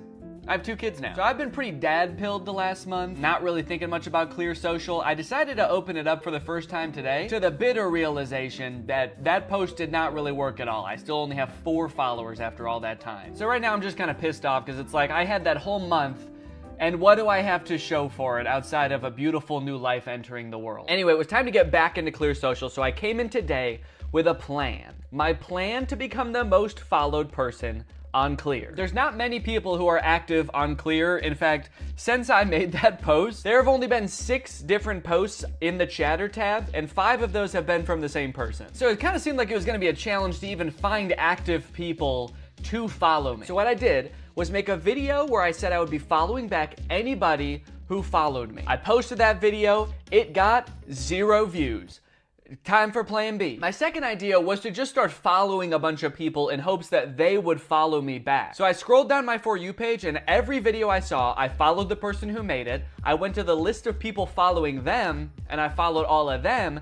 Then I went to each one of those people, and all the people following them, I followed them. To the point where I think I actually am now following every single person on this app. I'm following 55 people, and I think that's everybody who's ever had any kind of interaction on this app. I followed every commenter, every follower, every poster. So if I wasn't gonna become the most followed person on the app, I will at least become the most following person on this app. And you know what? My plan kind of worked because I gained 1 follower. So now I have 5. It made me wonder, like, who are these people? How did they discover this app? This is at the very depths of the App Store. Like, I would never have heard of this app if I wasn't searching for the least popular social media app. How did these people find it? It was a mystery, to be sure, but I didn't have too much time to think about it because I was doing something else at the time. It wasn't all good news though, because while following people, I came across an account that had even more followers than the person who I thought had the most followers. This dude, Aaron, has 24 followers. I only thought I needed like 15. And it looks like I made the mistake of following him, actually. I don't want to even add to his follower count. I'm going to unfollow him. Now he's only got 23, so this is going to be a piece of cake. So there I was with 5 followers, like a 1/5 of what I needed to be the most followed person on this app. And I was running out of hope, but I did have one more idea. What if I just make 20 accounts, 20 fake accounts, and follow myself using all the accounts? So yeah, I did. I spent like an hour just creating fake accounts, and you can see them now in my following list. Danny fake account 1, Danny's fake account 2, Danny's fake account 3, Danny's fake account 4. I was having a blast. You can even see in the profile picture, I was having a lot of fun at first. Then it ended up kind of taking longer than I thought, so as you scroll down, you can tell I'm really starting to get bored with the process. But eventually, I I perked back up again, and by account number 20, I did it. I was happy again because I knew that after I followed myself 20 times, I now have 25 followers on the Clear app. I am the most followed person that I've seen, and I think I've pretty much seen everybody on there. So, and I actually thought that guy had 24 followers because I didn't realize I was following him. So I actually have 2 more followers than him now. So for the first time in my social media career, I've accomplished something pretty special. I've become the most followed person on a social media app. I am the King Batch. I am the Mr. Beast. I am the... Who's the most followed person on TikTok? Is it Cobby Lame? Is that his name? I am the Cobby Lame of Clear Social. And you know what? That might not seem like much right now, but you never know when social medias are gonna just take off all of a sudden, you know? And I'm already in the perfect position now I'm not gonna use this app ever again. Anyways, I hope you guys enjoyed this video. I just wanted to say thank you guys for supporting me from the beginning of my career on Clear Social all the way to becoming the most followed person on here. So thank you guys, and thank you, and yes, thank you. I've had ups and downs, I've had highs and lows, but I know one thing, Swagger Jason's gonna keep swagging, baby. I'm a CEO, I make $1 million, and I know one thing, Swagger Jason's gonna keep swagging, baby. Swagging, baby. Swagging, baby. I've had ups and downs, I've had highs and lows, but I know one thing, Swagger Jason's gonna keep swagging, baby. I'm a CEO, I make $1 million, and I know one thing, Swagger Jason's gonna keep swagging, baby. What's up, Greg, and welcome back to another episode of A Grown Man Spends 20 Minutes Making Fun of a Movie for Kids. You may have noticed something a little bit different. There's a microphone in the frame. I got a new stand for my microphone, and apparently the only way I can get it like close enough to me is by having it slightly in frame. So I hope this isn't super distracting. This would be kind of a crazy way for like one of those faceless YouTubers to film videos. What's up, guys? So today we're going to be talking about Zapped. And after watching this movie, I'm starting to think that the writers of Disney Channel original movies are not capable of writing a movie that's not about a teenager trying to control the opposite sex and mold them and craft them to their liking. You got Pixel Perfect, a movie about creating like the perfect girl pop star. How to Build a Better Boy, pretty self-explanatory in the title on that one. And then you got this movie Zapped, which is about Zendaya discovering that her dog training app can actually train boys to obey it can train boys to obey her every command. It's not actually Zendaya. She's not playing herself. It's Zendaya's playing a character named Zoe. I think that's probably pretty clear, but I just wanted to clear that up. This movie is full of dark magic. I'm convinced of it. There's something deeply sinister going on in this movie. I don't know what it is, but I'm gonna figure it out. Let's go ahead and watch it. The movie starts out with Zendaya's character Zoe giving a maid of honor speech at her mom's wedding. She's marrying this new guy, so her family is about to be merged with his family. So it's Zendaya and her mom, and then this man and his 3 sons. So it's like a family of women mixing with a family of men, which makes a lot of sense because, as we know, women give birth to girls and men give birth to boys. First off, I just want to say how happy I am that my mom has finally found love again. She is the most giving person I know. Her speech starts off sweet, but then she immediately just starts like kind of complaining about having to live with 4 new guys because they're stinky. 4 guys, and their mysterious odors that they always blame on the dog. Yeah, she sort of takes the opportunity to complain and just make her mom, I guess, like feel bad for marrying a guy. It's the happiest day of her mother's life. And also this guy, her new stepdad, is the happiest day of his life. And her speech is like, I hate my new family, my new stinky family. And this wedding will certainly ruin my life. To make matters even worse, towards the end of her speech, the boys lose control of their pet dog, who is at their wedding for some reason. They lose control of the dog, and the dog goes crazy and knocks like a chocolate fondue fountain all over Zendaya. And And at this moment, I couldn't help but remember that Zendaya's character in Euphoria is supposed to be the same age as Zendaya's character in this movie, and their lives are drastically different. Throughout this movie, you will find that the characters are like super weird. They're like caricatures of people that don't exist in real life. And to show how much it's gonna suck really living with the boys, the writers of this movie decided to have the next day start with Zendaya's new stepdad screaming in the hallways, getting everybody ready for school. But then when he sees Zendaya come out of her room, he like doesn't know how to talk to her. Hey, boy, sport. I mean, hi girl. Hi girl. It's like, dude, you're 50. Have you never talked to a girl before? The movie then establishes why each one of the new guys that she lives with is like gross in some way. One of her little brothers is really messy. The other one's always like cooking gross stuff.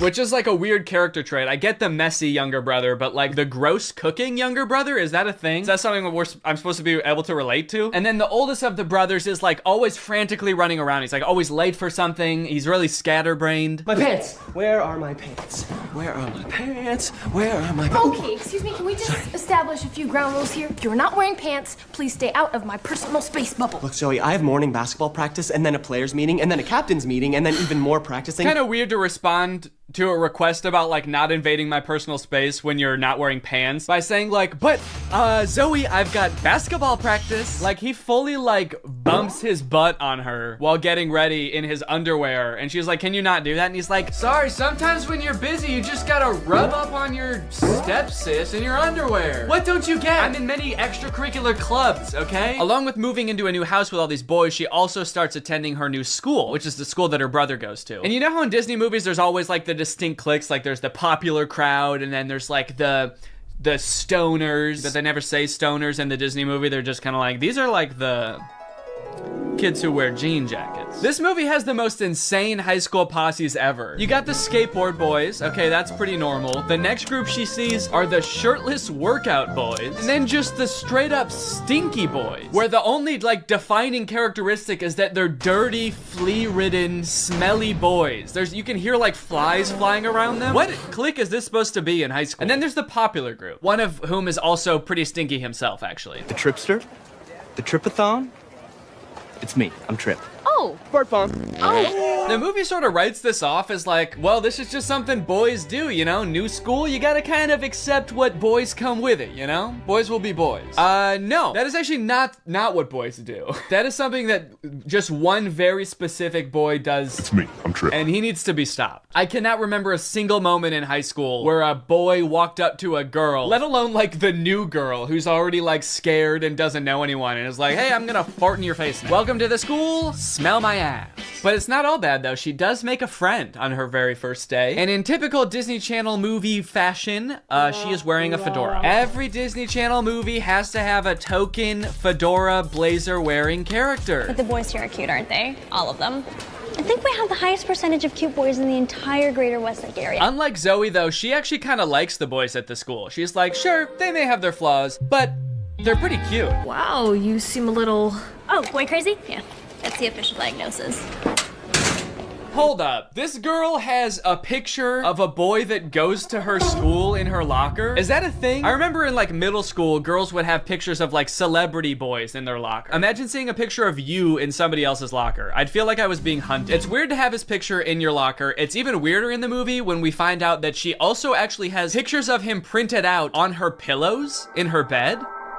Nope. That's scary. Imagine if they start dating, she's like FaceTiming him in bed, and she like accidentally tilts the camera a little bit to the side, and he just sees his own face next to her. Wait, what was that? Is that me? Of course, Zoe does have a love interest in this movie, and he is introduced early on. It's this guy.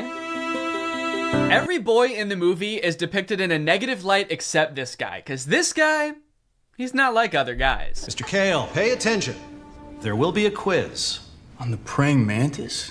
Sphodromantis viridis, carnivorous member of the phylum Arthropoda, class Insecta. Wow, he really is different than all the other guys. He knows about praying mantises. Most guys around this school don't know shit about bugs. Yeah, the movie really seems to depict this guy as like the way that guys should be. Guys shouldn't be stinky and messy, okay? Guys should wear beanie and sunglasses and know shit about bugs and be 35. I know I talk about this in like every Disney Channel original movie video that I make, but this guy literally looks like he's 30. Maybe he was held back for being too cool or not not being stinky enough. That seems to be a requirement at the school. He went on stage to accept his diploma and they shook his hand and they were like, wait a minute, why isn't your hand sticky? Actually, there's no flies flying around you. Get out of here, dude. Back to freshman year. No wonder you do the silent lone wolf sunglass rebel thing. Oh, it's pancake mishap this morning. No, I'm not looking at that. Okay, well then what are you looking at? I'm looking at you. Creepy. Stops in the middle of the hallway just to stare her down. I think I've got you figured out. Oh, really? Yeah, I don't know, man. This just comes off as creepy to me. I guess this is supposed to be romantic, but it's not really romantic to me. Just scary. I can see inside you. Another one of the plot lines in this movie is that Zoe wants to join the dance team, but the girl who runs the dance team is like the popular mean girl. She doesn't want Zoe on the dance team because she's too good at dancing and it's gonna make her look bad or something. Anyway, by now you're probably wondering, when the frick does this app thing happen, right? When the frick does Zoe discover that the dog training app works on boys? Well, at first, it doesn't. Zoe's just trying to train the family dog because it's all just like the rest of the boys in the house. It's stinky. Gross. And it like destroys her room and shit. Breaks this thing that her dad gave to her. She downloads this app called Listen and Obey, which is kind of an ominous sounding app. Sit.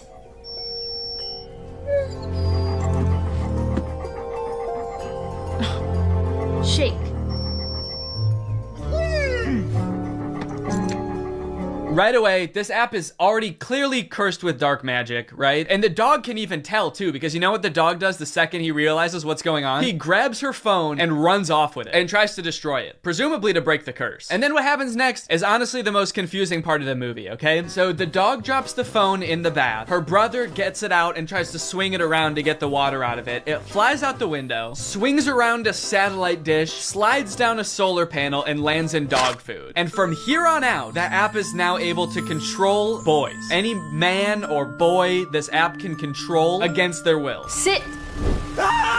And at first, while watching this movie, I didn't even think it was that weird. I didn't even give it a second thought. I was just like, okay, yeah, so something magical happened and now it can control boys. That makes sense. But like, what? What happened to the phone? I don't understand how solar panels and satellite dish changes the app from dog-based to man-based. Like, you'd think at the very least something having to do with like men would happen to the phone. Like the phone lands in like a bucket of buffalo wings or like flies through a football field. I'm just curious to know if that fucked up other apps on the phone or if it's just the dog training app. Now, whenever a boy likes one of my tweets, he goes into a coma for 3 years. And don't even get me started on the weather app, because every time I check that, boys start falling from the sky. Anyway, let's just say now that she's got the ability to control boys, she has a little bit of fun. Boys are acting weird. Dude, he farted twice in midair in such rapid succession. They added in 2 fart sound effects. Kind of impressive. I'm trying to imagine how she's gonna use the app to get herself out of this one. Stop farting. Take it back. Take the fart back. Suck it back up into your ass. Oh, how am I doing this? But no, she just uses the app to utterly humiliate him in front of his friends. Go to the bathroom. Oh, wait, no, not here. I'm still confused about some of these clicks, by the way. Like, what are these nerdy kids supposed to be? Look at this kid in the green sweater, how he acts when nobody high-fives him. What is that acting? I guess your dog app doesn't work on girls. Maybe because girls aren't dog-like enough. They're too catty. Ah, that's funny. Girls are catty. What the fuck does that mean? Boys are dog-like? What the hell? I mean, I guess in this universe they kind of are. They're like flea-ridden, mangy boys. Why do we smell like we smell? So pretty much like the majority of this movie is just Zoe using the app to like get what she wants and make all the boys at the school act exactly how she wants them to. She turns the skater boys into gentlemen. She goes up to the nerdy gamer kids and tells them to like go do yoga instead of playing video games. Let's go do some yoga. And her brothers, dude, don't even get me started on what she does to her poor brothers. I'm taking the brothers' side, all right? They did nothing wrong. Her poor brothers were just living their lives until Zoe moved in and tries to fix them. Be clean. Holy moly, it's filthy in here. Her messy brother, she tells to be more clean, which turns him into this like hyper-hygienic husk of his former self. I need a sponge and soap and paper towels and a power washer. For the rest of the movie, he's literally he's scrubbing everything frantically in a panic. Anytime there's a mess, he's like, I gotta clean it up. She tells the gross cooking boy to cook less gross stuff. Start making less gross food. So he's like cooking 5-star meals for the rest of the movie. And then the oldest brother, she tells him to be more focused. Be focused.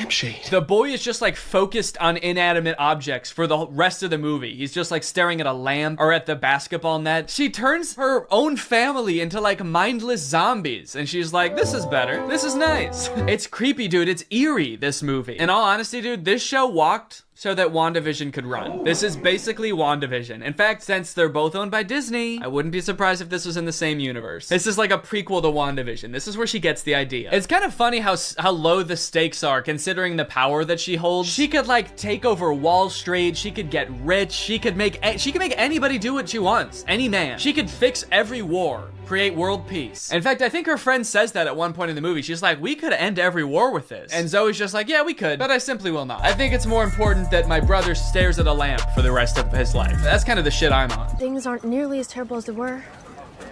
Then again, I'm talking to a dog, so I might just be losing my mind. Hey, smartphone. In this scene, there's a little bit more development with the love interest. Zoe runs into him reading alone in the park. So what are you reading? Oh, no, let me guess. The Cool Guy's Guide to Wearing Sunglasses Inside. It's close. To Kill a Mockingbird. I feel like when he holds up that book, we're supposed to be like, wow, he really is not like other guys. Except that, like, that is required reading in most high schools, so he actually is like other guys. He's like every other guy. To Kill a Mockingbird's sort of my favorite book. My second favorite is The Great Gatsby. Third favorite is Geometry 101. I just love to read, what can I say?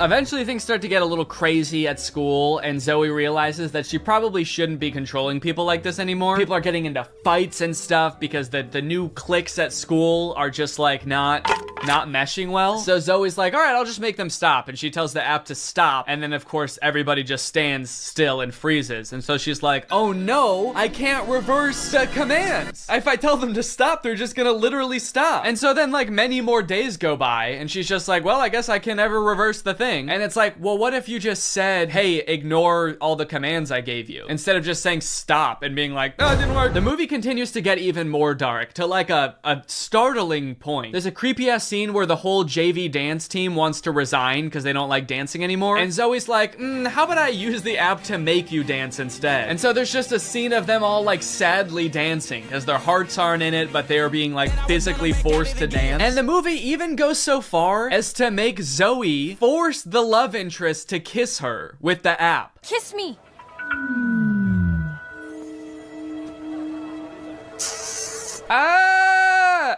She just forced a guy to kiss her. Disney, what are we doing here, dude? What's going on? We need to have a talk with the writers of these movies. Anyway, Zoe feels bad after this, and she gets all stressed because there is a college scout coming to the basketball game. But Zoe's brother obviously isn't playing very well because the only thing he can do is like stare at an object for hours at a time. Welcome to a new season of Husky basketball.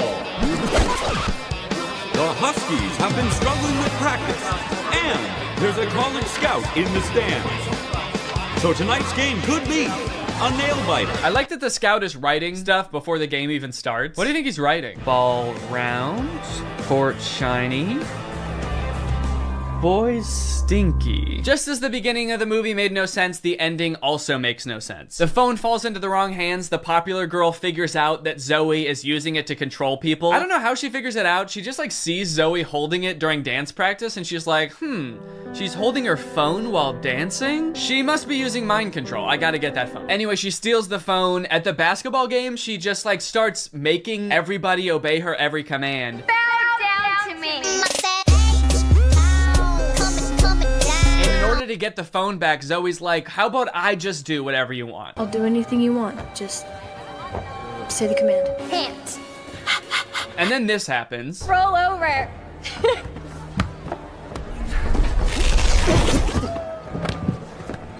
How did you? I'm your brother.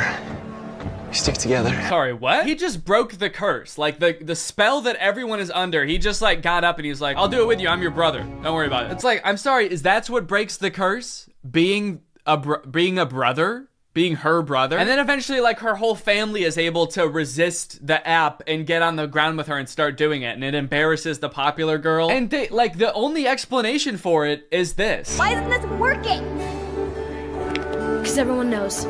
You can never make a dog turn against its own pack. The rules to this movie, the lore does not make sense. I guess that's just how Disney Channel movies go. In the end, everyone sort of learns that, like, hey, girls have things that girls do that are weird to boys, and boys do things that are weird to girls. And that's just how we need to leave it. Which, in some sense, I would agree with. Not in this movie, though. The boys are disgusting in this movie. They need to change something about themselves. I think that there could be some middle ground between her mind controlling them and them just being utterly repulsive. Anyway, the moral of the story is, like, Zoe realizes that she is not God and should not have unilateral control over everyone's lives, and they all live happily ever after. Well, guys, we may never be able to control boys using our smartphones, but you know what we can control?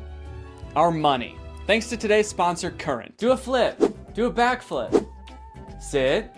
Speak. I love you, Father. Good boy. That's right, guys. Today's video has been sponsored by Current. Current is the future of mobile banking. You guys have heard me talk about how awesome Current is before, how flexible they are, how transparent they are with things like no hidden fees. But today, I've got something new to talk about, and that's interest. Because Current just launched a new feature called Interest where you can earn 4% APY on your money. That's 4% for your money literally just sitting there. That's right, you don't gotta be throwing money at the stock market or buying NFTs and investing in cryptocurrency to get some return on your money. With Current's interest feature, you literally just get 4% for your money just sitting there. And as if that's not already enough reason to start using Current, I am once again going to be giving away $5,000 with Current's help. So go ahead, download Current, make an account, use the code DANNYINTEREST for a chance to win, and so you don't miss out on that 4%. Signing up for Current is totally free to do. You can do it right now. So honestly, there's really no reason not to. All right, well, thank you to Current for sponsoring this video, and thank you to you guys for checking out Current. They've been a long-time sponsor of the channel. They've helped me do some amazing things,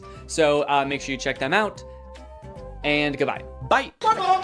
What's up, Greg, and welcome back to the Beef Zone, baby. This is where we talk about the internet's hottest drama going on right now. Today we're going to be talking about Axel Weber. He's a TikTok star, and he's already started one of the year's most insane internet quarrels. I don't particularly talk about internet drama too much on my channel, but I had to do an installment of the Beef Zone just this once because this is a pretty unique case. I don't think I've ever seen anybody start an internet beef quite like this before. And that's because this dude, Axel, has started a feud with a college. This dude has started beef with a 4-year accredited institution. I've never seen that happen before. Other influencers are out here starting beefs with each other because of like messy breakups, problematic tweets. This dude's out here starting beef with institutions. That's crazy. I'm gonna start doing that. The DMV, you're done. You're canceled. I had to wait in line once 5 years ago when I got my license renewed.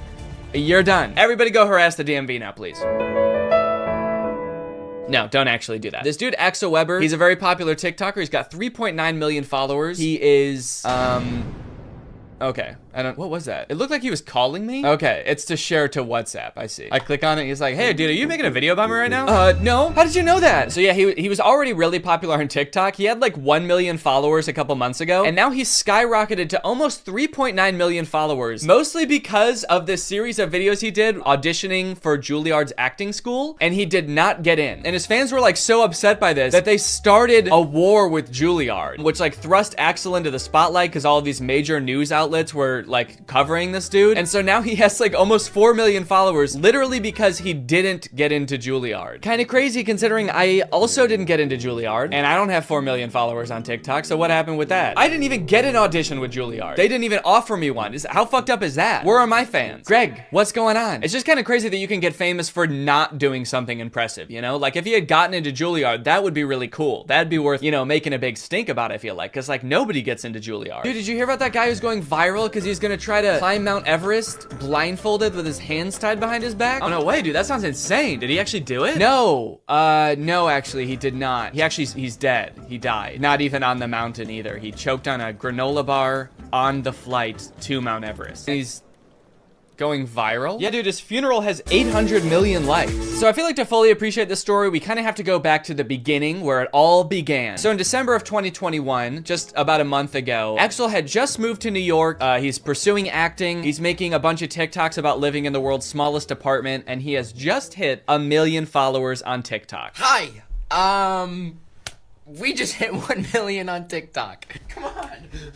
I can see why he had followers to begin with. He's like a charismatic guy. I'm sure people think he's handsome. He's got personality. He does his little dancey dance. Look at him go. But little did Axel know at the time that one Juilliard audition would change his life forever. And not because he did a good job, but because he did so bad that it changed his life forever. Dear Axel, on behalf of the Juilliard division, thank you for your interest in our program and for sharing your talent with the faculty during the initial audition. As you are already aware, due to our callback process, you are no longer under consideration for admission for fall 2022. It sounds like he already knew he wasn't getting in. It's kind of fucked up that they even sent him the letter. You already know this because we didn't give you a callback after your audition, but just so you know, you're still not accepted to Juilliard. You still did a really bad job. There's no chance of you getting in here. How many times do they have to tell him he didn't get into Juilliard? Damn. They just send him a letter every year. Dear Axel, as you may have guessed, as you are 2 years into going to a completely different school for a completely different degree, you did not get into Juilliard. Your audition was very bad, Axel. You ruined your chances of an acting career, Axel. Over the past 2 years, we have been telling every casting director and pretty much everyone who works in the industry how bad your audition was. We've had a lot of time to destroy your career, Axel, and we've done it. So it's a pretty sad video of him not getting into his dream school. I definitely feel for him, and a lot of other people did too. So basically what happened after that is a bunch of people started rallying to support him. You had like all of his own fans commenting, being like, fuck Juilliard, dude, you don't need Juilliard. Even some celebrities weighed in. Hello, Axel. Hi, Charlie. I replied to your video, but I figured I'd do a video message as well. Appreciate it. Not only did I not get into Juilliard, but I didn't get into 5 of these prestigious schools that I wanted to get into that I thought could better my career. Don't believe it. And while I do think school is great, and I did end up going to Berkeley, Okay. a prestigious conservatory for the arts Congrats. is not going to be the thing that defines your career as an actor. Ooh. Honestly, I mean, it's a sweet sentiment, and I agree with the message. You know, not every famous actor went to a super prestigious school like Juilliard to learn how to act. You know, some just had rich parents, and so that's how they got into it. Lucky for him, I feel like he seems to like Charlie Puth. I feel like this video would not be nearly as impactful if it was like some guy that Axel does not care about. There's a video of Vanilla Ice being like, take it from me, Vanilla Ice. I didn't get into Juilliard either, but that didn't stop me from becoming the 20th most famous person for 1 month in 1995 and then slowly slipping into obscurity for the rest of my life. Axel's like, oh, thanks, dude.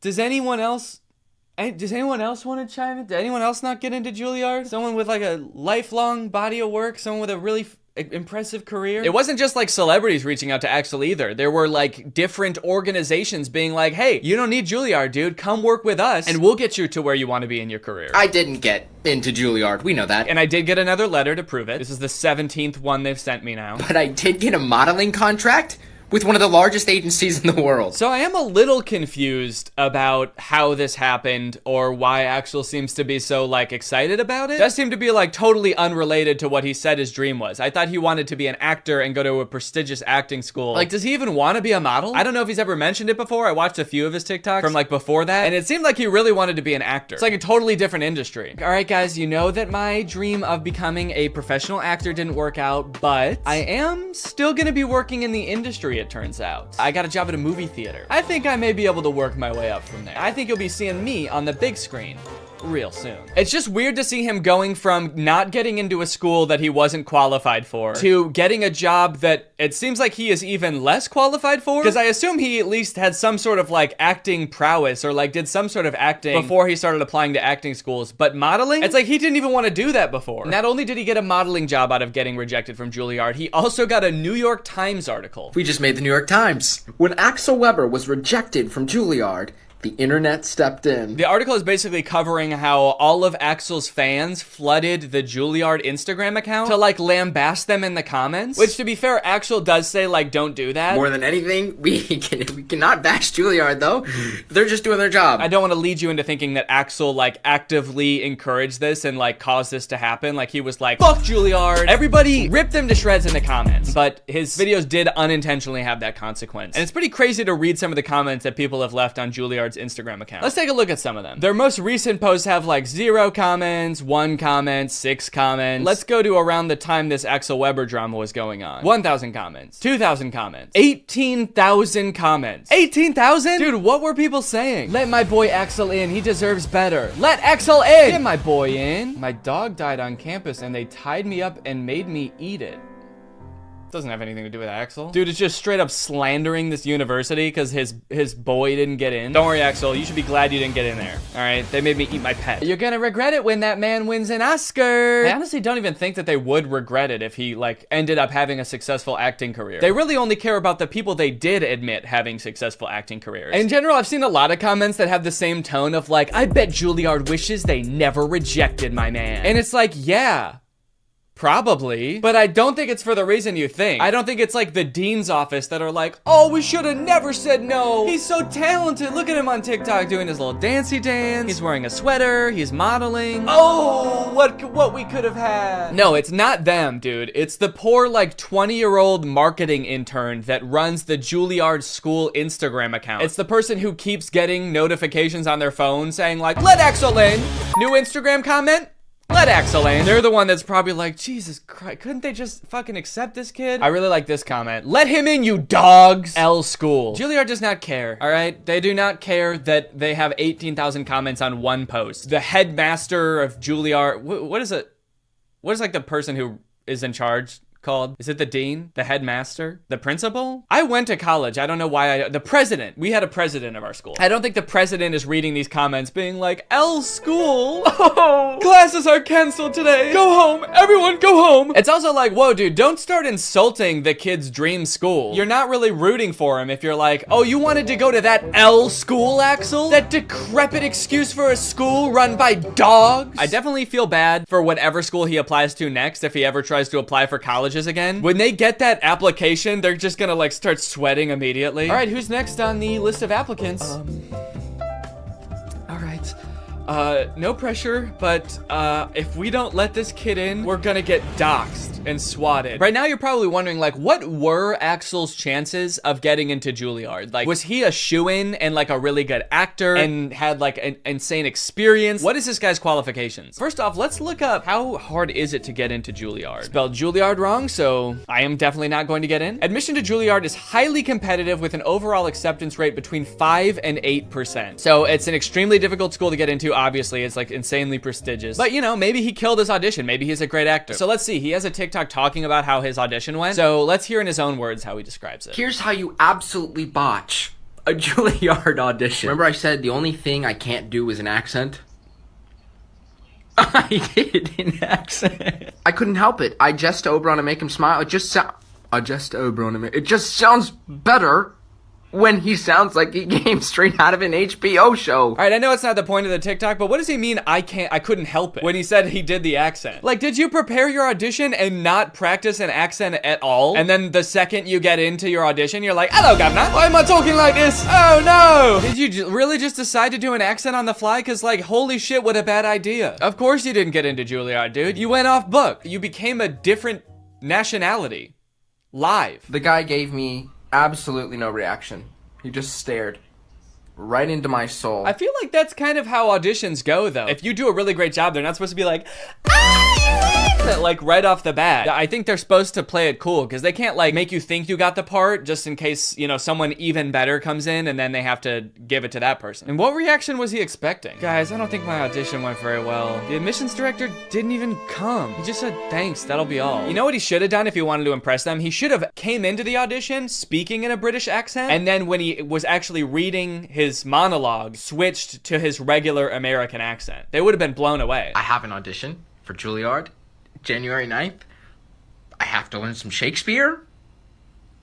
Never even read Hamlet. I jest to Oberon and make him smile when I a fat and bean-fed horse beguile, neighing in likeness of a filly foal, and sometimes I lurk in a gossip's bowl. I don't understand what's happening. Not that I really think that this made a difference, but just a word of advice. If you're applying for a college, I wouldn't post on your like public social media something about like the application process or the audition process being like, I don't know what the fuck this means. This shit's dumb, dude. Shakespeare sounds like an idiot, man. It's also weird that like, after all of these videos of him being like, I don't know what the fuck Shakespeare is, and him being like, I randomly did an accent at the audition, that all of his fans still have his back. And they're still like, you deserve to get into Juilliard. Don't worry, we'll take it from here.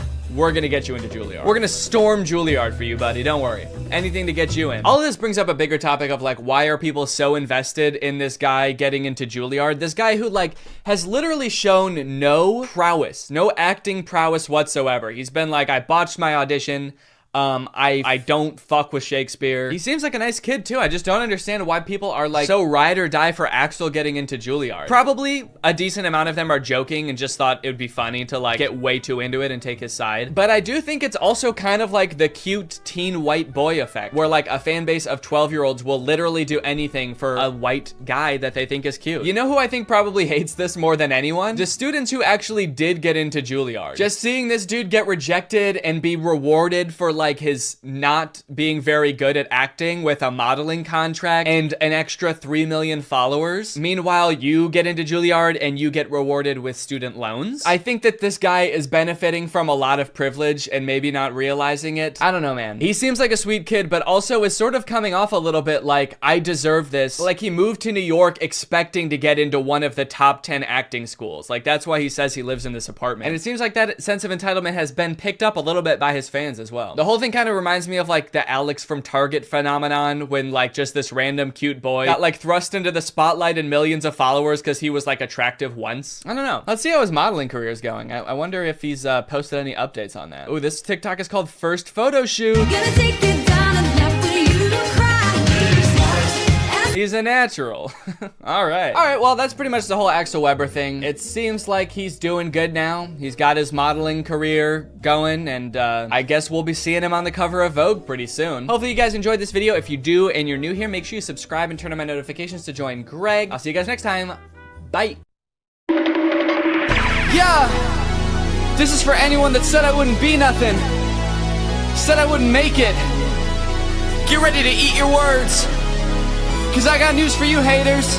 I ghosted Kevin Jonas, not responding to his text. I'm too busy getting checks. You're impressed, cause I ghosted Kevin Jonas. This is true. I'm not even trying to flex, but he's probably so perplexed. Yeah, he's stressed, cause I ghosted Kevin Jonas. The year was 2015, all on fine, I'm doing my thing. Get a DM, who could that be? It's Kevin Jonas. Ask me, can I help out with something? He sends me his phone number, dude, I'm jumping, I'm excited. He says I started signing musicians with me a while back. I've got a client working on a music vid for a track. I'm trying to get a couple finers to help, it would be bomb if you could just record a clip of you lip syncing the song. And I didn't respond, yeah, school got in the way, I completely forgot. Realized a few weeks later that I ruined my shot. And it's probably too late for me to reach out to him now. So that's how I ghosted Kevin Jonas. Mom, I made it. Not responding to his text. I'm too busy getting checks. You're impressed, cause I ghosted Kevin Jonas. I'm not even trying to flex, but he's probably so perplexed. Yeah, he's stressed, cause I ghosted Kevin Jonas. They said I'd never be someone, look at me now. Ghosting Kevin Jonas, making mama proud. Even now it's probably still haunting him, wondering when I'm gonna respond to him. But I'm not surprised. When I see him on TV, I still see pain in his eyes. Kevin, if you're out there, I'm sorry for being a dick. And this might not make you feel better, but I wish it was this. I ghosted Kevin Jonas, not responding to his text. I'm too busy getting checks. You're impressed, cause I ghosted Kevin Jonas. I'm not even trying to flex, but he's probably so perplexed. Yeah, he's stressed, cause I ghosted Kevin Jonas. 800 new texts from Kevin Jonas. Hey, but it's been 7 years, I'm starting to think you don't like me, haha. Just kidding, but seriously, what the hell? You can tell me to fuck off, I won't care. You son of a bitch, I trusted you. I ghosted Kevin Jonas.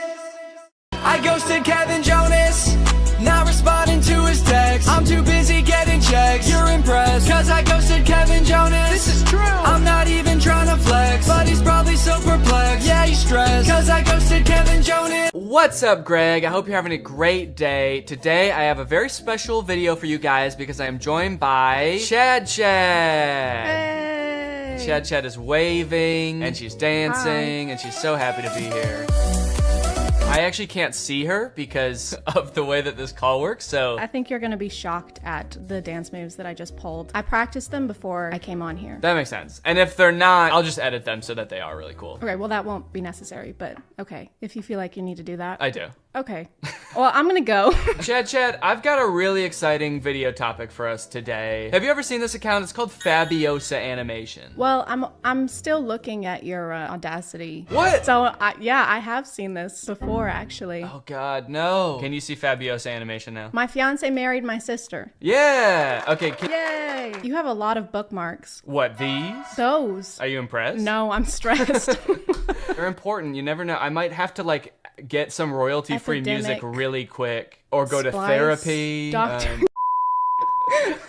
This is a mood, honestly. Well, thank you for totally lambasting my desktop setup here. You're welcome. That's what I came to do. Yep, and now you can go. Okay. I threatened to leave for the second time in like 10 minutes. It's kind of funny because I can't see you, so I actually wouldn't know if you left for a second, like if you just were silent. Let's get into the video. This account is called Fabiosa Animation. Their account is described as a place where you can discover other people's stories and share your own ones. So we're like co-owners of this page? We can post on here? Yeah, I guess so. Well, first off, it seems like all of the stories here are true. Of course they are. And we somehow should have access to post our own animated stories to this account. I have a few of those. Let me just upload those real quick. All right, so let's play this. It's called My Fiance Married My Sister, as you saw. First off, it's way too loud. I don't know if it is for you, but I'm gonna turn that down. Can't hear. Oh my God. Can you hear this? Yeah, I can hear it. But now I can't see the screen. Oh, goddamn. So, do I have to choose between like the audio or being able to see it? No. If you want me to pause at any time, let me know, since you can't do that remotely. Okay, is there like a code word for pause that I should use? You have to say... Synonym for pause. Adjourn. All right, yeah, we'll use adjourn as our code word. I went on a date instead of my twin sister because she broke her leg. Bruce was like a man from a fairy tale. Who is Bruce? Why do they say Bruce like we're supposed to know who Bruce is already? The whole story starts like we're in the middle of a conversation, or like we've known these people for years. Like, why? What happened to her leg? And it's just assumed. It's like I went on a date instead of my twin sister because she broke her leg. As you know, how she broke her leg. And since she broke her leg, the next logical thing for her to do is get somebody else to go on the date with her. Because you can't postpone dates. That's how you lose a man like Bruce. And you don't want to lose a guy like Bruce. He's a great guy. Well, yeah, he's like a man from a fairy tale. You know, the type of man who will break up with you if you're late for a date. If you're late for a date because you broke your leg. It is kind of interesting they use the phrasing Bruce was like a man from a fairy tale, because there are like really nice, you know, like Prince Charming type guys in fairy tales, but there's also like witches and like evil men in fairy tales as well. Jekyll and Hyde? Is Jekyll and Hyde count as a fairy tale? Would that be a fairy tale? I feel like fairy tales are stories you tell the kids. I feel like that was like an adult horror novel. I tell my kids about Jekyll and Hyde. The many kids that I have. And how many kids do you have? How many is the max of kids you can have? I actually have this bookmark. What is the legal number of kids you can have? All right, well, let's figure out if this guy broke her leg or what. You're gonna go out with Bruce until my cast comes off.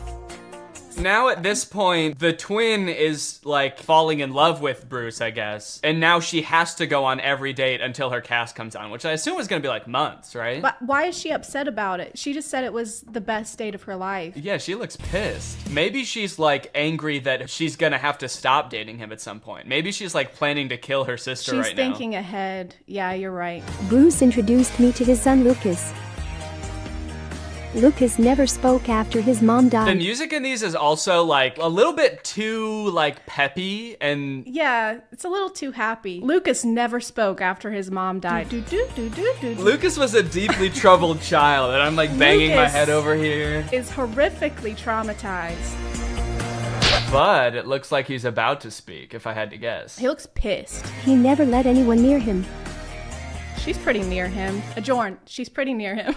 Adjourn! She's near him! She's near Lucas. Adjourn! Do you think we should just play this on like 1.5 speed? Yeah, I hope you can read fast. I managed to get through to the lonely little boy. The little lonely boy. Oh, the little lonely boy. You can't mix those two up. All right, let's see how good the music is at 1.5 playback speed. Laura's cast was off. and she could walk again. I'm finally gonna meet Bruce. I don't know if this is just a weird way to word it, but she's like, I finally get to meet this guy. I'm just trying to think of a situation. So if this was like an online dating kind of thing, right? Where they haven't met yet and then she breaks her foot and she's like, oh, well, I don't want him to think I'm a catfish, so you need to go. And you need to date him for a month before I even know if I like this guy at all. So for all we know, like, Laura doesn't even know if she likes Bruce at all. And she's about to go back into this relationship where Bruce thinks he's already introduced her to his kid and they're like closer than he's ever been to anyone since his mom died. His walls are finally breaking down. He's letting her play with pirate ships with him. He's just a little boy now and not such a little lonely boy. Laura tortured me every day. Adjourn. She's doing what? Laura waterboarded me every day. Laura pulled off my fingernails each night. Laura broke my leg, and now she's dating Bruce. Oh, she tortured me every day talking about dating Bruce. Oh, okay. I'm getting married to Bruce. That day, my heart was shattered. When Laura introduced me to Bruce, he said that my sister and I were totally different. But Lucas recognized me at first sight. John, I only know one of the twins' names, Laura. I'm just gonna, is it Laura and like Laura part 2? Well, it's Laura and me because this story is like from her perspective. So she never says her name. So this is us. Yeah, this is us. So Lucas is not a little lonely boy anymore. He's a little lonely dog, I guess, that can smell the scent of us and know that it's the true us, the true Laura. Because this isn't how we looked when we knew Lucas. We weren't wearing these glasses before. Maybe we just smell really bad. Oh, I miss my trash mommy. Oh, you smell like shit. I missed you. Laura's relationship with Bruce went downhill before my eyes. Oh. Calm down, your god-awful son. This took a dark turn. This is messed up for Bruce and Lucas. I feel like they need like a true crime doc dedicated to them or something after this. I can't tell if it's weirder from Bruce's perspective or Lucas's perspective, because Bruce thinks this is the same person who loved his son and now is all of a sudden being so mean to him. But Lucas like kind of knows that this isn't. Yeah, he thinks this is a demon probably, and he can't do anything about it because he doesn't speak. So he's just like writing messages like, on the fridge magnets. He's like, Laura is Satan. Oh my god, that's terrifying. Call him your god apple. God apple? Call me your apple son. Call him little Johnny Appleseed. What's his name? I like that there's one comment on this video and it's just a heart. That could say a lot of things. It's like the pros and cons. So we'll go through that real quick so you can get a quick rundown of everything that's good / bad about the Cybertruck, just in case you need like a quick decision. You got your finger on the buy button right now and you just need to know, Neon, should I buy this thing or not? Pros. The interior is actually pretty nice. I like the little ambient lighting that goes around the whole front of the cabin. Actually, I think it's in the back too. There's a little strip. The steering wheel has the turn signals on the wheel, which takes a little while to get used to, but once you are used to it, I think it's actually pretty nice. All of the materials on the inside seem pretty nice. Like the material on the roof liner is like a nice suede kind of thing. It's pretty spacious on the inside. It has ventilated seats. My butt's so cold. I changed my mind. This is a con. Okay, cons. There are several things in the car that are too small and shaped oddly. The steering wheel is like tiny. And then the rear view mirror is also tiny. And to make matters worse, while the tonneau cover is closed, which is the little cover on the back of the truck bed, the rear view mirror is completely black because there's a thing in the way. Another con, this thing is sharp. If I ran into somebody, I would slice them in half with this car. I also feel like it being made out of stainless steel might be bad for its crash test rating in general, but also the fact that it's so sharp means that opening and closing doors is kind of uncomfortable. Because this car doesn't have any door handles, the way you open it is you have to push a button, then the door pops open a little bit, and you have to kind of reach your hand into the space where the car door has opened and pull it open. But since this car is made out of like weirdly cut stainless steel, it's kind of sharp in there when you open it. It's an unpleasant feeling on the hand, and you never really feel like you're grabbing it in the right place. This truck is wrapped in a matte black color, and one of the reasons the owner said he wrapped it is because you basically just grab this thing all over to open it, and there were fingerprints everywhere. Also, changing gears is a pain in the butt. It's actually a little thing that you slide on the screen. If you want to go forward, you slide the little truck forward. If you want to go backwards, you slide it backwards, which is not a huge deal if you're just driving from one place to another, because how often do you really change gears in the car anyway? But the second you have to do any kind of 3-point turn where you have to change gears more than once, it is such a pain bug just landed on my eyeball. One thing that's sort of a pro and a con is the rivet in the accelerator pedal. You see, when Tesla first started shipping the Cybertruck, owners began to realize pretty quickly that after a short time of use, the plate on the pedal could come loose while you're pushing it down all the way, then slide up and get wedged into the car, effectively trapping the accelerator pedal to the floor. Luckily, since this car is electric, the brake pedal can fully override the accelerator pedal, so if you get into this situation, just stay calm, hold down on the brake, and hopefully by the time you realize that, you haven't plowed through like a school field trip or something. Anyway, since this started happening, Tesla has recalled all the Cybertrucks to put rivets in the accelerator pedal. So the rivet is a pro in the sense that now your car will not decide to keep accelerating forever until the end of time, but it is also a con because if it needed this rivet in the first place and Tesla didn't catch this very simple issue before releasing them, what else might they have missed? Ooh, I know actually. Maybe the fact that the frunk chops fingers off. This is the frunk, or front trunk of the Cybertruck, and because it is super sharp and can close automatically, it is apparently basically a guillotine. When people with access to Cybertrucks started realizing this, TikTok, Twitter, YouTube were all flooded with videos of people testing it out with various fruits and vegetables, and it did not look good for the Cybertruck. Tesla took note of this and actually issued a safety update to the car's software fixing the issue. Kind of. The update led to yet another wave of videos, this time owners more confidently testing the frunk with their own hands. But what a lot of them didn't realize, however, is that the way Tesla fixed this issue is by making it so the first time you try closing the frunk, it closes very lightly, and if it notices any resistance at all, it comes back up, just how you'd want. But if you keep trying to close it after that, Tesla assumes, hey, maybe you've stuffed the frunk with a big bag, and you don't care if it closes a little bit harder, you just want the dang frunk closed. Surely someone isn't just standing there slamming the frunk on their hand over and over trying to prove their allegiance to Elon Musk. So when this Tesla nut Jeremy Judkins went to test out the new update, a little scared from how dangerous he'd heard it was before, he started out with his big sturdy forearm. Then he worked his way down to his hand, and finally his lone little index finger. Unbeknownst to him, the frunk was getting stronger and stronger every time until... Everybody's been waiting for this, the finger. Without further ado,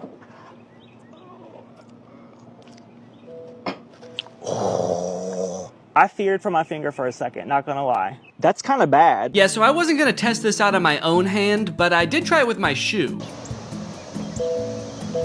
Okay, I don't think that was enough pressure to slice my fingers off. I'm not gonna test that, but it definitely saw there was something there, recognized it, it thought about it for maybe a second and was like, do I wanna kill this guy? And then it said, all right, what the heck, we'll let you go.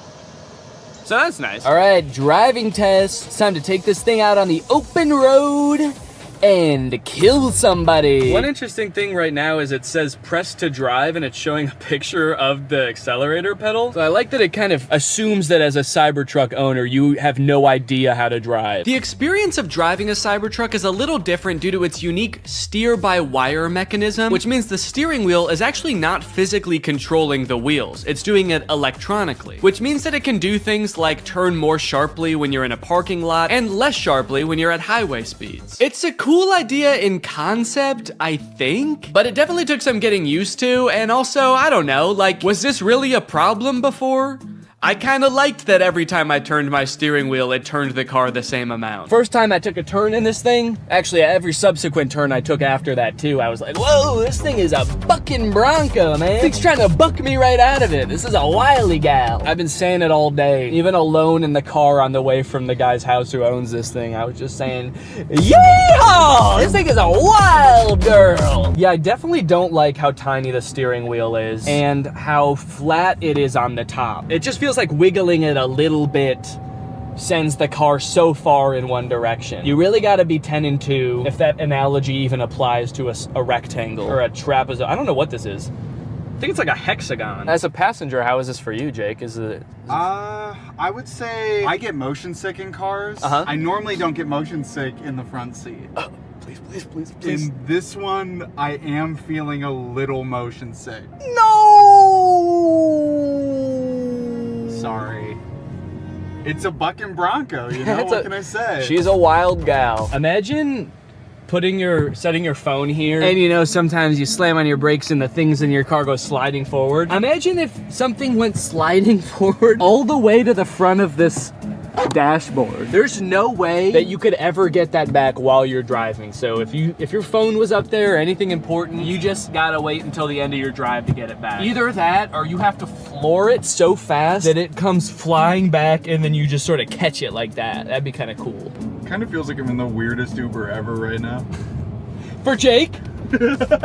Where you going, man? The future? Strap in, buddy. It's gonna be a wild ride. And I don't know how to drive. We got a little cyber hungry while driving around, and I figured that taking our wild gal through a drive-thru would be a perfect way to get an outside perspective on the truck. Take me to a drive-thru. Command not understood. I'm hungry. This command is not available yet. You're not allowed to be hungry yet in the Cybertruck. Hello, can I get one Butterburger cheeseburger? Anything else? That's it. It's 906. Thank you. I like the Cybertruck, by the way. Oh, thanks, man. I'm just renting it, actually, just for the day, yeah. I was thinking about getting one, so I just wanted to see if I liked it or not. Oh, testing it out, right? Yeah. Do you really like it? They look nice, yeah. Okay, yeah. Some people like it and some people hate it. I don't know if I really like it or not. Futuristic. Yeah. Nobody has that. Yeah. It's pretty cool. He looked kind of like he was gonna laugh at me when I first pulled up. He was nice about it, though. He said he liked it. Do you think he really liked it? I may never know whether that guy really liked the Cybertruck or if he was just being polite, or worse yet, sarcastic. But while we were sitting in an empty church parking lot enjoying our meal, we were confronted again, but this time in a much stranger way. As we were sitting there minding our own business, a woman pulled up beside us and just stared into the car for a good like 30 seconds. This is very confusing. She's looking. The windows of the truck are kind of tinted, so I didn't know if she could see us, but I was worried that she was like security for the church or something, and we weren't supposed to be there. So I rolled down the window to ask if everything was okay. And finally, she spoke. Hello. How's it going? Yeah. Oh, sure, yeah. Oh, that's so cute. Thank you. Yeah. Yeah, I can show you. Yeah, of course. I'm filming a YouTube video right now. That's why I'm dressed up all weird. So I showed her around the car for a little bit and she took a ton of pictures. Also, I had taken off my wig, so I looked even more insane, but she never questioned it. Then she told us that her grandchildren would love this. And they live pretty close by, so she asked how long we'd be there for. We said probably 10 minutes, and she said, 30 minutes? And we said, okay. And then we waited for 30 minutes while she went to go get her grandkids. Yeah, of course. Come on over. They did indeed love the Cybertruck. What do you think? You like it? Yeah, it's pretty cool. Yeah? Cool. We went all around it. They asked a ton of questions. Their grandmother kept telling them to wave at the camera. So the back is a truck. It's got a truck bed in the back. Oh, a gaming room. That's a good idea. I think this kid must watch a lot of Brent Rivera or something, because when he saw the back of the truck, he was like, oh my god, it's so big. You could fit a secret gaming room back here. And then when he saw the frunk, he was like, oh, this is too small. You could not fit a secret gaming room up here. It's like he only thought in terms of secret gaming rooms. It was insane. When I'm 16, Uh-huh. I'm gonna buy a Oh, good idea. I like it. That'll be a good first car, huh? Smile. 1, 2, 3. And with that, my time with the Cybertruck had come to an end. It was time to bring it back to the person I rented it from. And wait, what is that? What's going on with those podcast recommendations? And you know what? The music recommendations too. Who owns this car? All right, that's it. I'm pissing on this thing. All right, guys. Well, thank you for watching this. I hope you enjoyed it. Make sure you subscribe and turn on my notifications to join.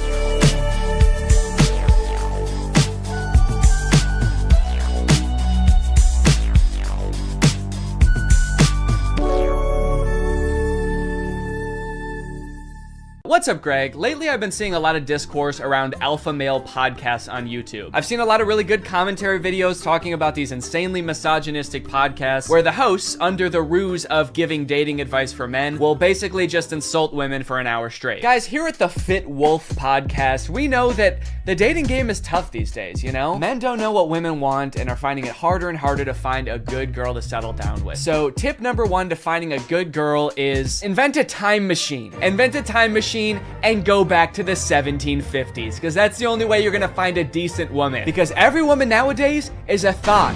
That's right, Every single Michelle out there that I used to date a month ago is a thought. They get mad at the dumbest things, like saying that women have no inherent value and their only purpose on this earth is to bear my children. And they forget to turn off location sharing even though they broke up with me a month ago. Michelle, I know you're over at my friend Brandon's house right now. I'm outside. But I think I might have found something that takes things one step further. I saw this video on Reddit the other day that's a trailer for something called The War Room. And instead of being a podcast for these like alpha male, misogynist, entrepreneur type guys, this is a club for those same types of guys.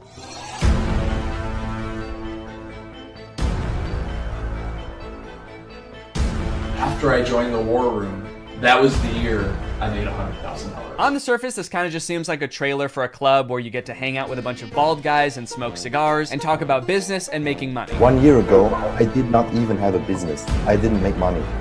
Now I make 5 figures every month. I didn't have a business. I didn't make money. I didn't even want to start a business before I was forced to join the War Room at gunpoint a year ago. But now, I have a business where I'm selling fitness products to all of my friends. And if I get them to sign up too, and their friends to sign up too, and their friends to sign up too, I could be making minimum wage. But if you watch a little bit longer and you look a little bit closer, there's more here than meets the eye. For example, quotes like these. Making money is easy. You just take it from somebody. Doesn't sound like making money.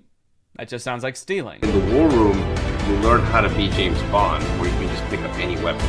I'm sorry, I think I'm struggling to see the connection between business and knowing how to use any weapon. Is the War Room an actual militia? I was just assuming the war in War Room was just for branding because men like violence, but now I'm kind of scared. It keeps cutting back and forth to like shots of them shooting guns. I'm a little worried about making this video, honestly. Usually when I make commentary videos, the biggest thing I have to worry about is getting a copyright strike, but now I'm worried about getting a drone strike. A lot of times, like, the alpha male types will use metaphors like talking about how we're like wolves or like how love is like a war. So I assume this is like a metaphor, like business is like war and dating is like war. But the War Room is like war is like war. Get your gun, dude. We attack at dawn. A lot of people had a bad time in college.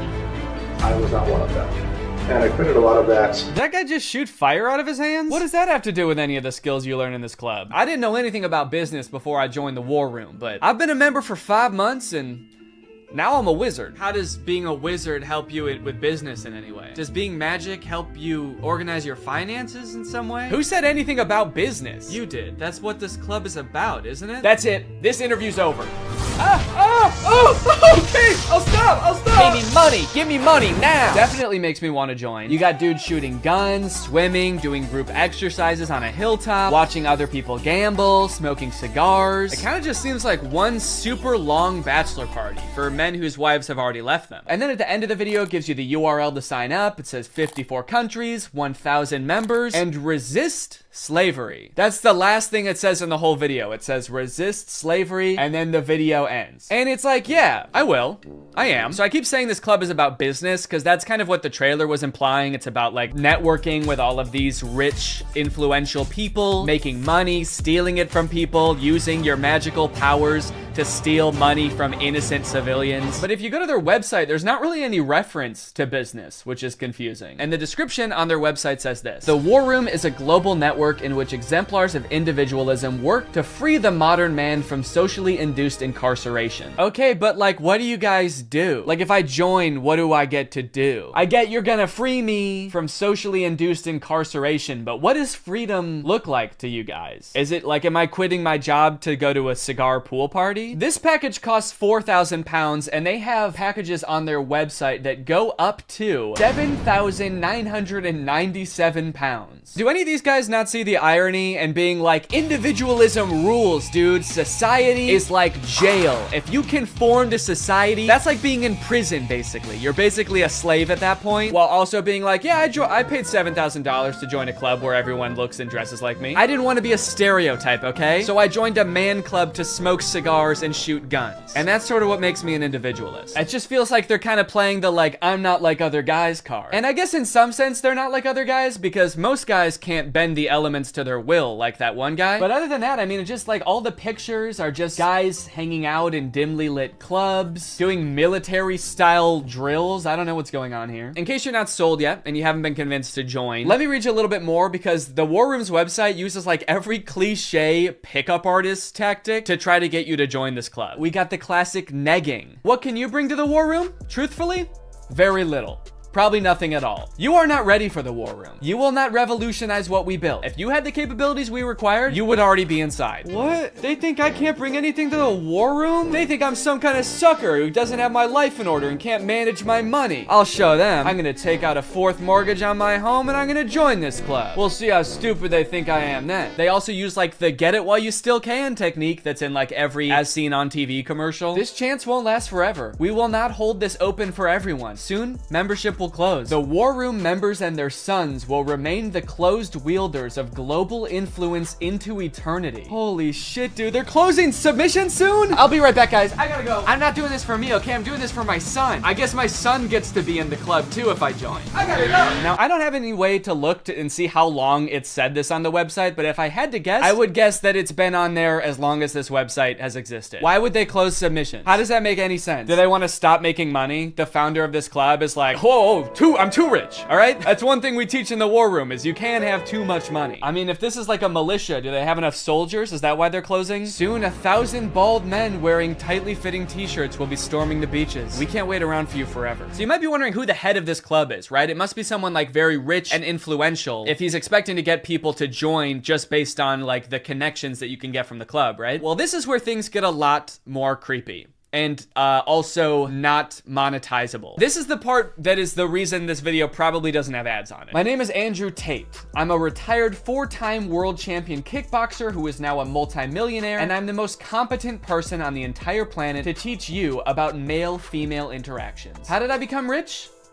Webcam. Definitely gonna need him to elaborate on that a little bit. That's so vague. Mr. Bezos, please. You're the richest person in the world. Do you have any advice to young up-and-coming entrepreneurs on how to start a business and how to get rich like you? Book. Huh? Book.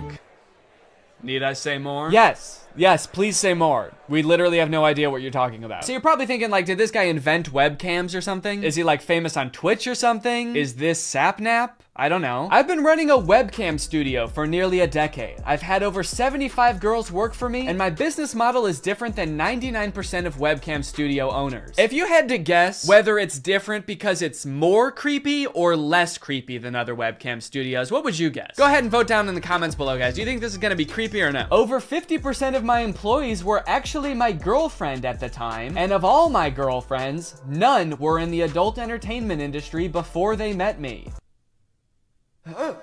My job was to get women to fall in love with me. Literally, that was my job. My job was to meet a girl, go on a few dates, sleep with her, test if she's quality, get her to fall in love with me to where she'd do anything I say. Holy shit, this is insane. And then he gets them to join his webcam empire where he gets them to do, you know, he gets them to get nasty on camera. I'm not a lawyer, but does this not... Does this not feel illegal? At the very least, this seems like insanely creepy. This feels abusive. It feels like he's just confessing to crimes. That's why I want you to join the War Room, all right? You're gonna learn about making money, picking up women. You're gonna form a militia to protect me from an international tribunal for my many crimes that break international law. For legal reasons, that was a joke, okay? I don't know if this is legal or not. So I guess what he meant when he just said the word webcam was that he's exploiting a ton of women online for his own personal gain. In hindsight, it seems so obvious. How did I not guess that? Let's watch another promotional video for the War Room. This is on Andrew Tate's YouTube channel, and it's called The Matrix Predicted the Great Reset Explained. Basically, it's a video where this guy compares his life to the Matrix. We are living inside of the Matrix, and I am Morpheus. I know you're sitting thinking, why did Tate not decide he was Neo? Because Tate has all the Aikido and the masterful, nearly superhuman abilities. Yeah, I used to be a kickboxer, so I'm basically in the Matrix. Actually, the reason I take the War Room guys to the gun range so much is so they can shoot at me and I can dodge the bullets like Neo. It's like, okay, dude, if anyone here has superpowers in the War Room, we know who it is. And it is not you. When I say we're living inside the Matrix, I'm not stating that with irony or as a joke. We are genuinely actually living inside of the Matrix. The Matrix is real. Yeah, something tells me that even though he keeps saying literally, and this is not a metaphor, that it is a metaphor. Something tells me he's not literally saying that we're living in a computer simulation that's controlled by, like, aliens or whatever the Matrix is about. I actually haven't seen the Matrix. I think that's what it's about. Something tells me that's not the point that this guy is making, even though he keeps saying literally. In the description of this video, it says, stage 1 fighting against the Matrix is to become rich. Learn how here. I'm sorry, that's the first step? You know it's gonna be an unhelpful article when step 1 is become rich? Like, step 1 is something that takes years, and some people will never do it. Also, again, I haven't seen The Matrix, but I'm fairly certain that was not the first step in breaking out. I don't think Morpheus was like, listen, machines are trapping humans and using them as batteries in their simulation, and the only way we can break out is by setting up a dropshipping business and investing in Ethereum. Ethereum's actually great because you can verify smart contracts. It's actually the best crypto out there. Imagine if this dude is right and we really are living in the Matrix. Like, what does being free look like? Oh my God. I did it. I'm free. I made it out. All right. Hey guys, we got another one. All right. Welcome to the club, buddy. Hell yeah. Congratulations, man. Yep. You finally made it out of the simulation. Thank you guys so much. Where's everybody else at? What do you mean everybody else? Yeah, the only other person here is my girlfriend who I'm scamming. Or I mean dating. Yeah, but I mean like in the whole world. Like there's gotta be more than just you guys in the real world, right? What the fuck? You don't like us? No, it's not like that. I mean, sorry. I was picturing there being more than just like 3 normal guys in a room when I exited the Matrix. Normal? What the hell, man? Yeah, we're not normal. We shoot guns and make money out here. Yeah, we're big into making cash out here, man. Did they do that in the Matrix? They actually do, yeah. Not the way we do it. Okay, how do you do it? Hey, you're stealing my shit! Okay, I'm just saying, all things considered, you guys don't really seem that different.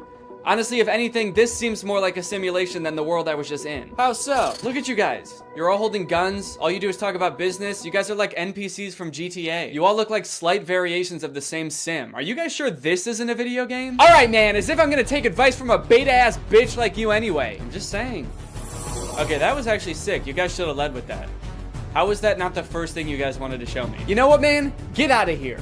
You don't belong here anyway. Yeah! What? Go! Get out of here! We don't want you! Yeah! Okay, alright, I'll go. Honestly, I'm actually not really sure how to get back, but if one of you show me, I will go. Get the fuck out of here, man!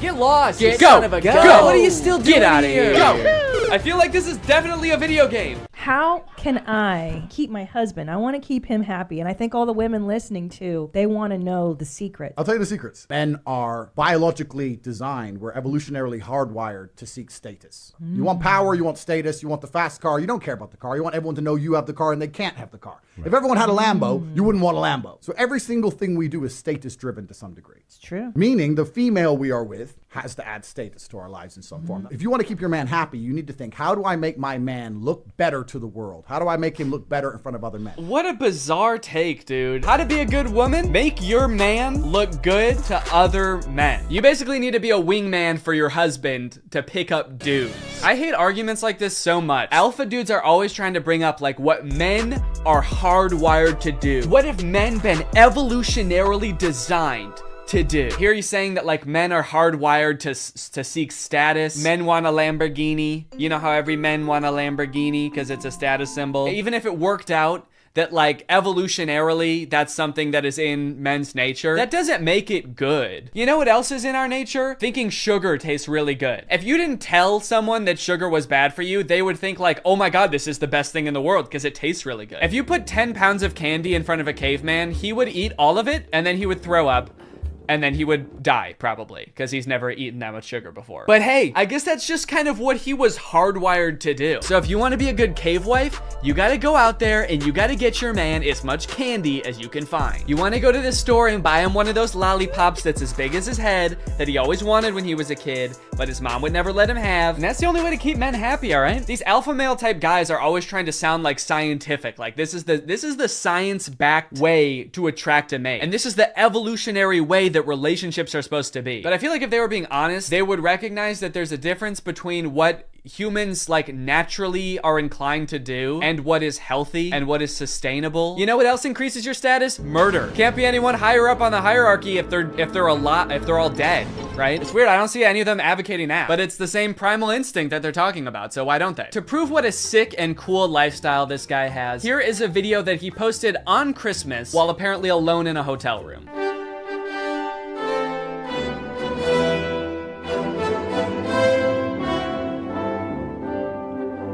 Merry Christmas. I think a lot of people have the wrong idea about me. They look at me and they go, you hear about that Tate guy, you know, he's a 4-time kickboxing world champion, he's tall, he's strong, he's smart, he's fucking gorgeous. That's the wrong idea? People have the wrong idea about me. He's smart, he's rich, he's tall, he's funny. When in actuality, I am short, rude, and poor. Anyway, yeah, that's the war room. I feel like this video took a lot of twists and turns, but as I kept clicking on different links on this dude's website, I just kept getting more and more shocked at what I was finding. So hopefully this was an entertaining video. I was considering purchasing like a war room membership as part of a follow-up video, but I honestly do not feel good about putting any money in this guy's pockets. I'm honestly a little bit worried that if I paid this guy 7,000 pounds, it would go towards like more guns or like a prison cell for his employees. But anyway, I hope you guys enjoyed this video, and now it's time to talk about our sponsor. Guys, you know what you're probably not gonna get if you spend $5,000 to hang out with the guys from the war room?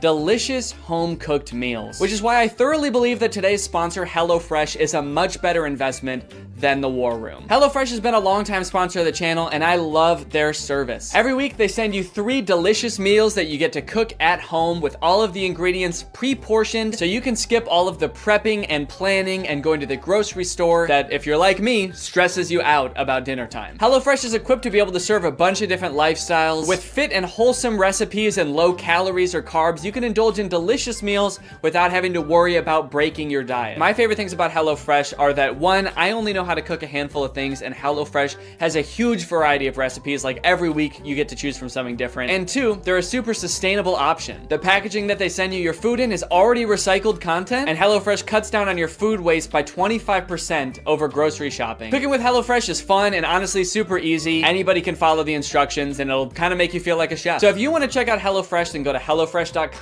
and use my code TrulyGreg16 to get 16 free meals and 3 surprise gifts. I don't know what the surprise gifts are, but if it's anything like their food, I'd say it's worth it. Thank you to HelloFresh for sponsoring this video, and thank you to you guys for supporting my channel by checking out HelloFresh. All right, thanks for watching. Bye. What's up, Greg? You know, I feel like it's been a while since I found something real weird on TikTok. Like something so strange that I truly cannot wrap my head around it, but I've done it.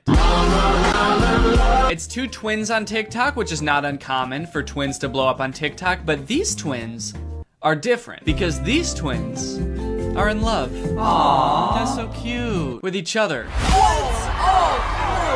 Yeah, I know. Yeah, that's right. We're watching these guys today. You guys have probably seen videos titled Siblings or Dating. How about siblings are dating? This is truly one of the weirdest things I've seen on TikTok in a while, and like the more that I look into it, the more puzzling it gets. It's like there are layers and it gets deeper, and there were twists in here that I did not expect. These dudes run an account called Alisov Brothers. I believe they're Russian, and the vast majority of their TikToks is literally just them doing stuff like this. I mean, like, being about to make out with each other, not dentistry. That most of their TikToks are not about being dentists. Although they do have, like, a surprising amount. I feel like they have, like, 10 TikToks in this dentist chair. I don't know if they own a dentist business on the side. That is not clear to me. These dudes heard that self-care was important and took it so literally. This dude has his literal self cleaning his teeth and borderline making love to him. But this is, like, their thing. They have so many TikToks where it's like music playing, and then at the end they just kind of like grab each other's faces and just like breathe into each other's faces.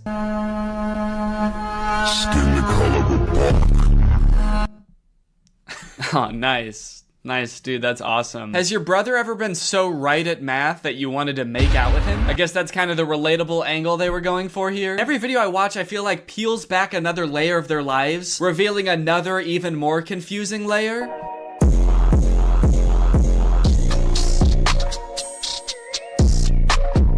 Totally indifferent to getting married, to literally the biggest day of your life, just so so nonchalant. He became very nonchalant on his wedding day. And then at the end, they hug? Seems like this is like the one time in most people's lives it's like the most acceptable to kiss in public would be on your wedding day. Or like suck each other's souls out or whatever they do in all their other videos. The old Machine Gun Kelly. But why are they so indifferent to their wedding? I know it's a fake wedding, but like, come on, dude. Act a little bit enthusiastic. You're getting married to your brother. Actually, maybe it is kind of baller. Maybe it is kind of cool. It's the ultimate baller move to do literally the most insane shit ever, like marry your twin brother and not give a fuck about it at all. Just another day getting married to my twin brother. Nothing weird going on here. Just gonna give him a hug. We're getting married in front of a castle. This is our castle, by the way. We are Russian royalty, as a matter of fact. Is this like a wedding venue or is this their castle? Are these guys Russian royalty? I've heard that royal families can be pretty inbred, so honestly, I would believe it. I think that marrying your twin brother is literally keeping your genes as pure as humanly possible.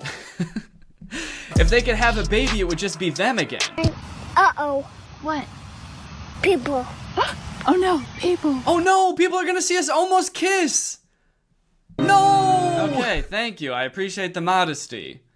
I'm right here. Thank you for once looking at the camera and realizing what you're doing is insanely weird. Thank you. Yeah, I don't know. This TikTok to me seems a little bit hard to swallow. I'm gonna call BS on the entire premise of this TikTok. As if these dudes are bashful or modest in the slightest. These dudes have a TikTok account with 2 million followers that is centered around these two brothers who want to have sex with each other all the time. I don't think that if they were gonna kiss and they saw someone watching, they would stop. They'd probably be like, oh yeah, come here.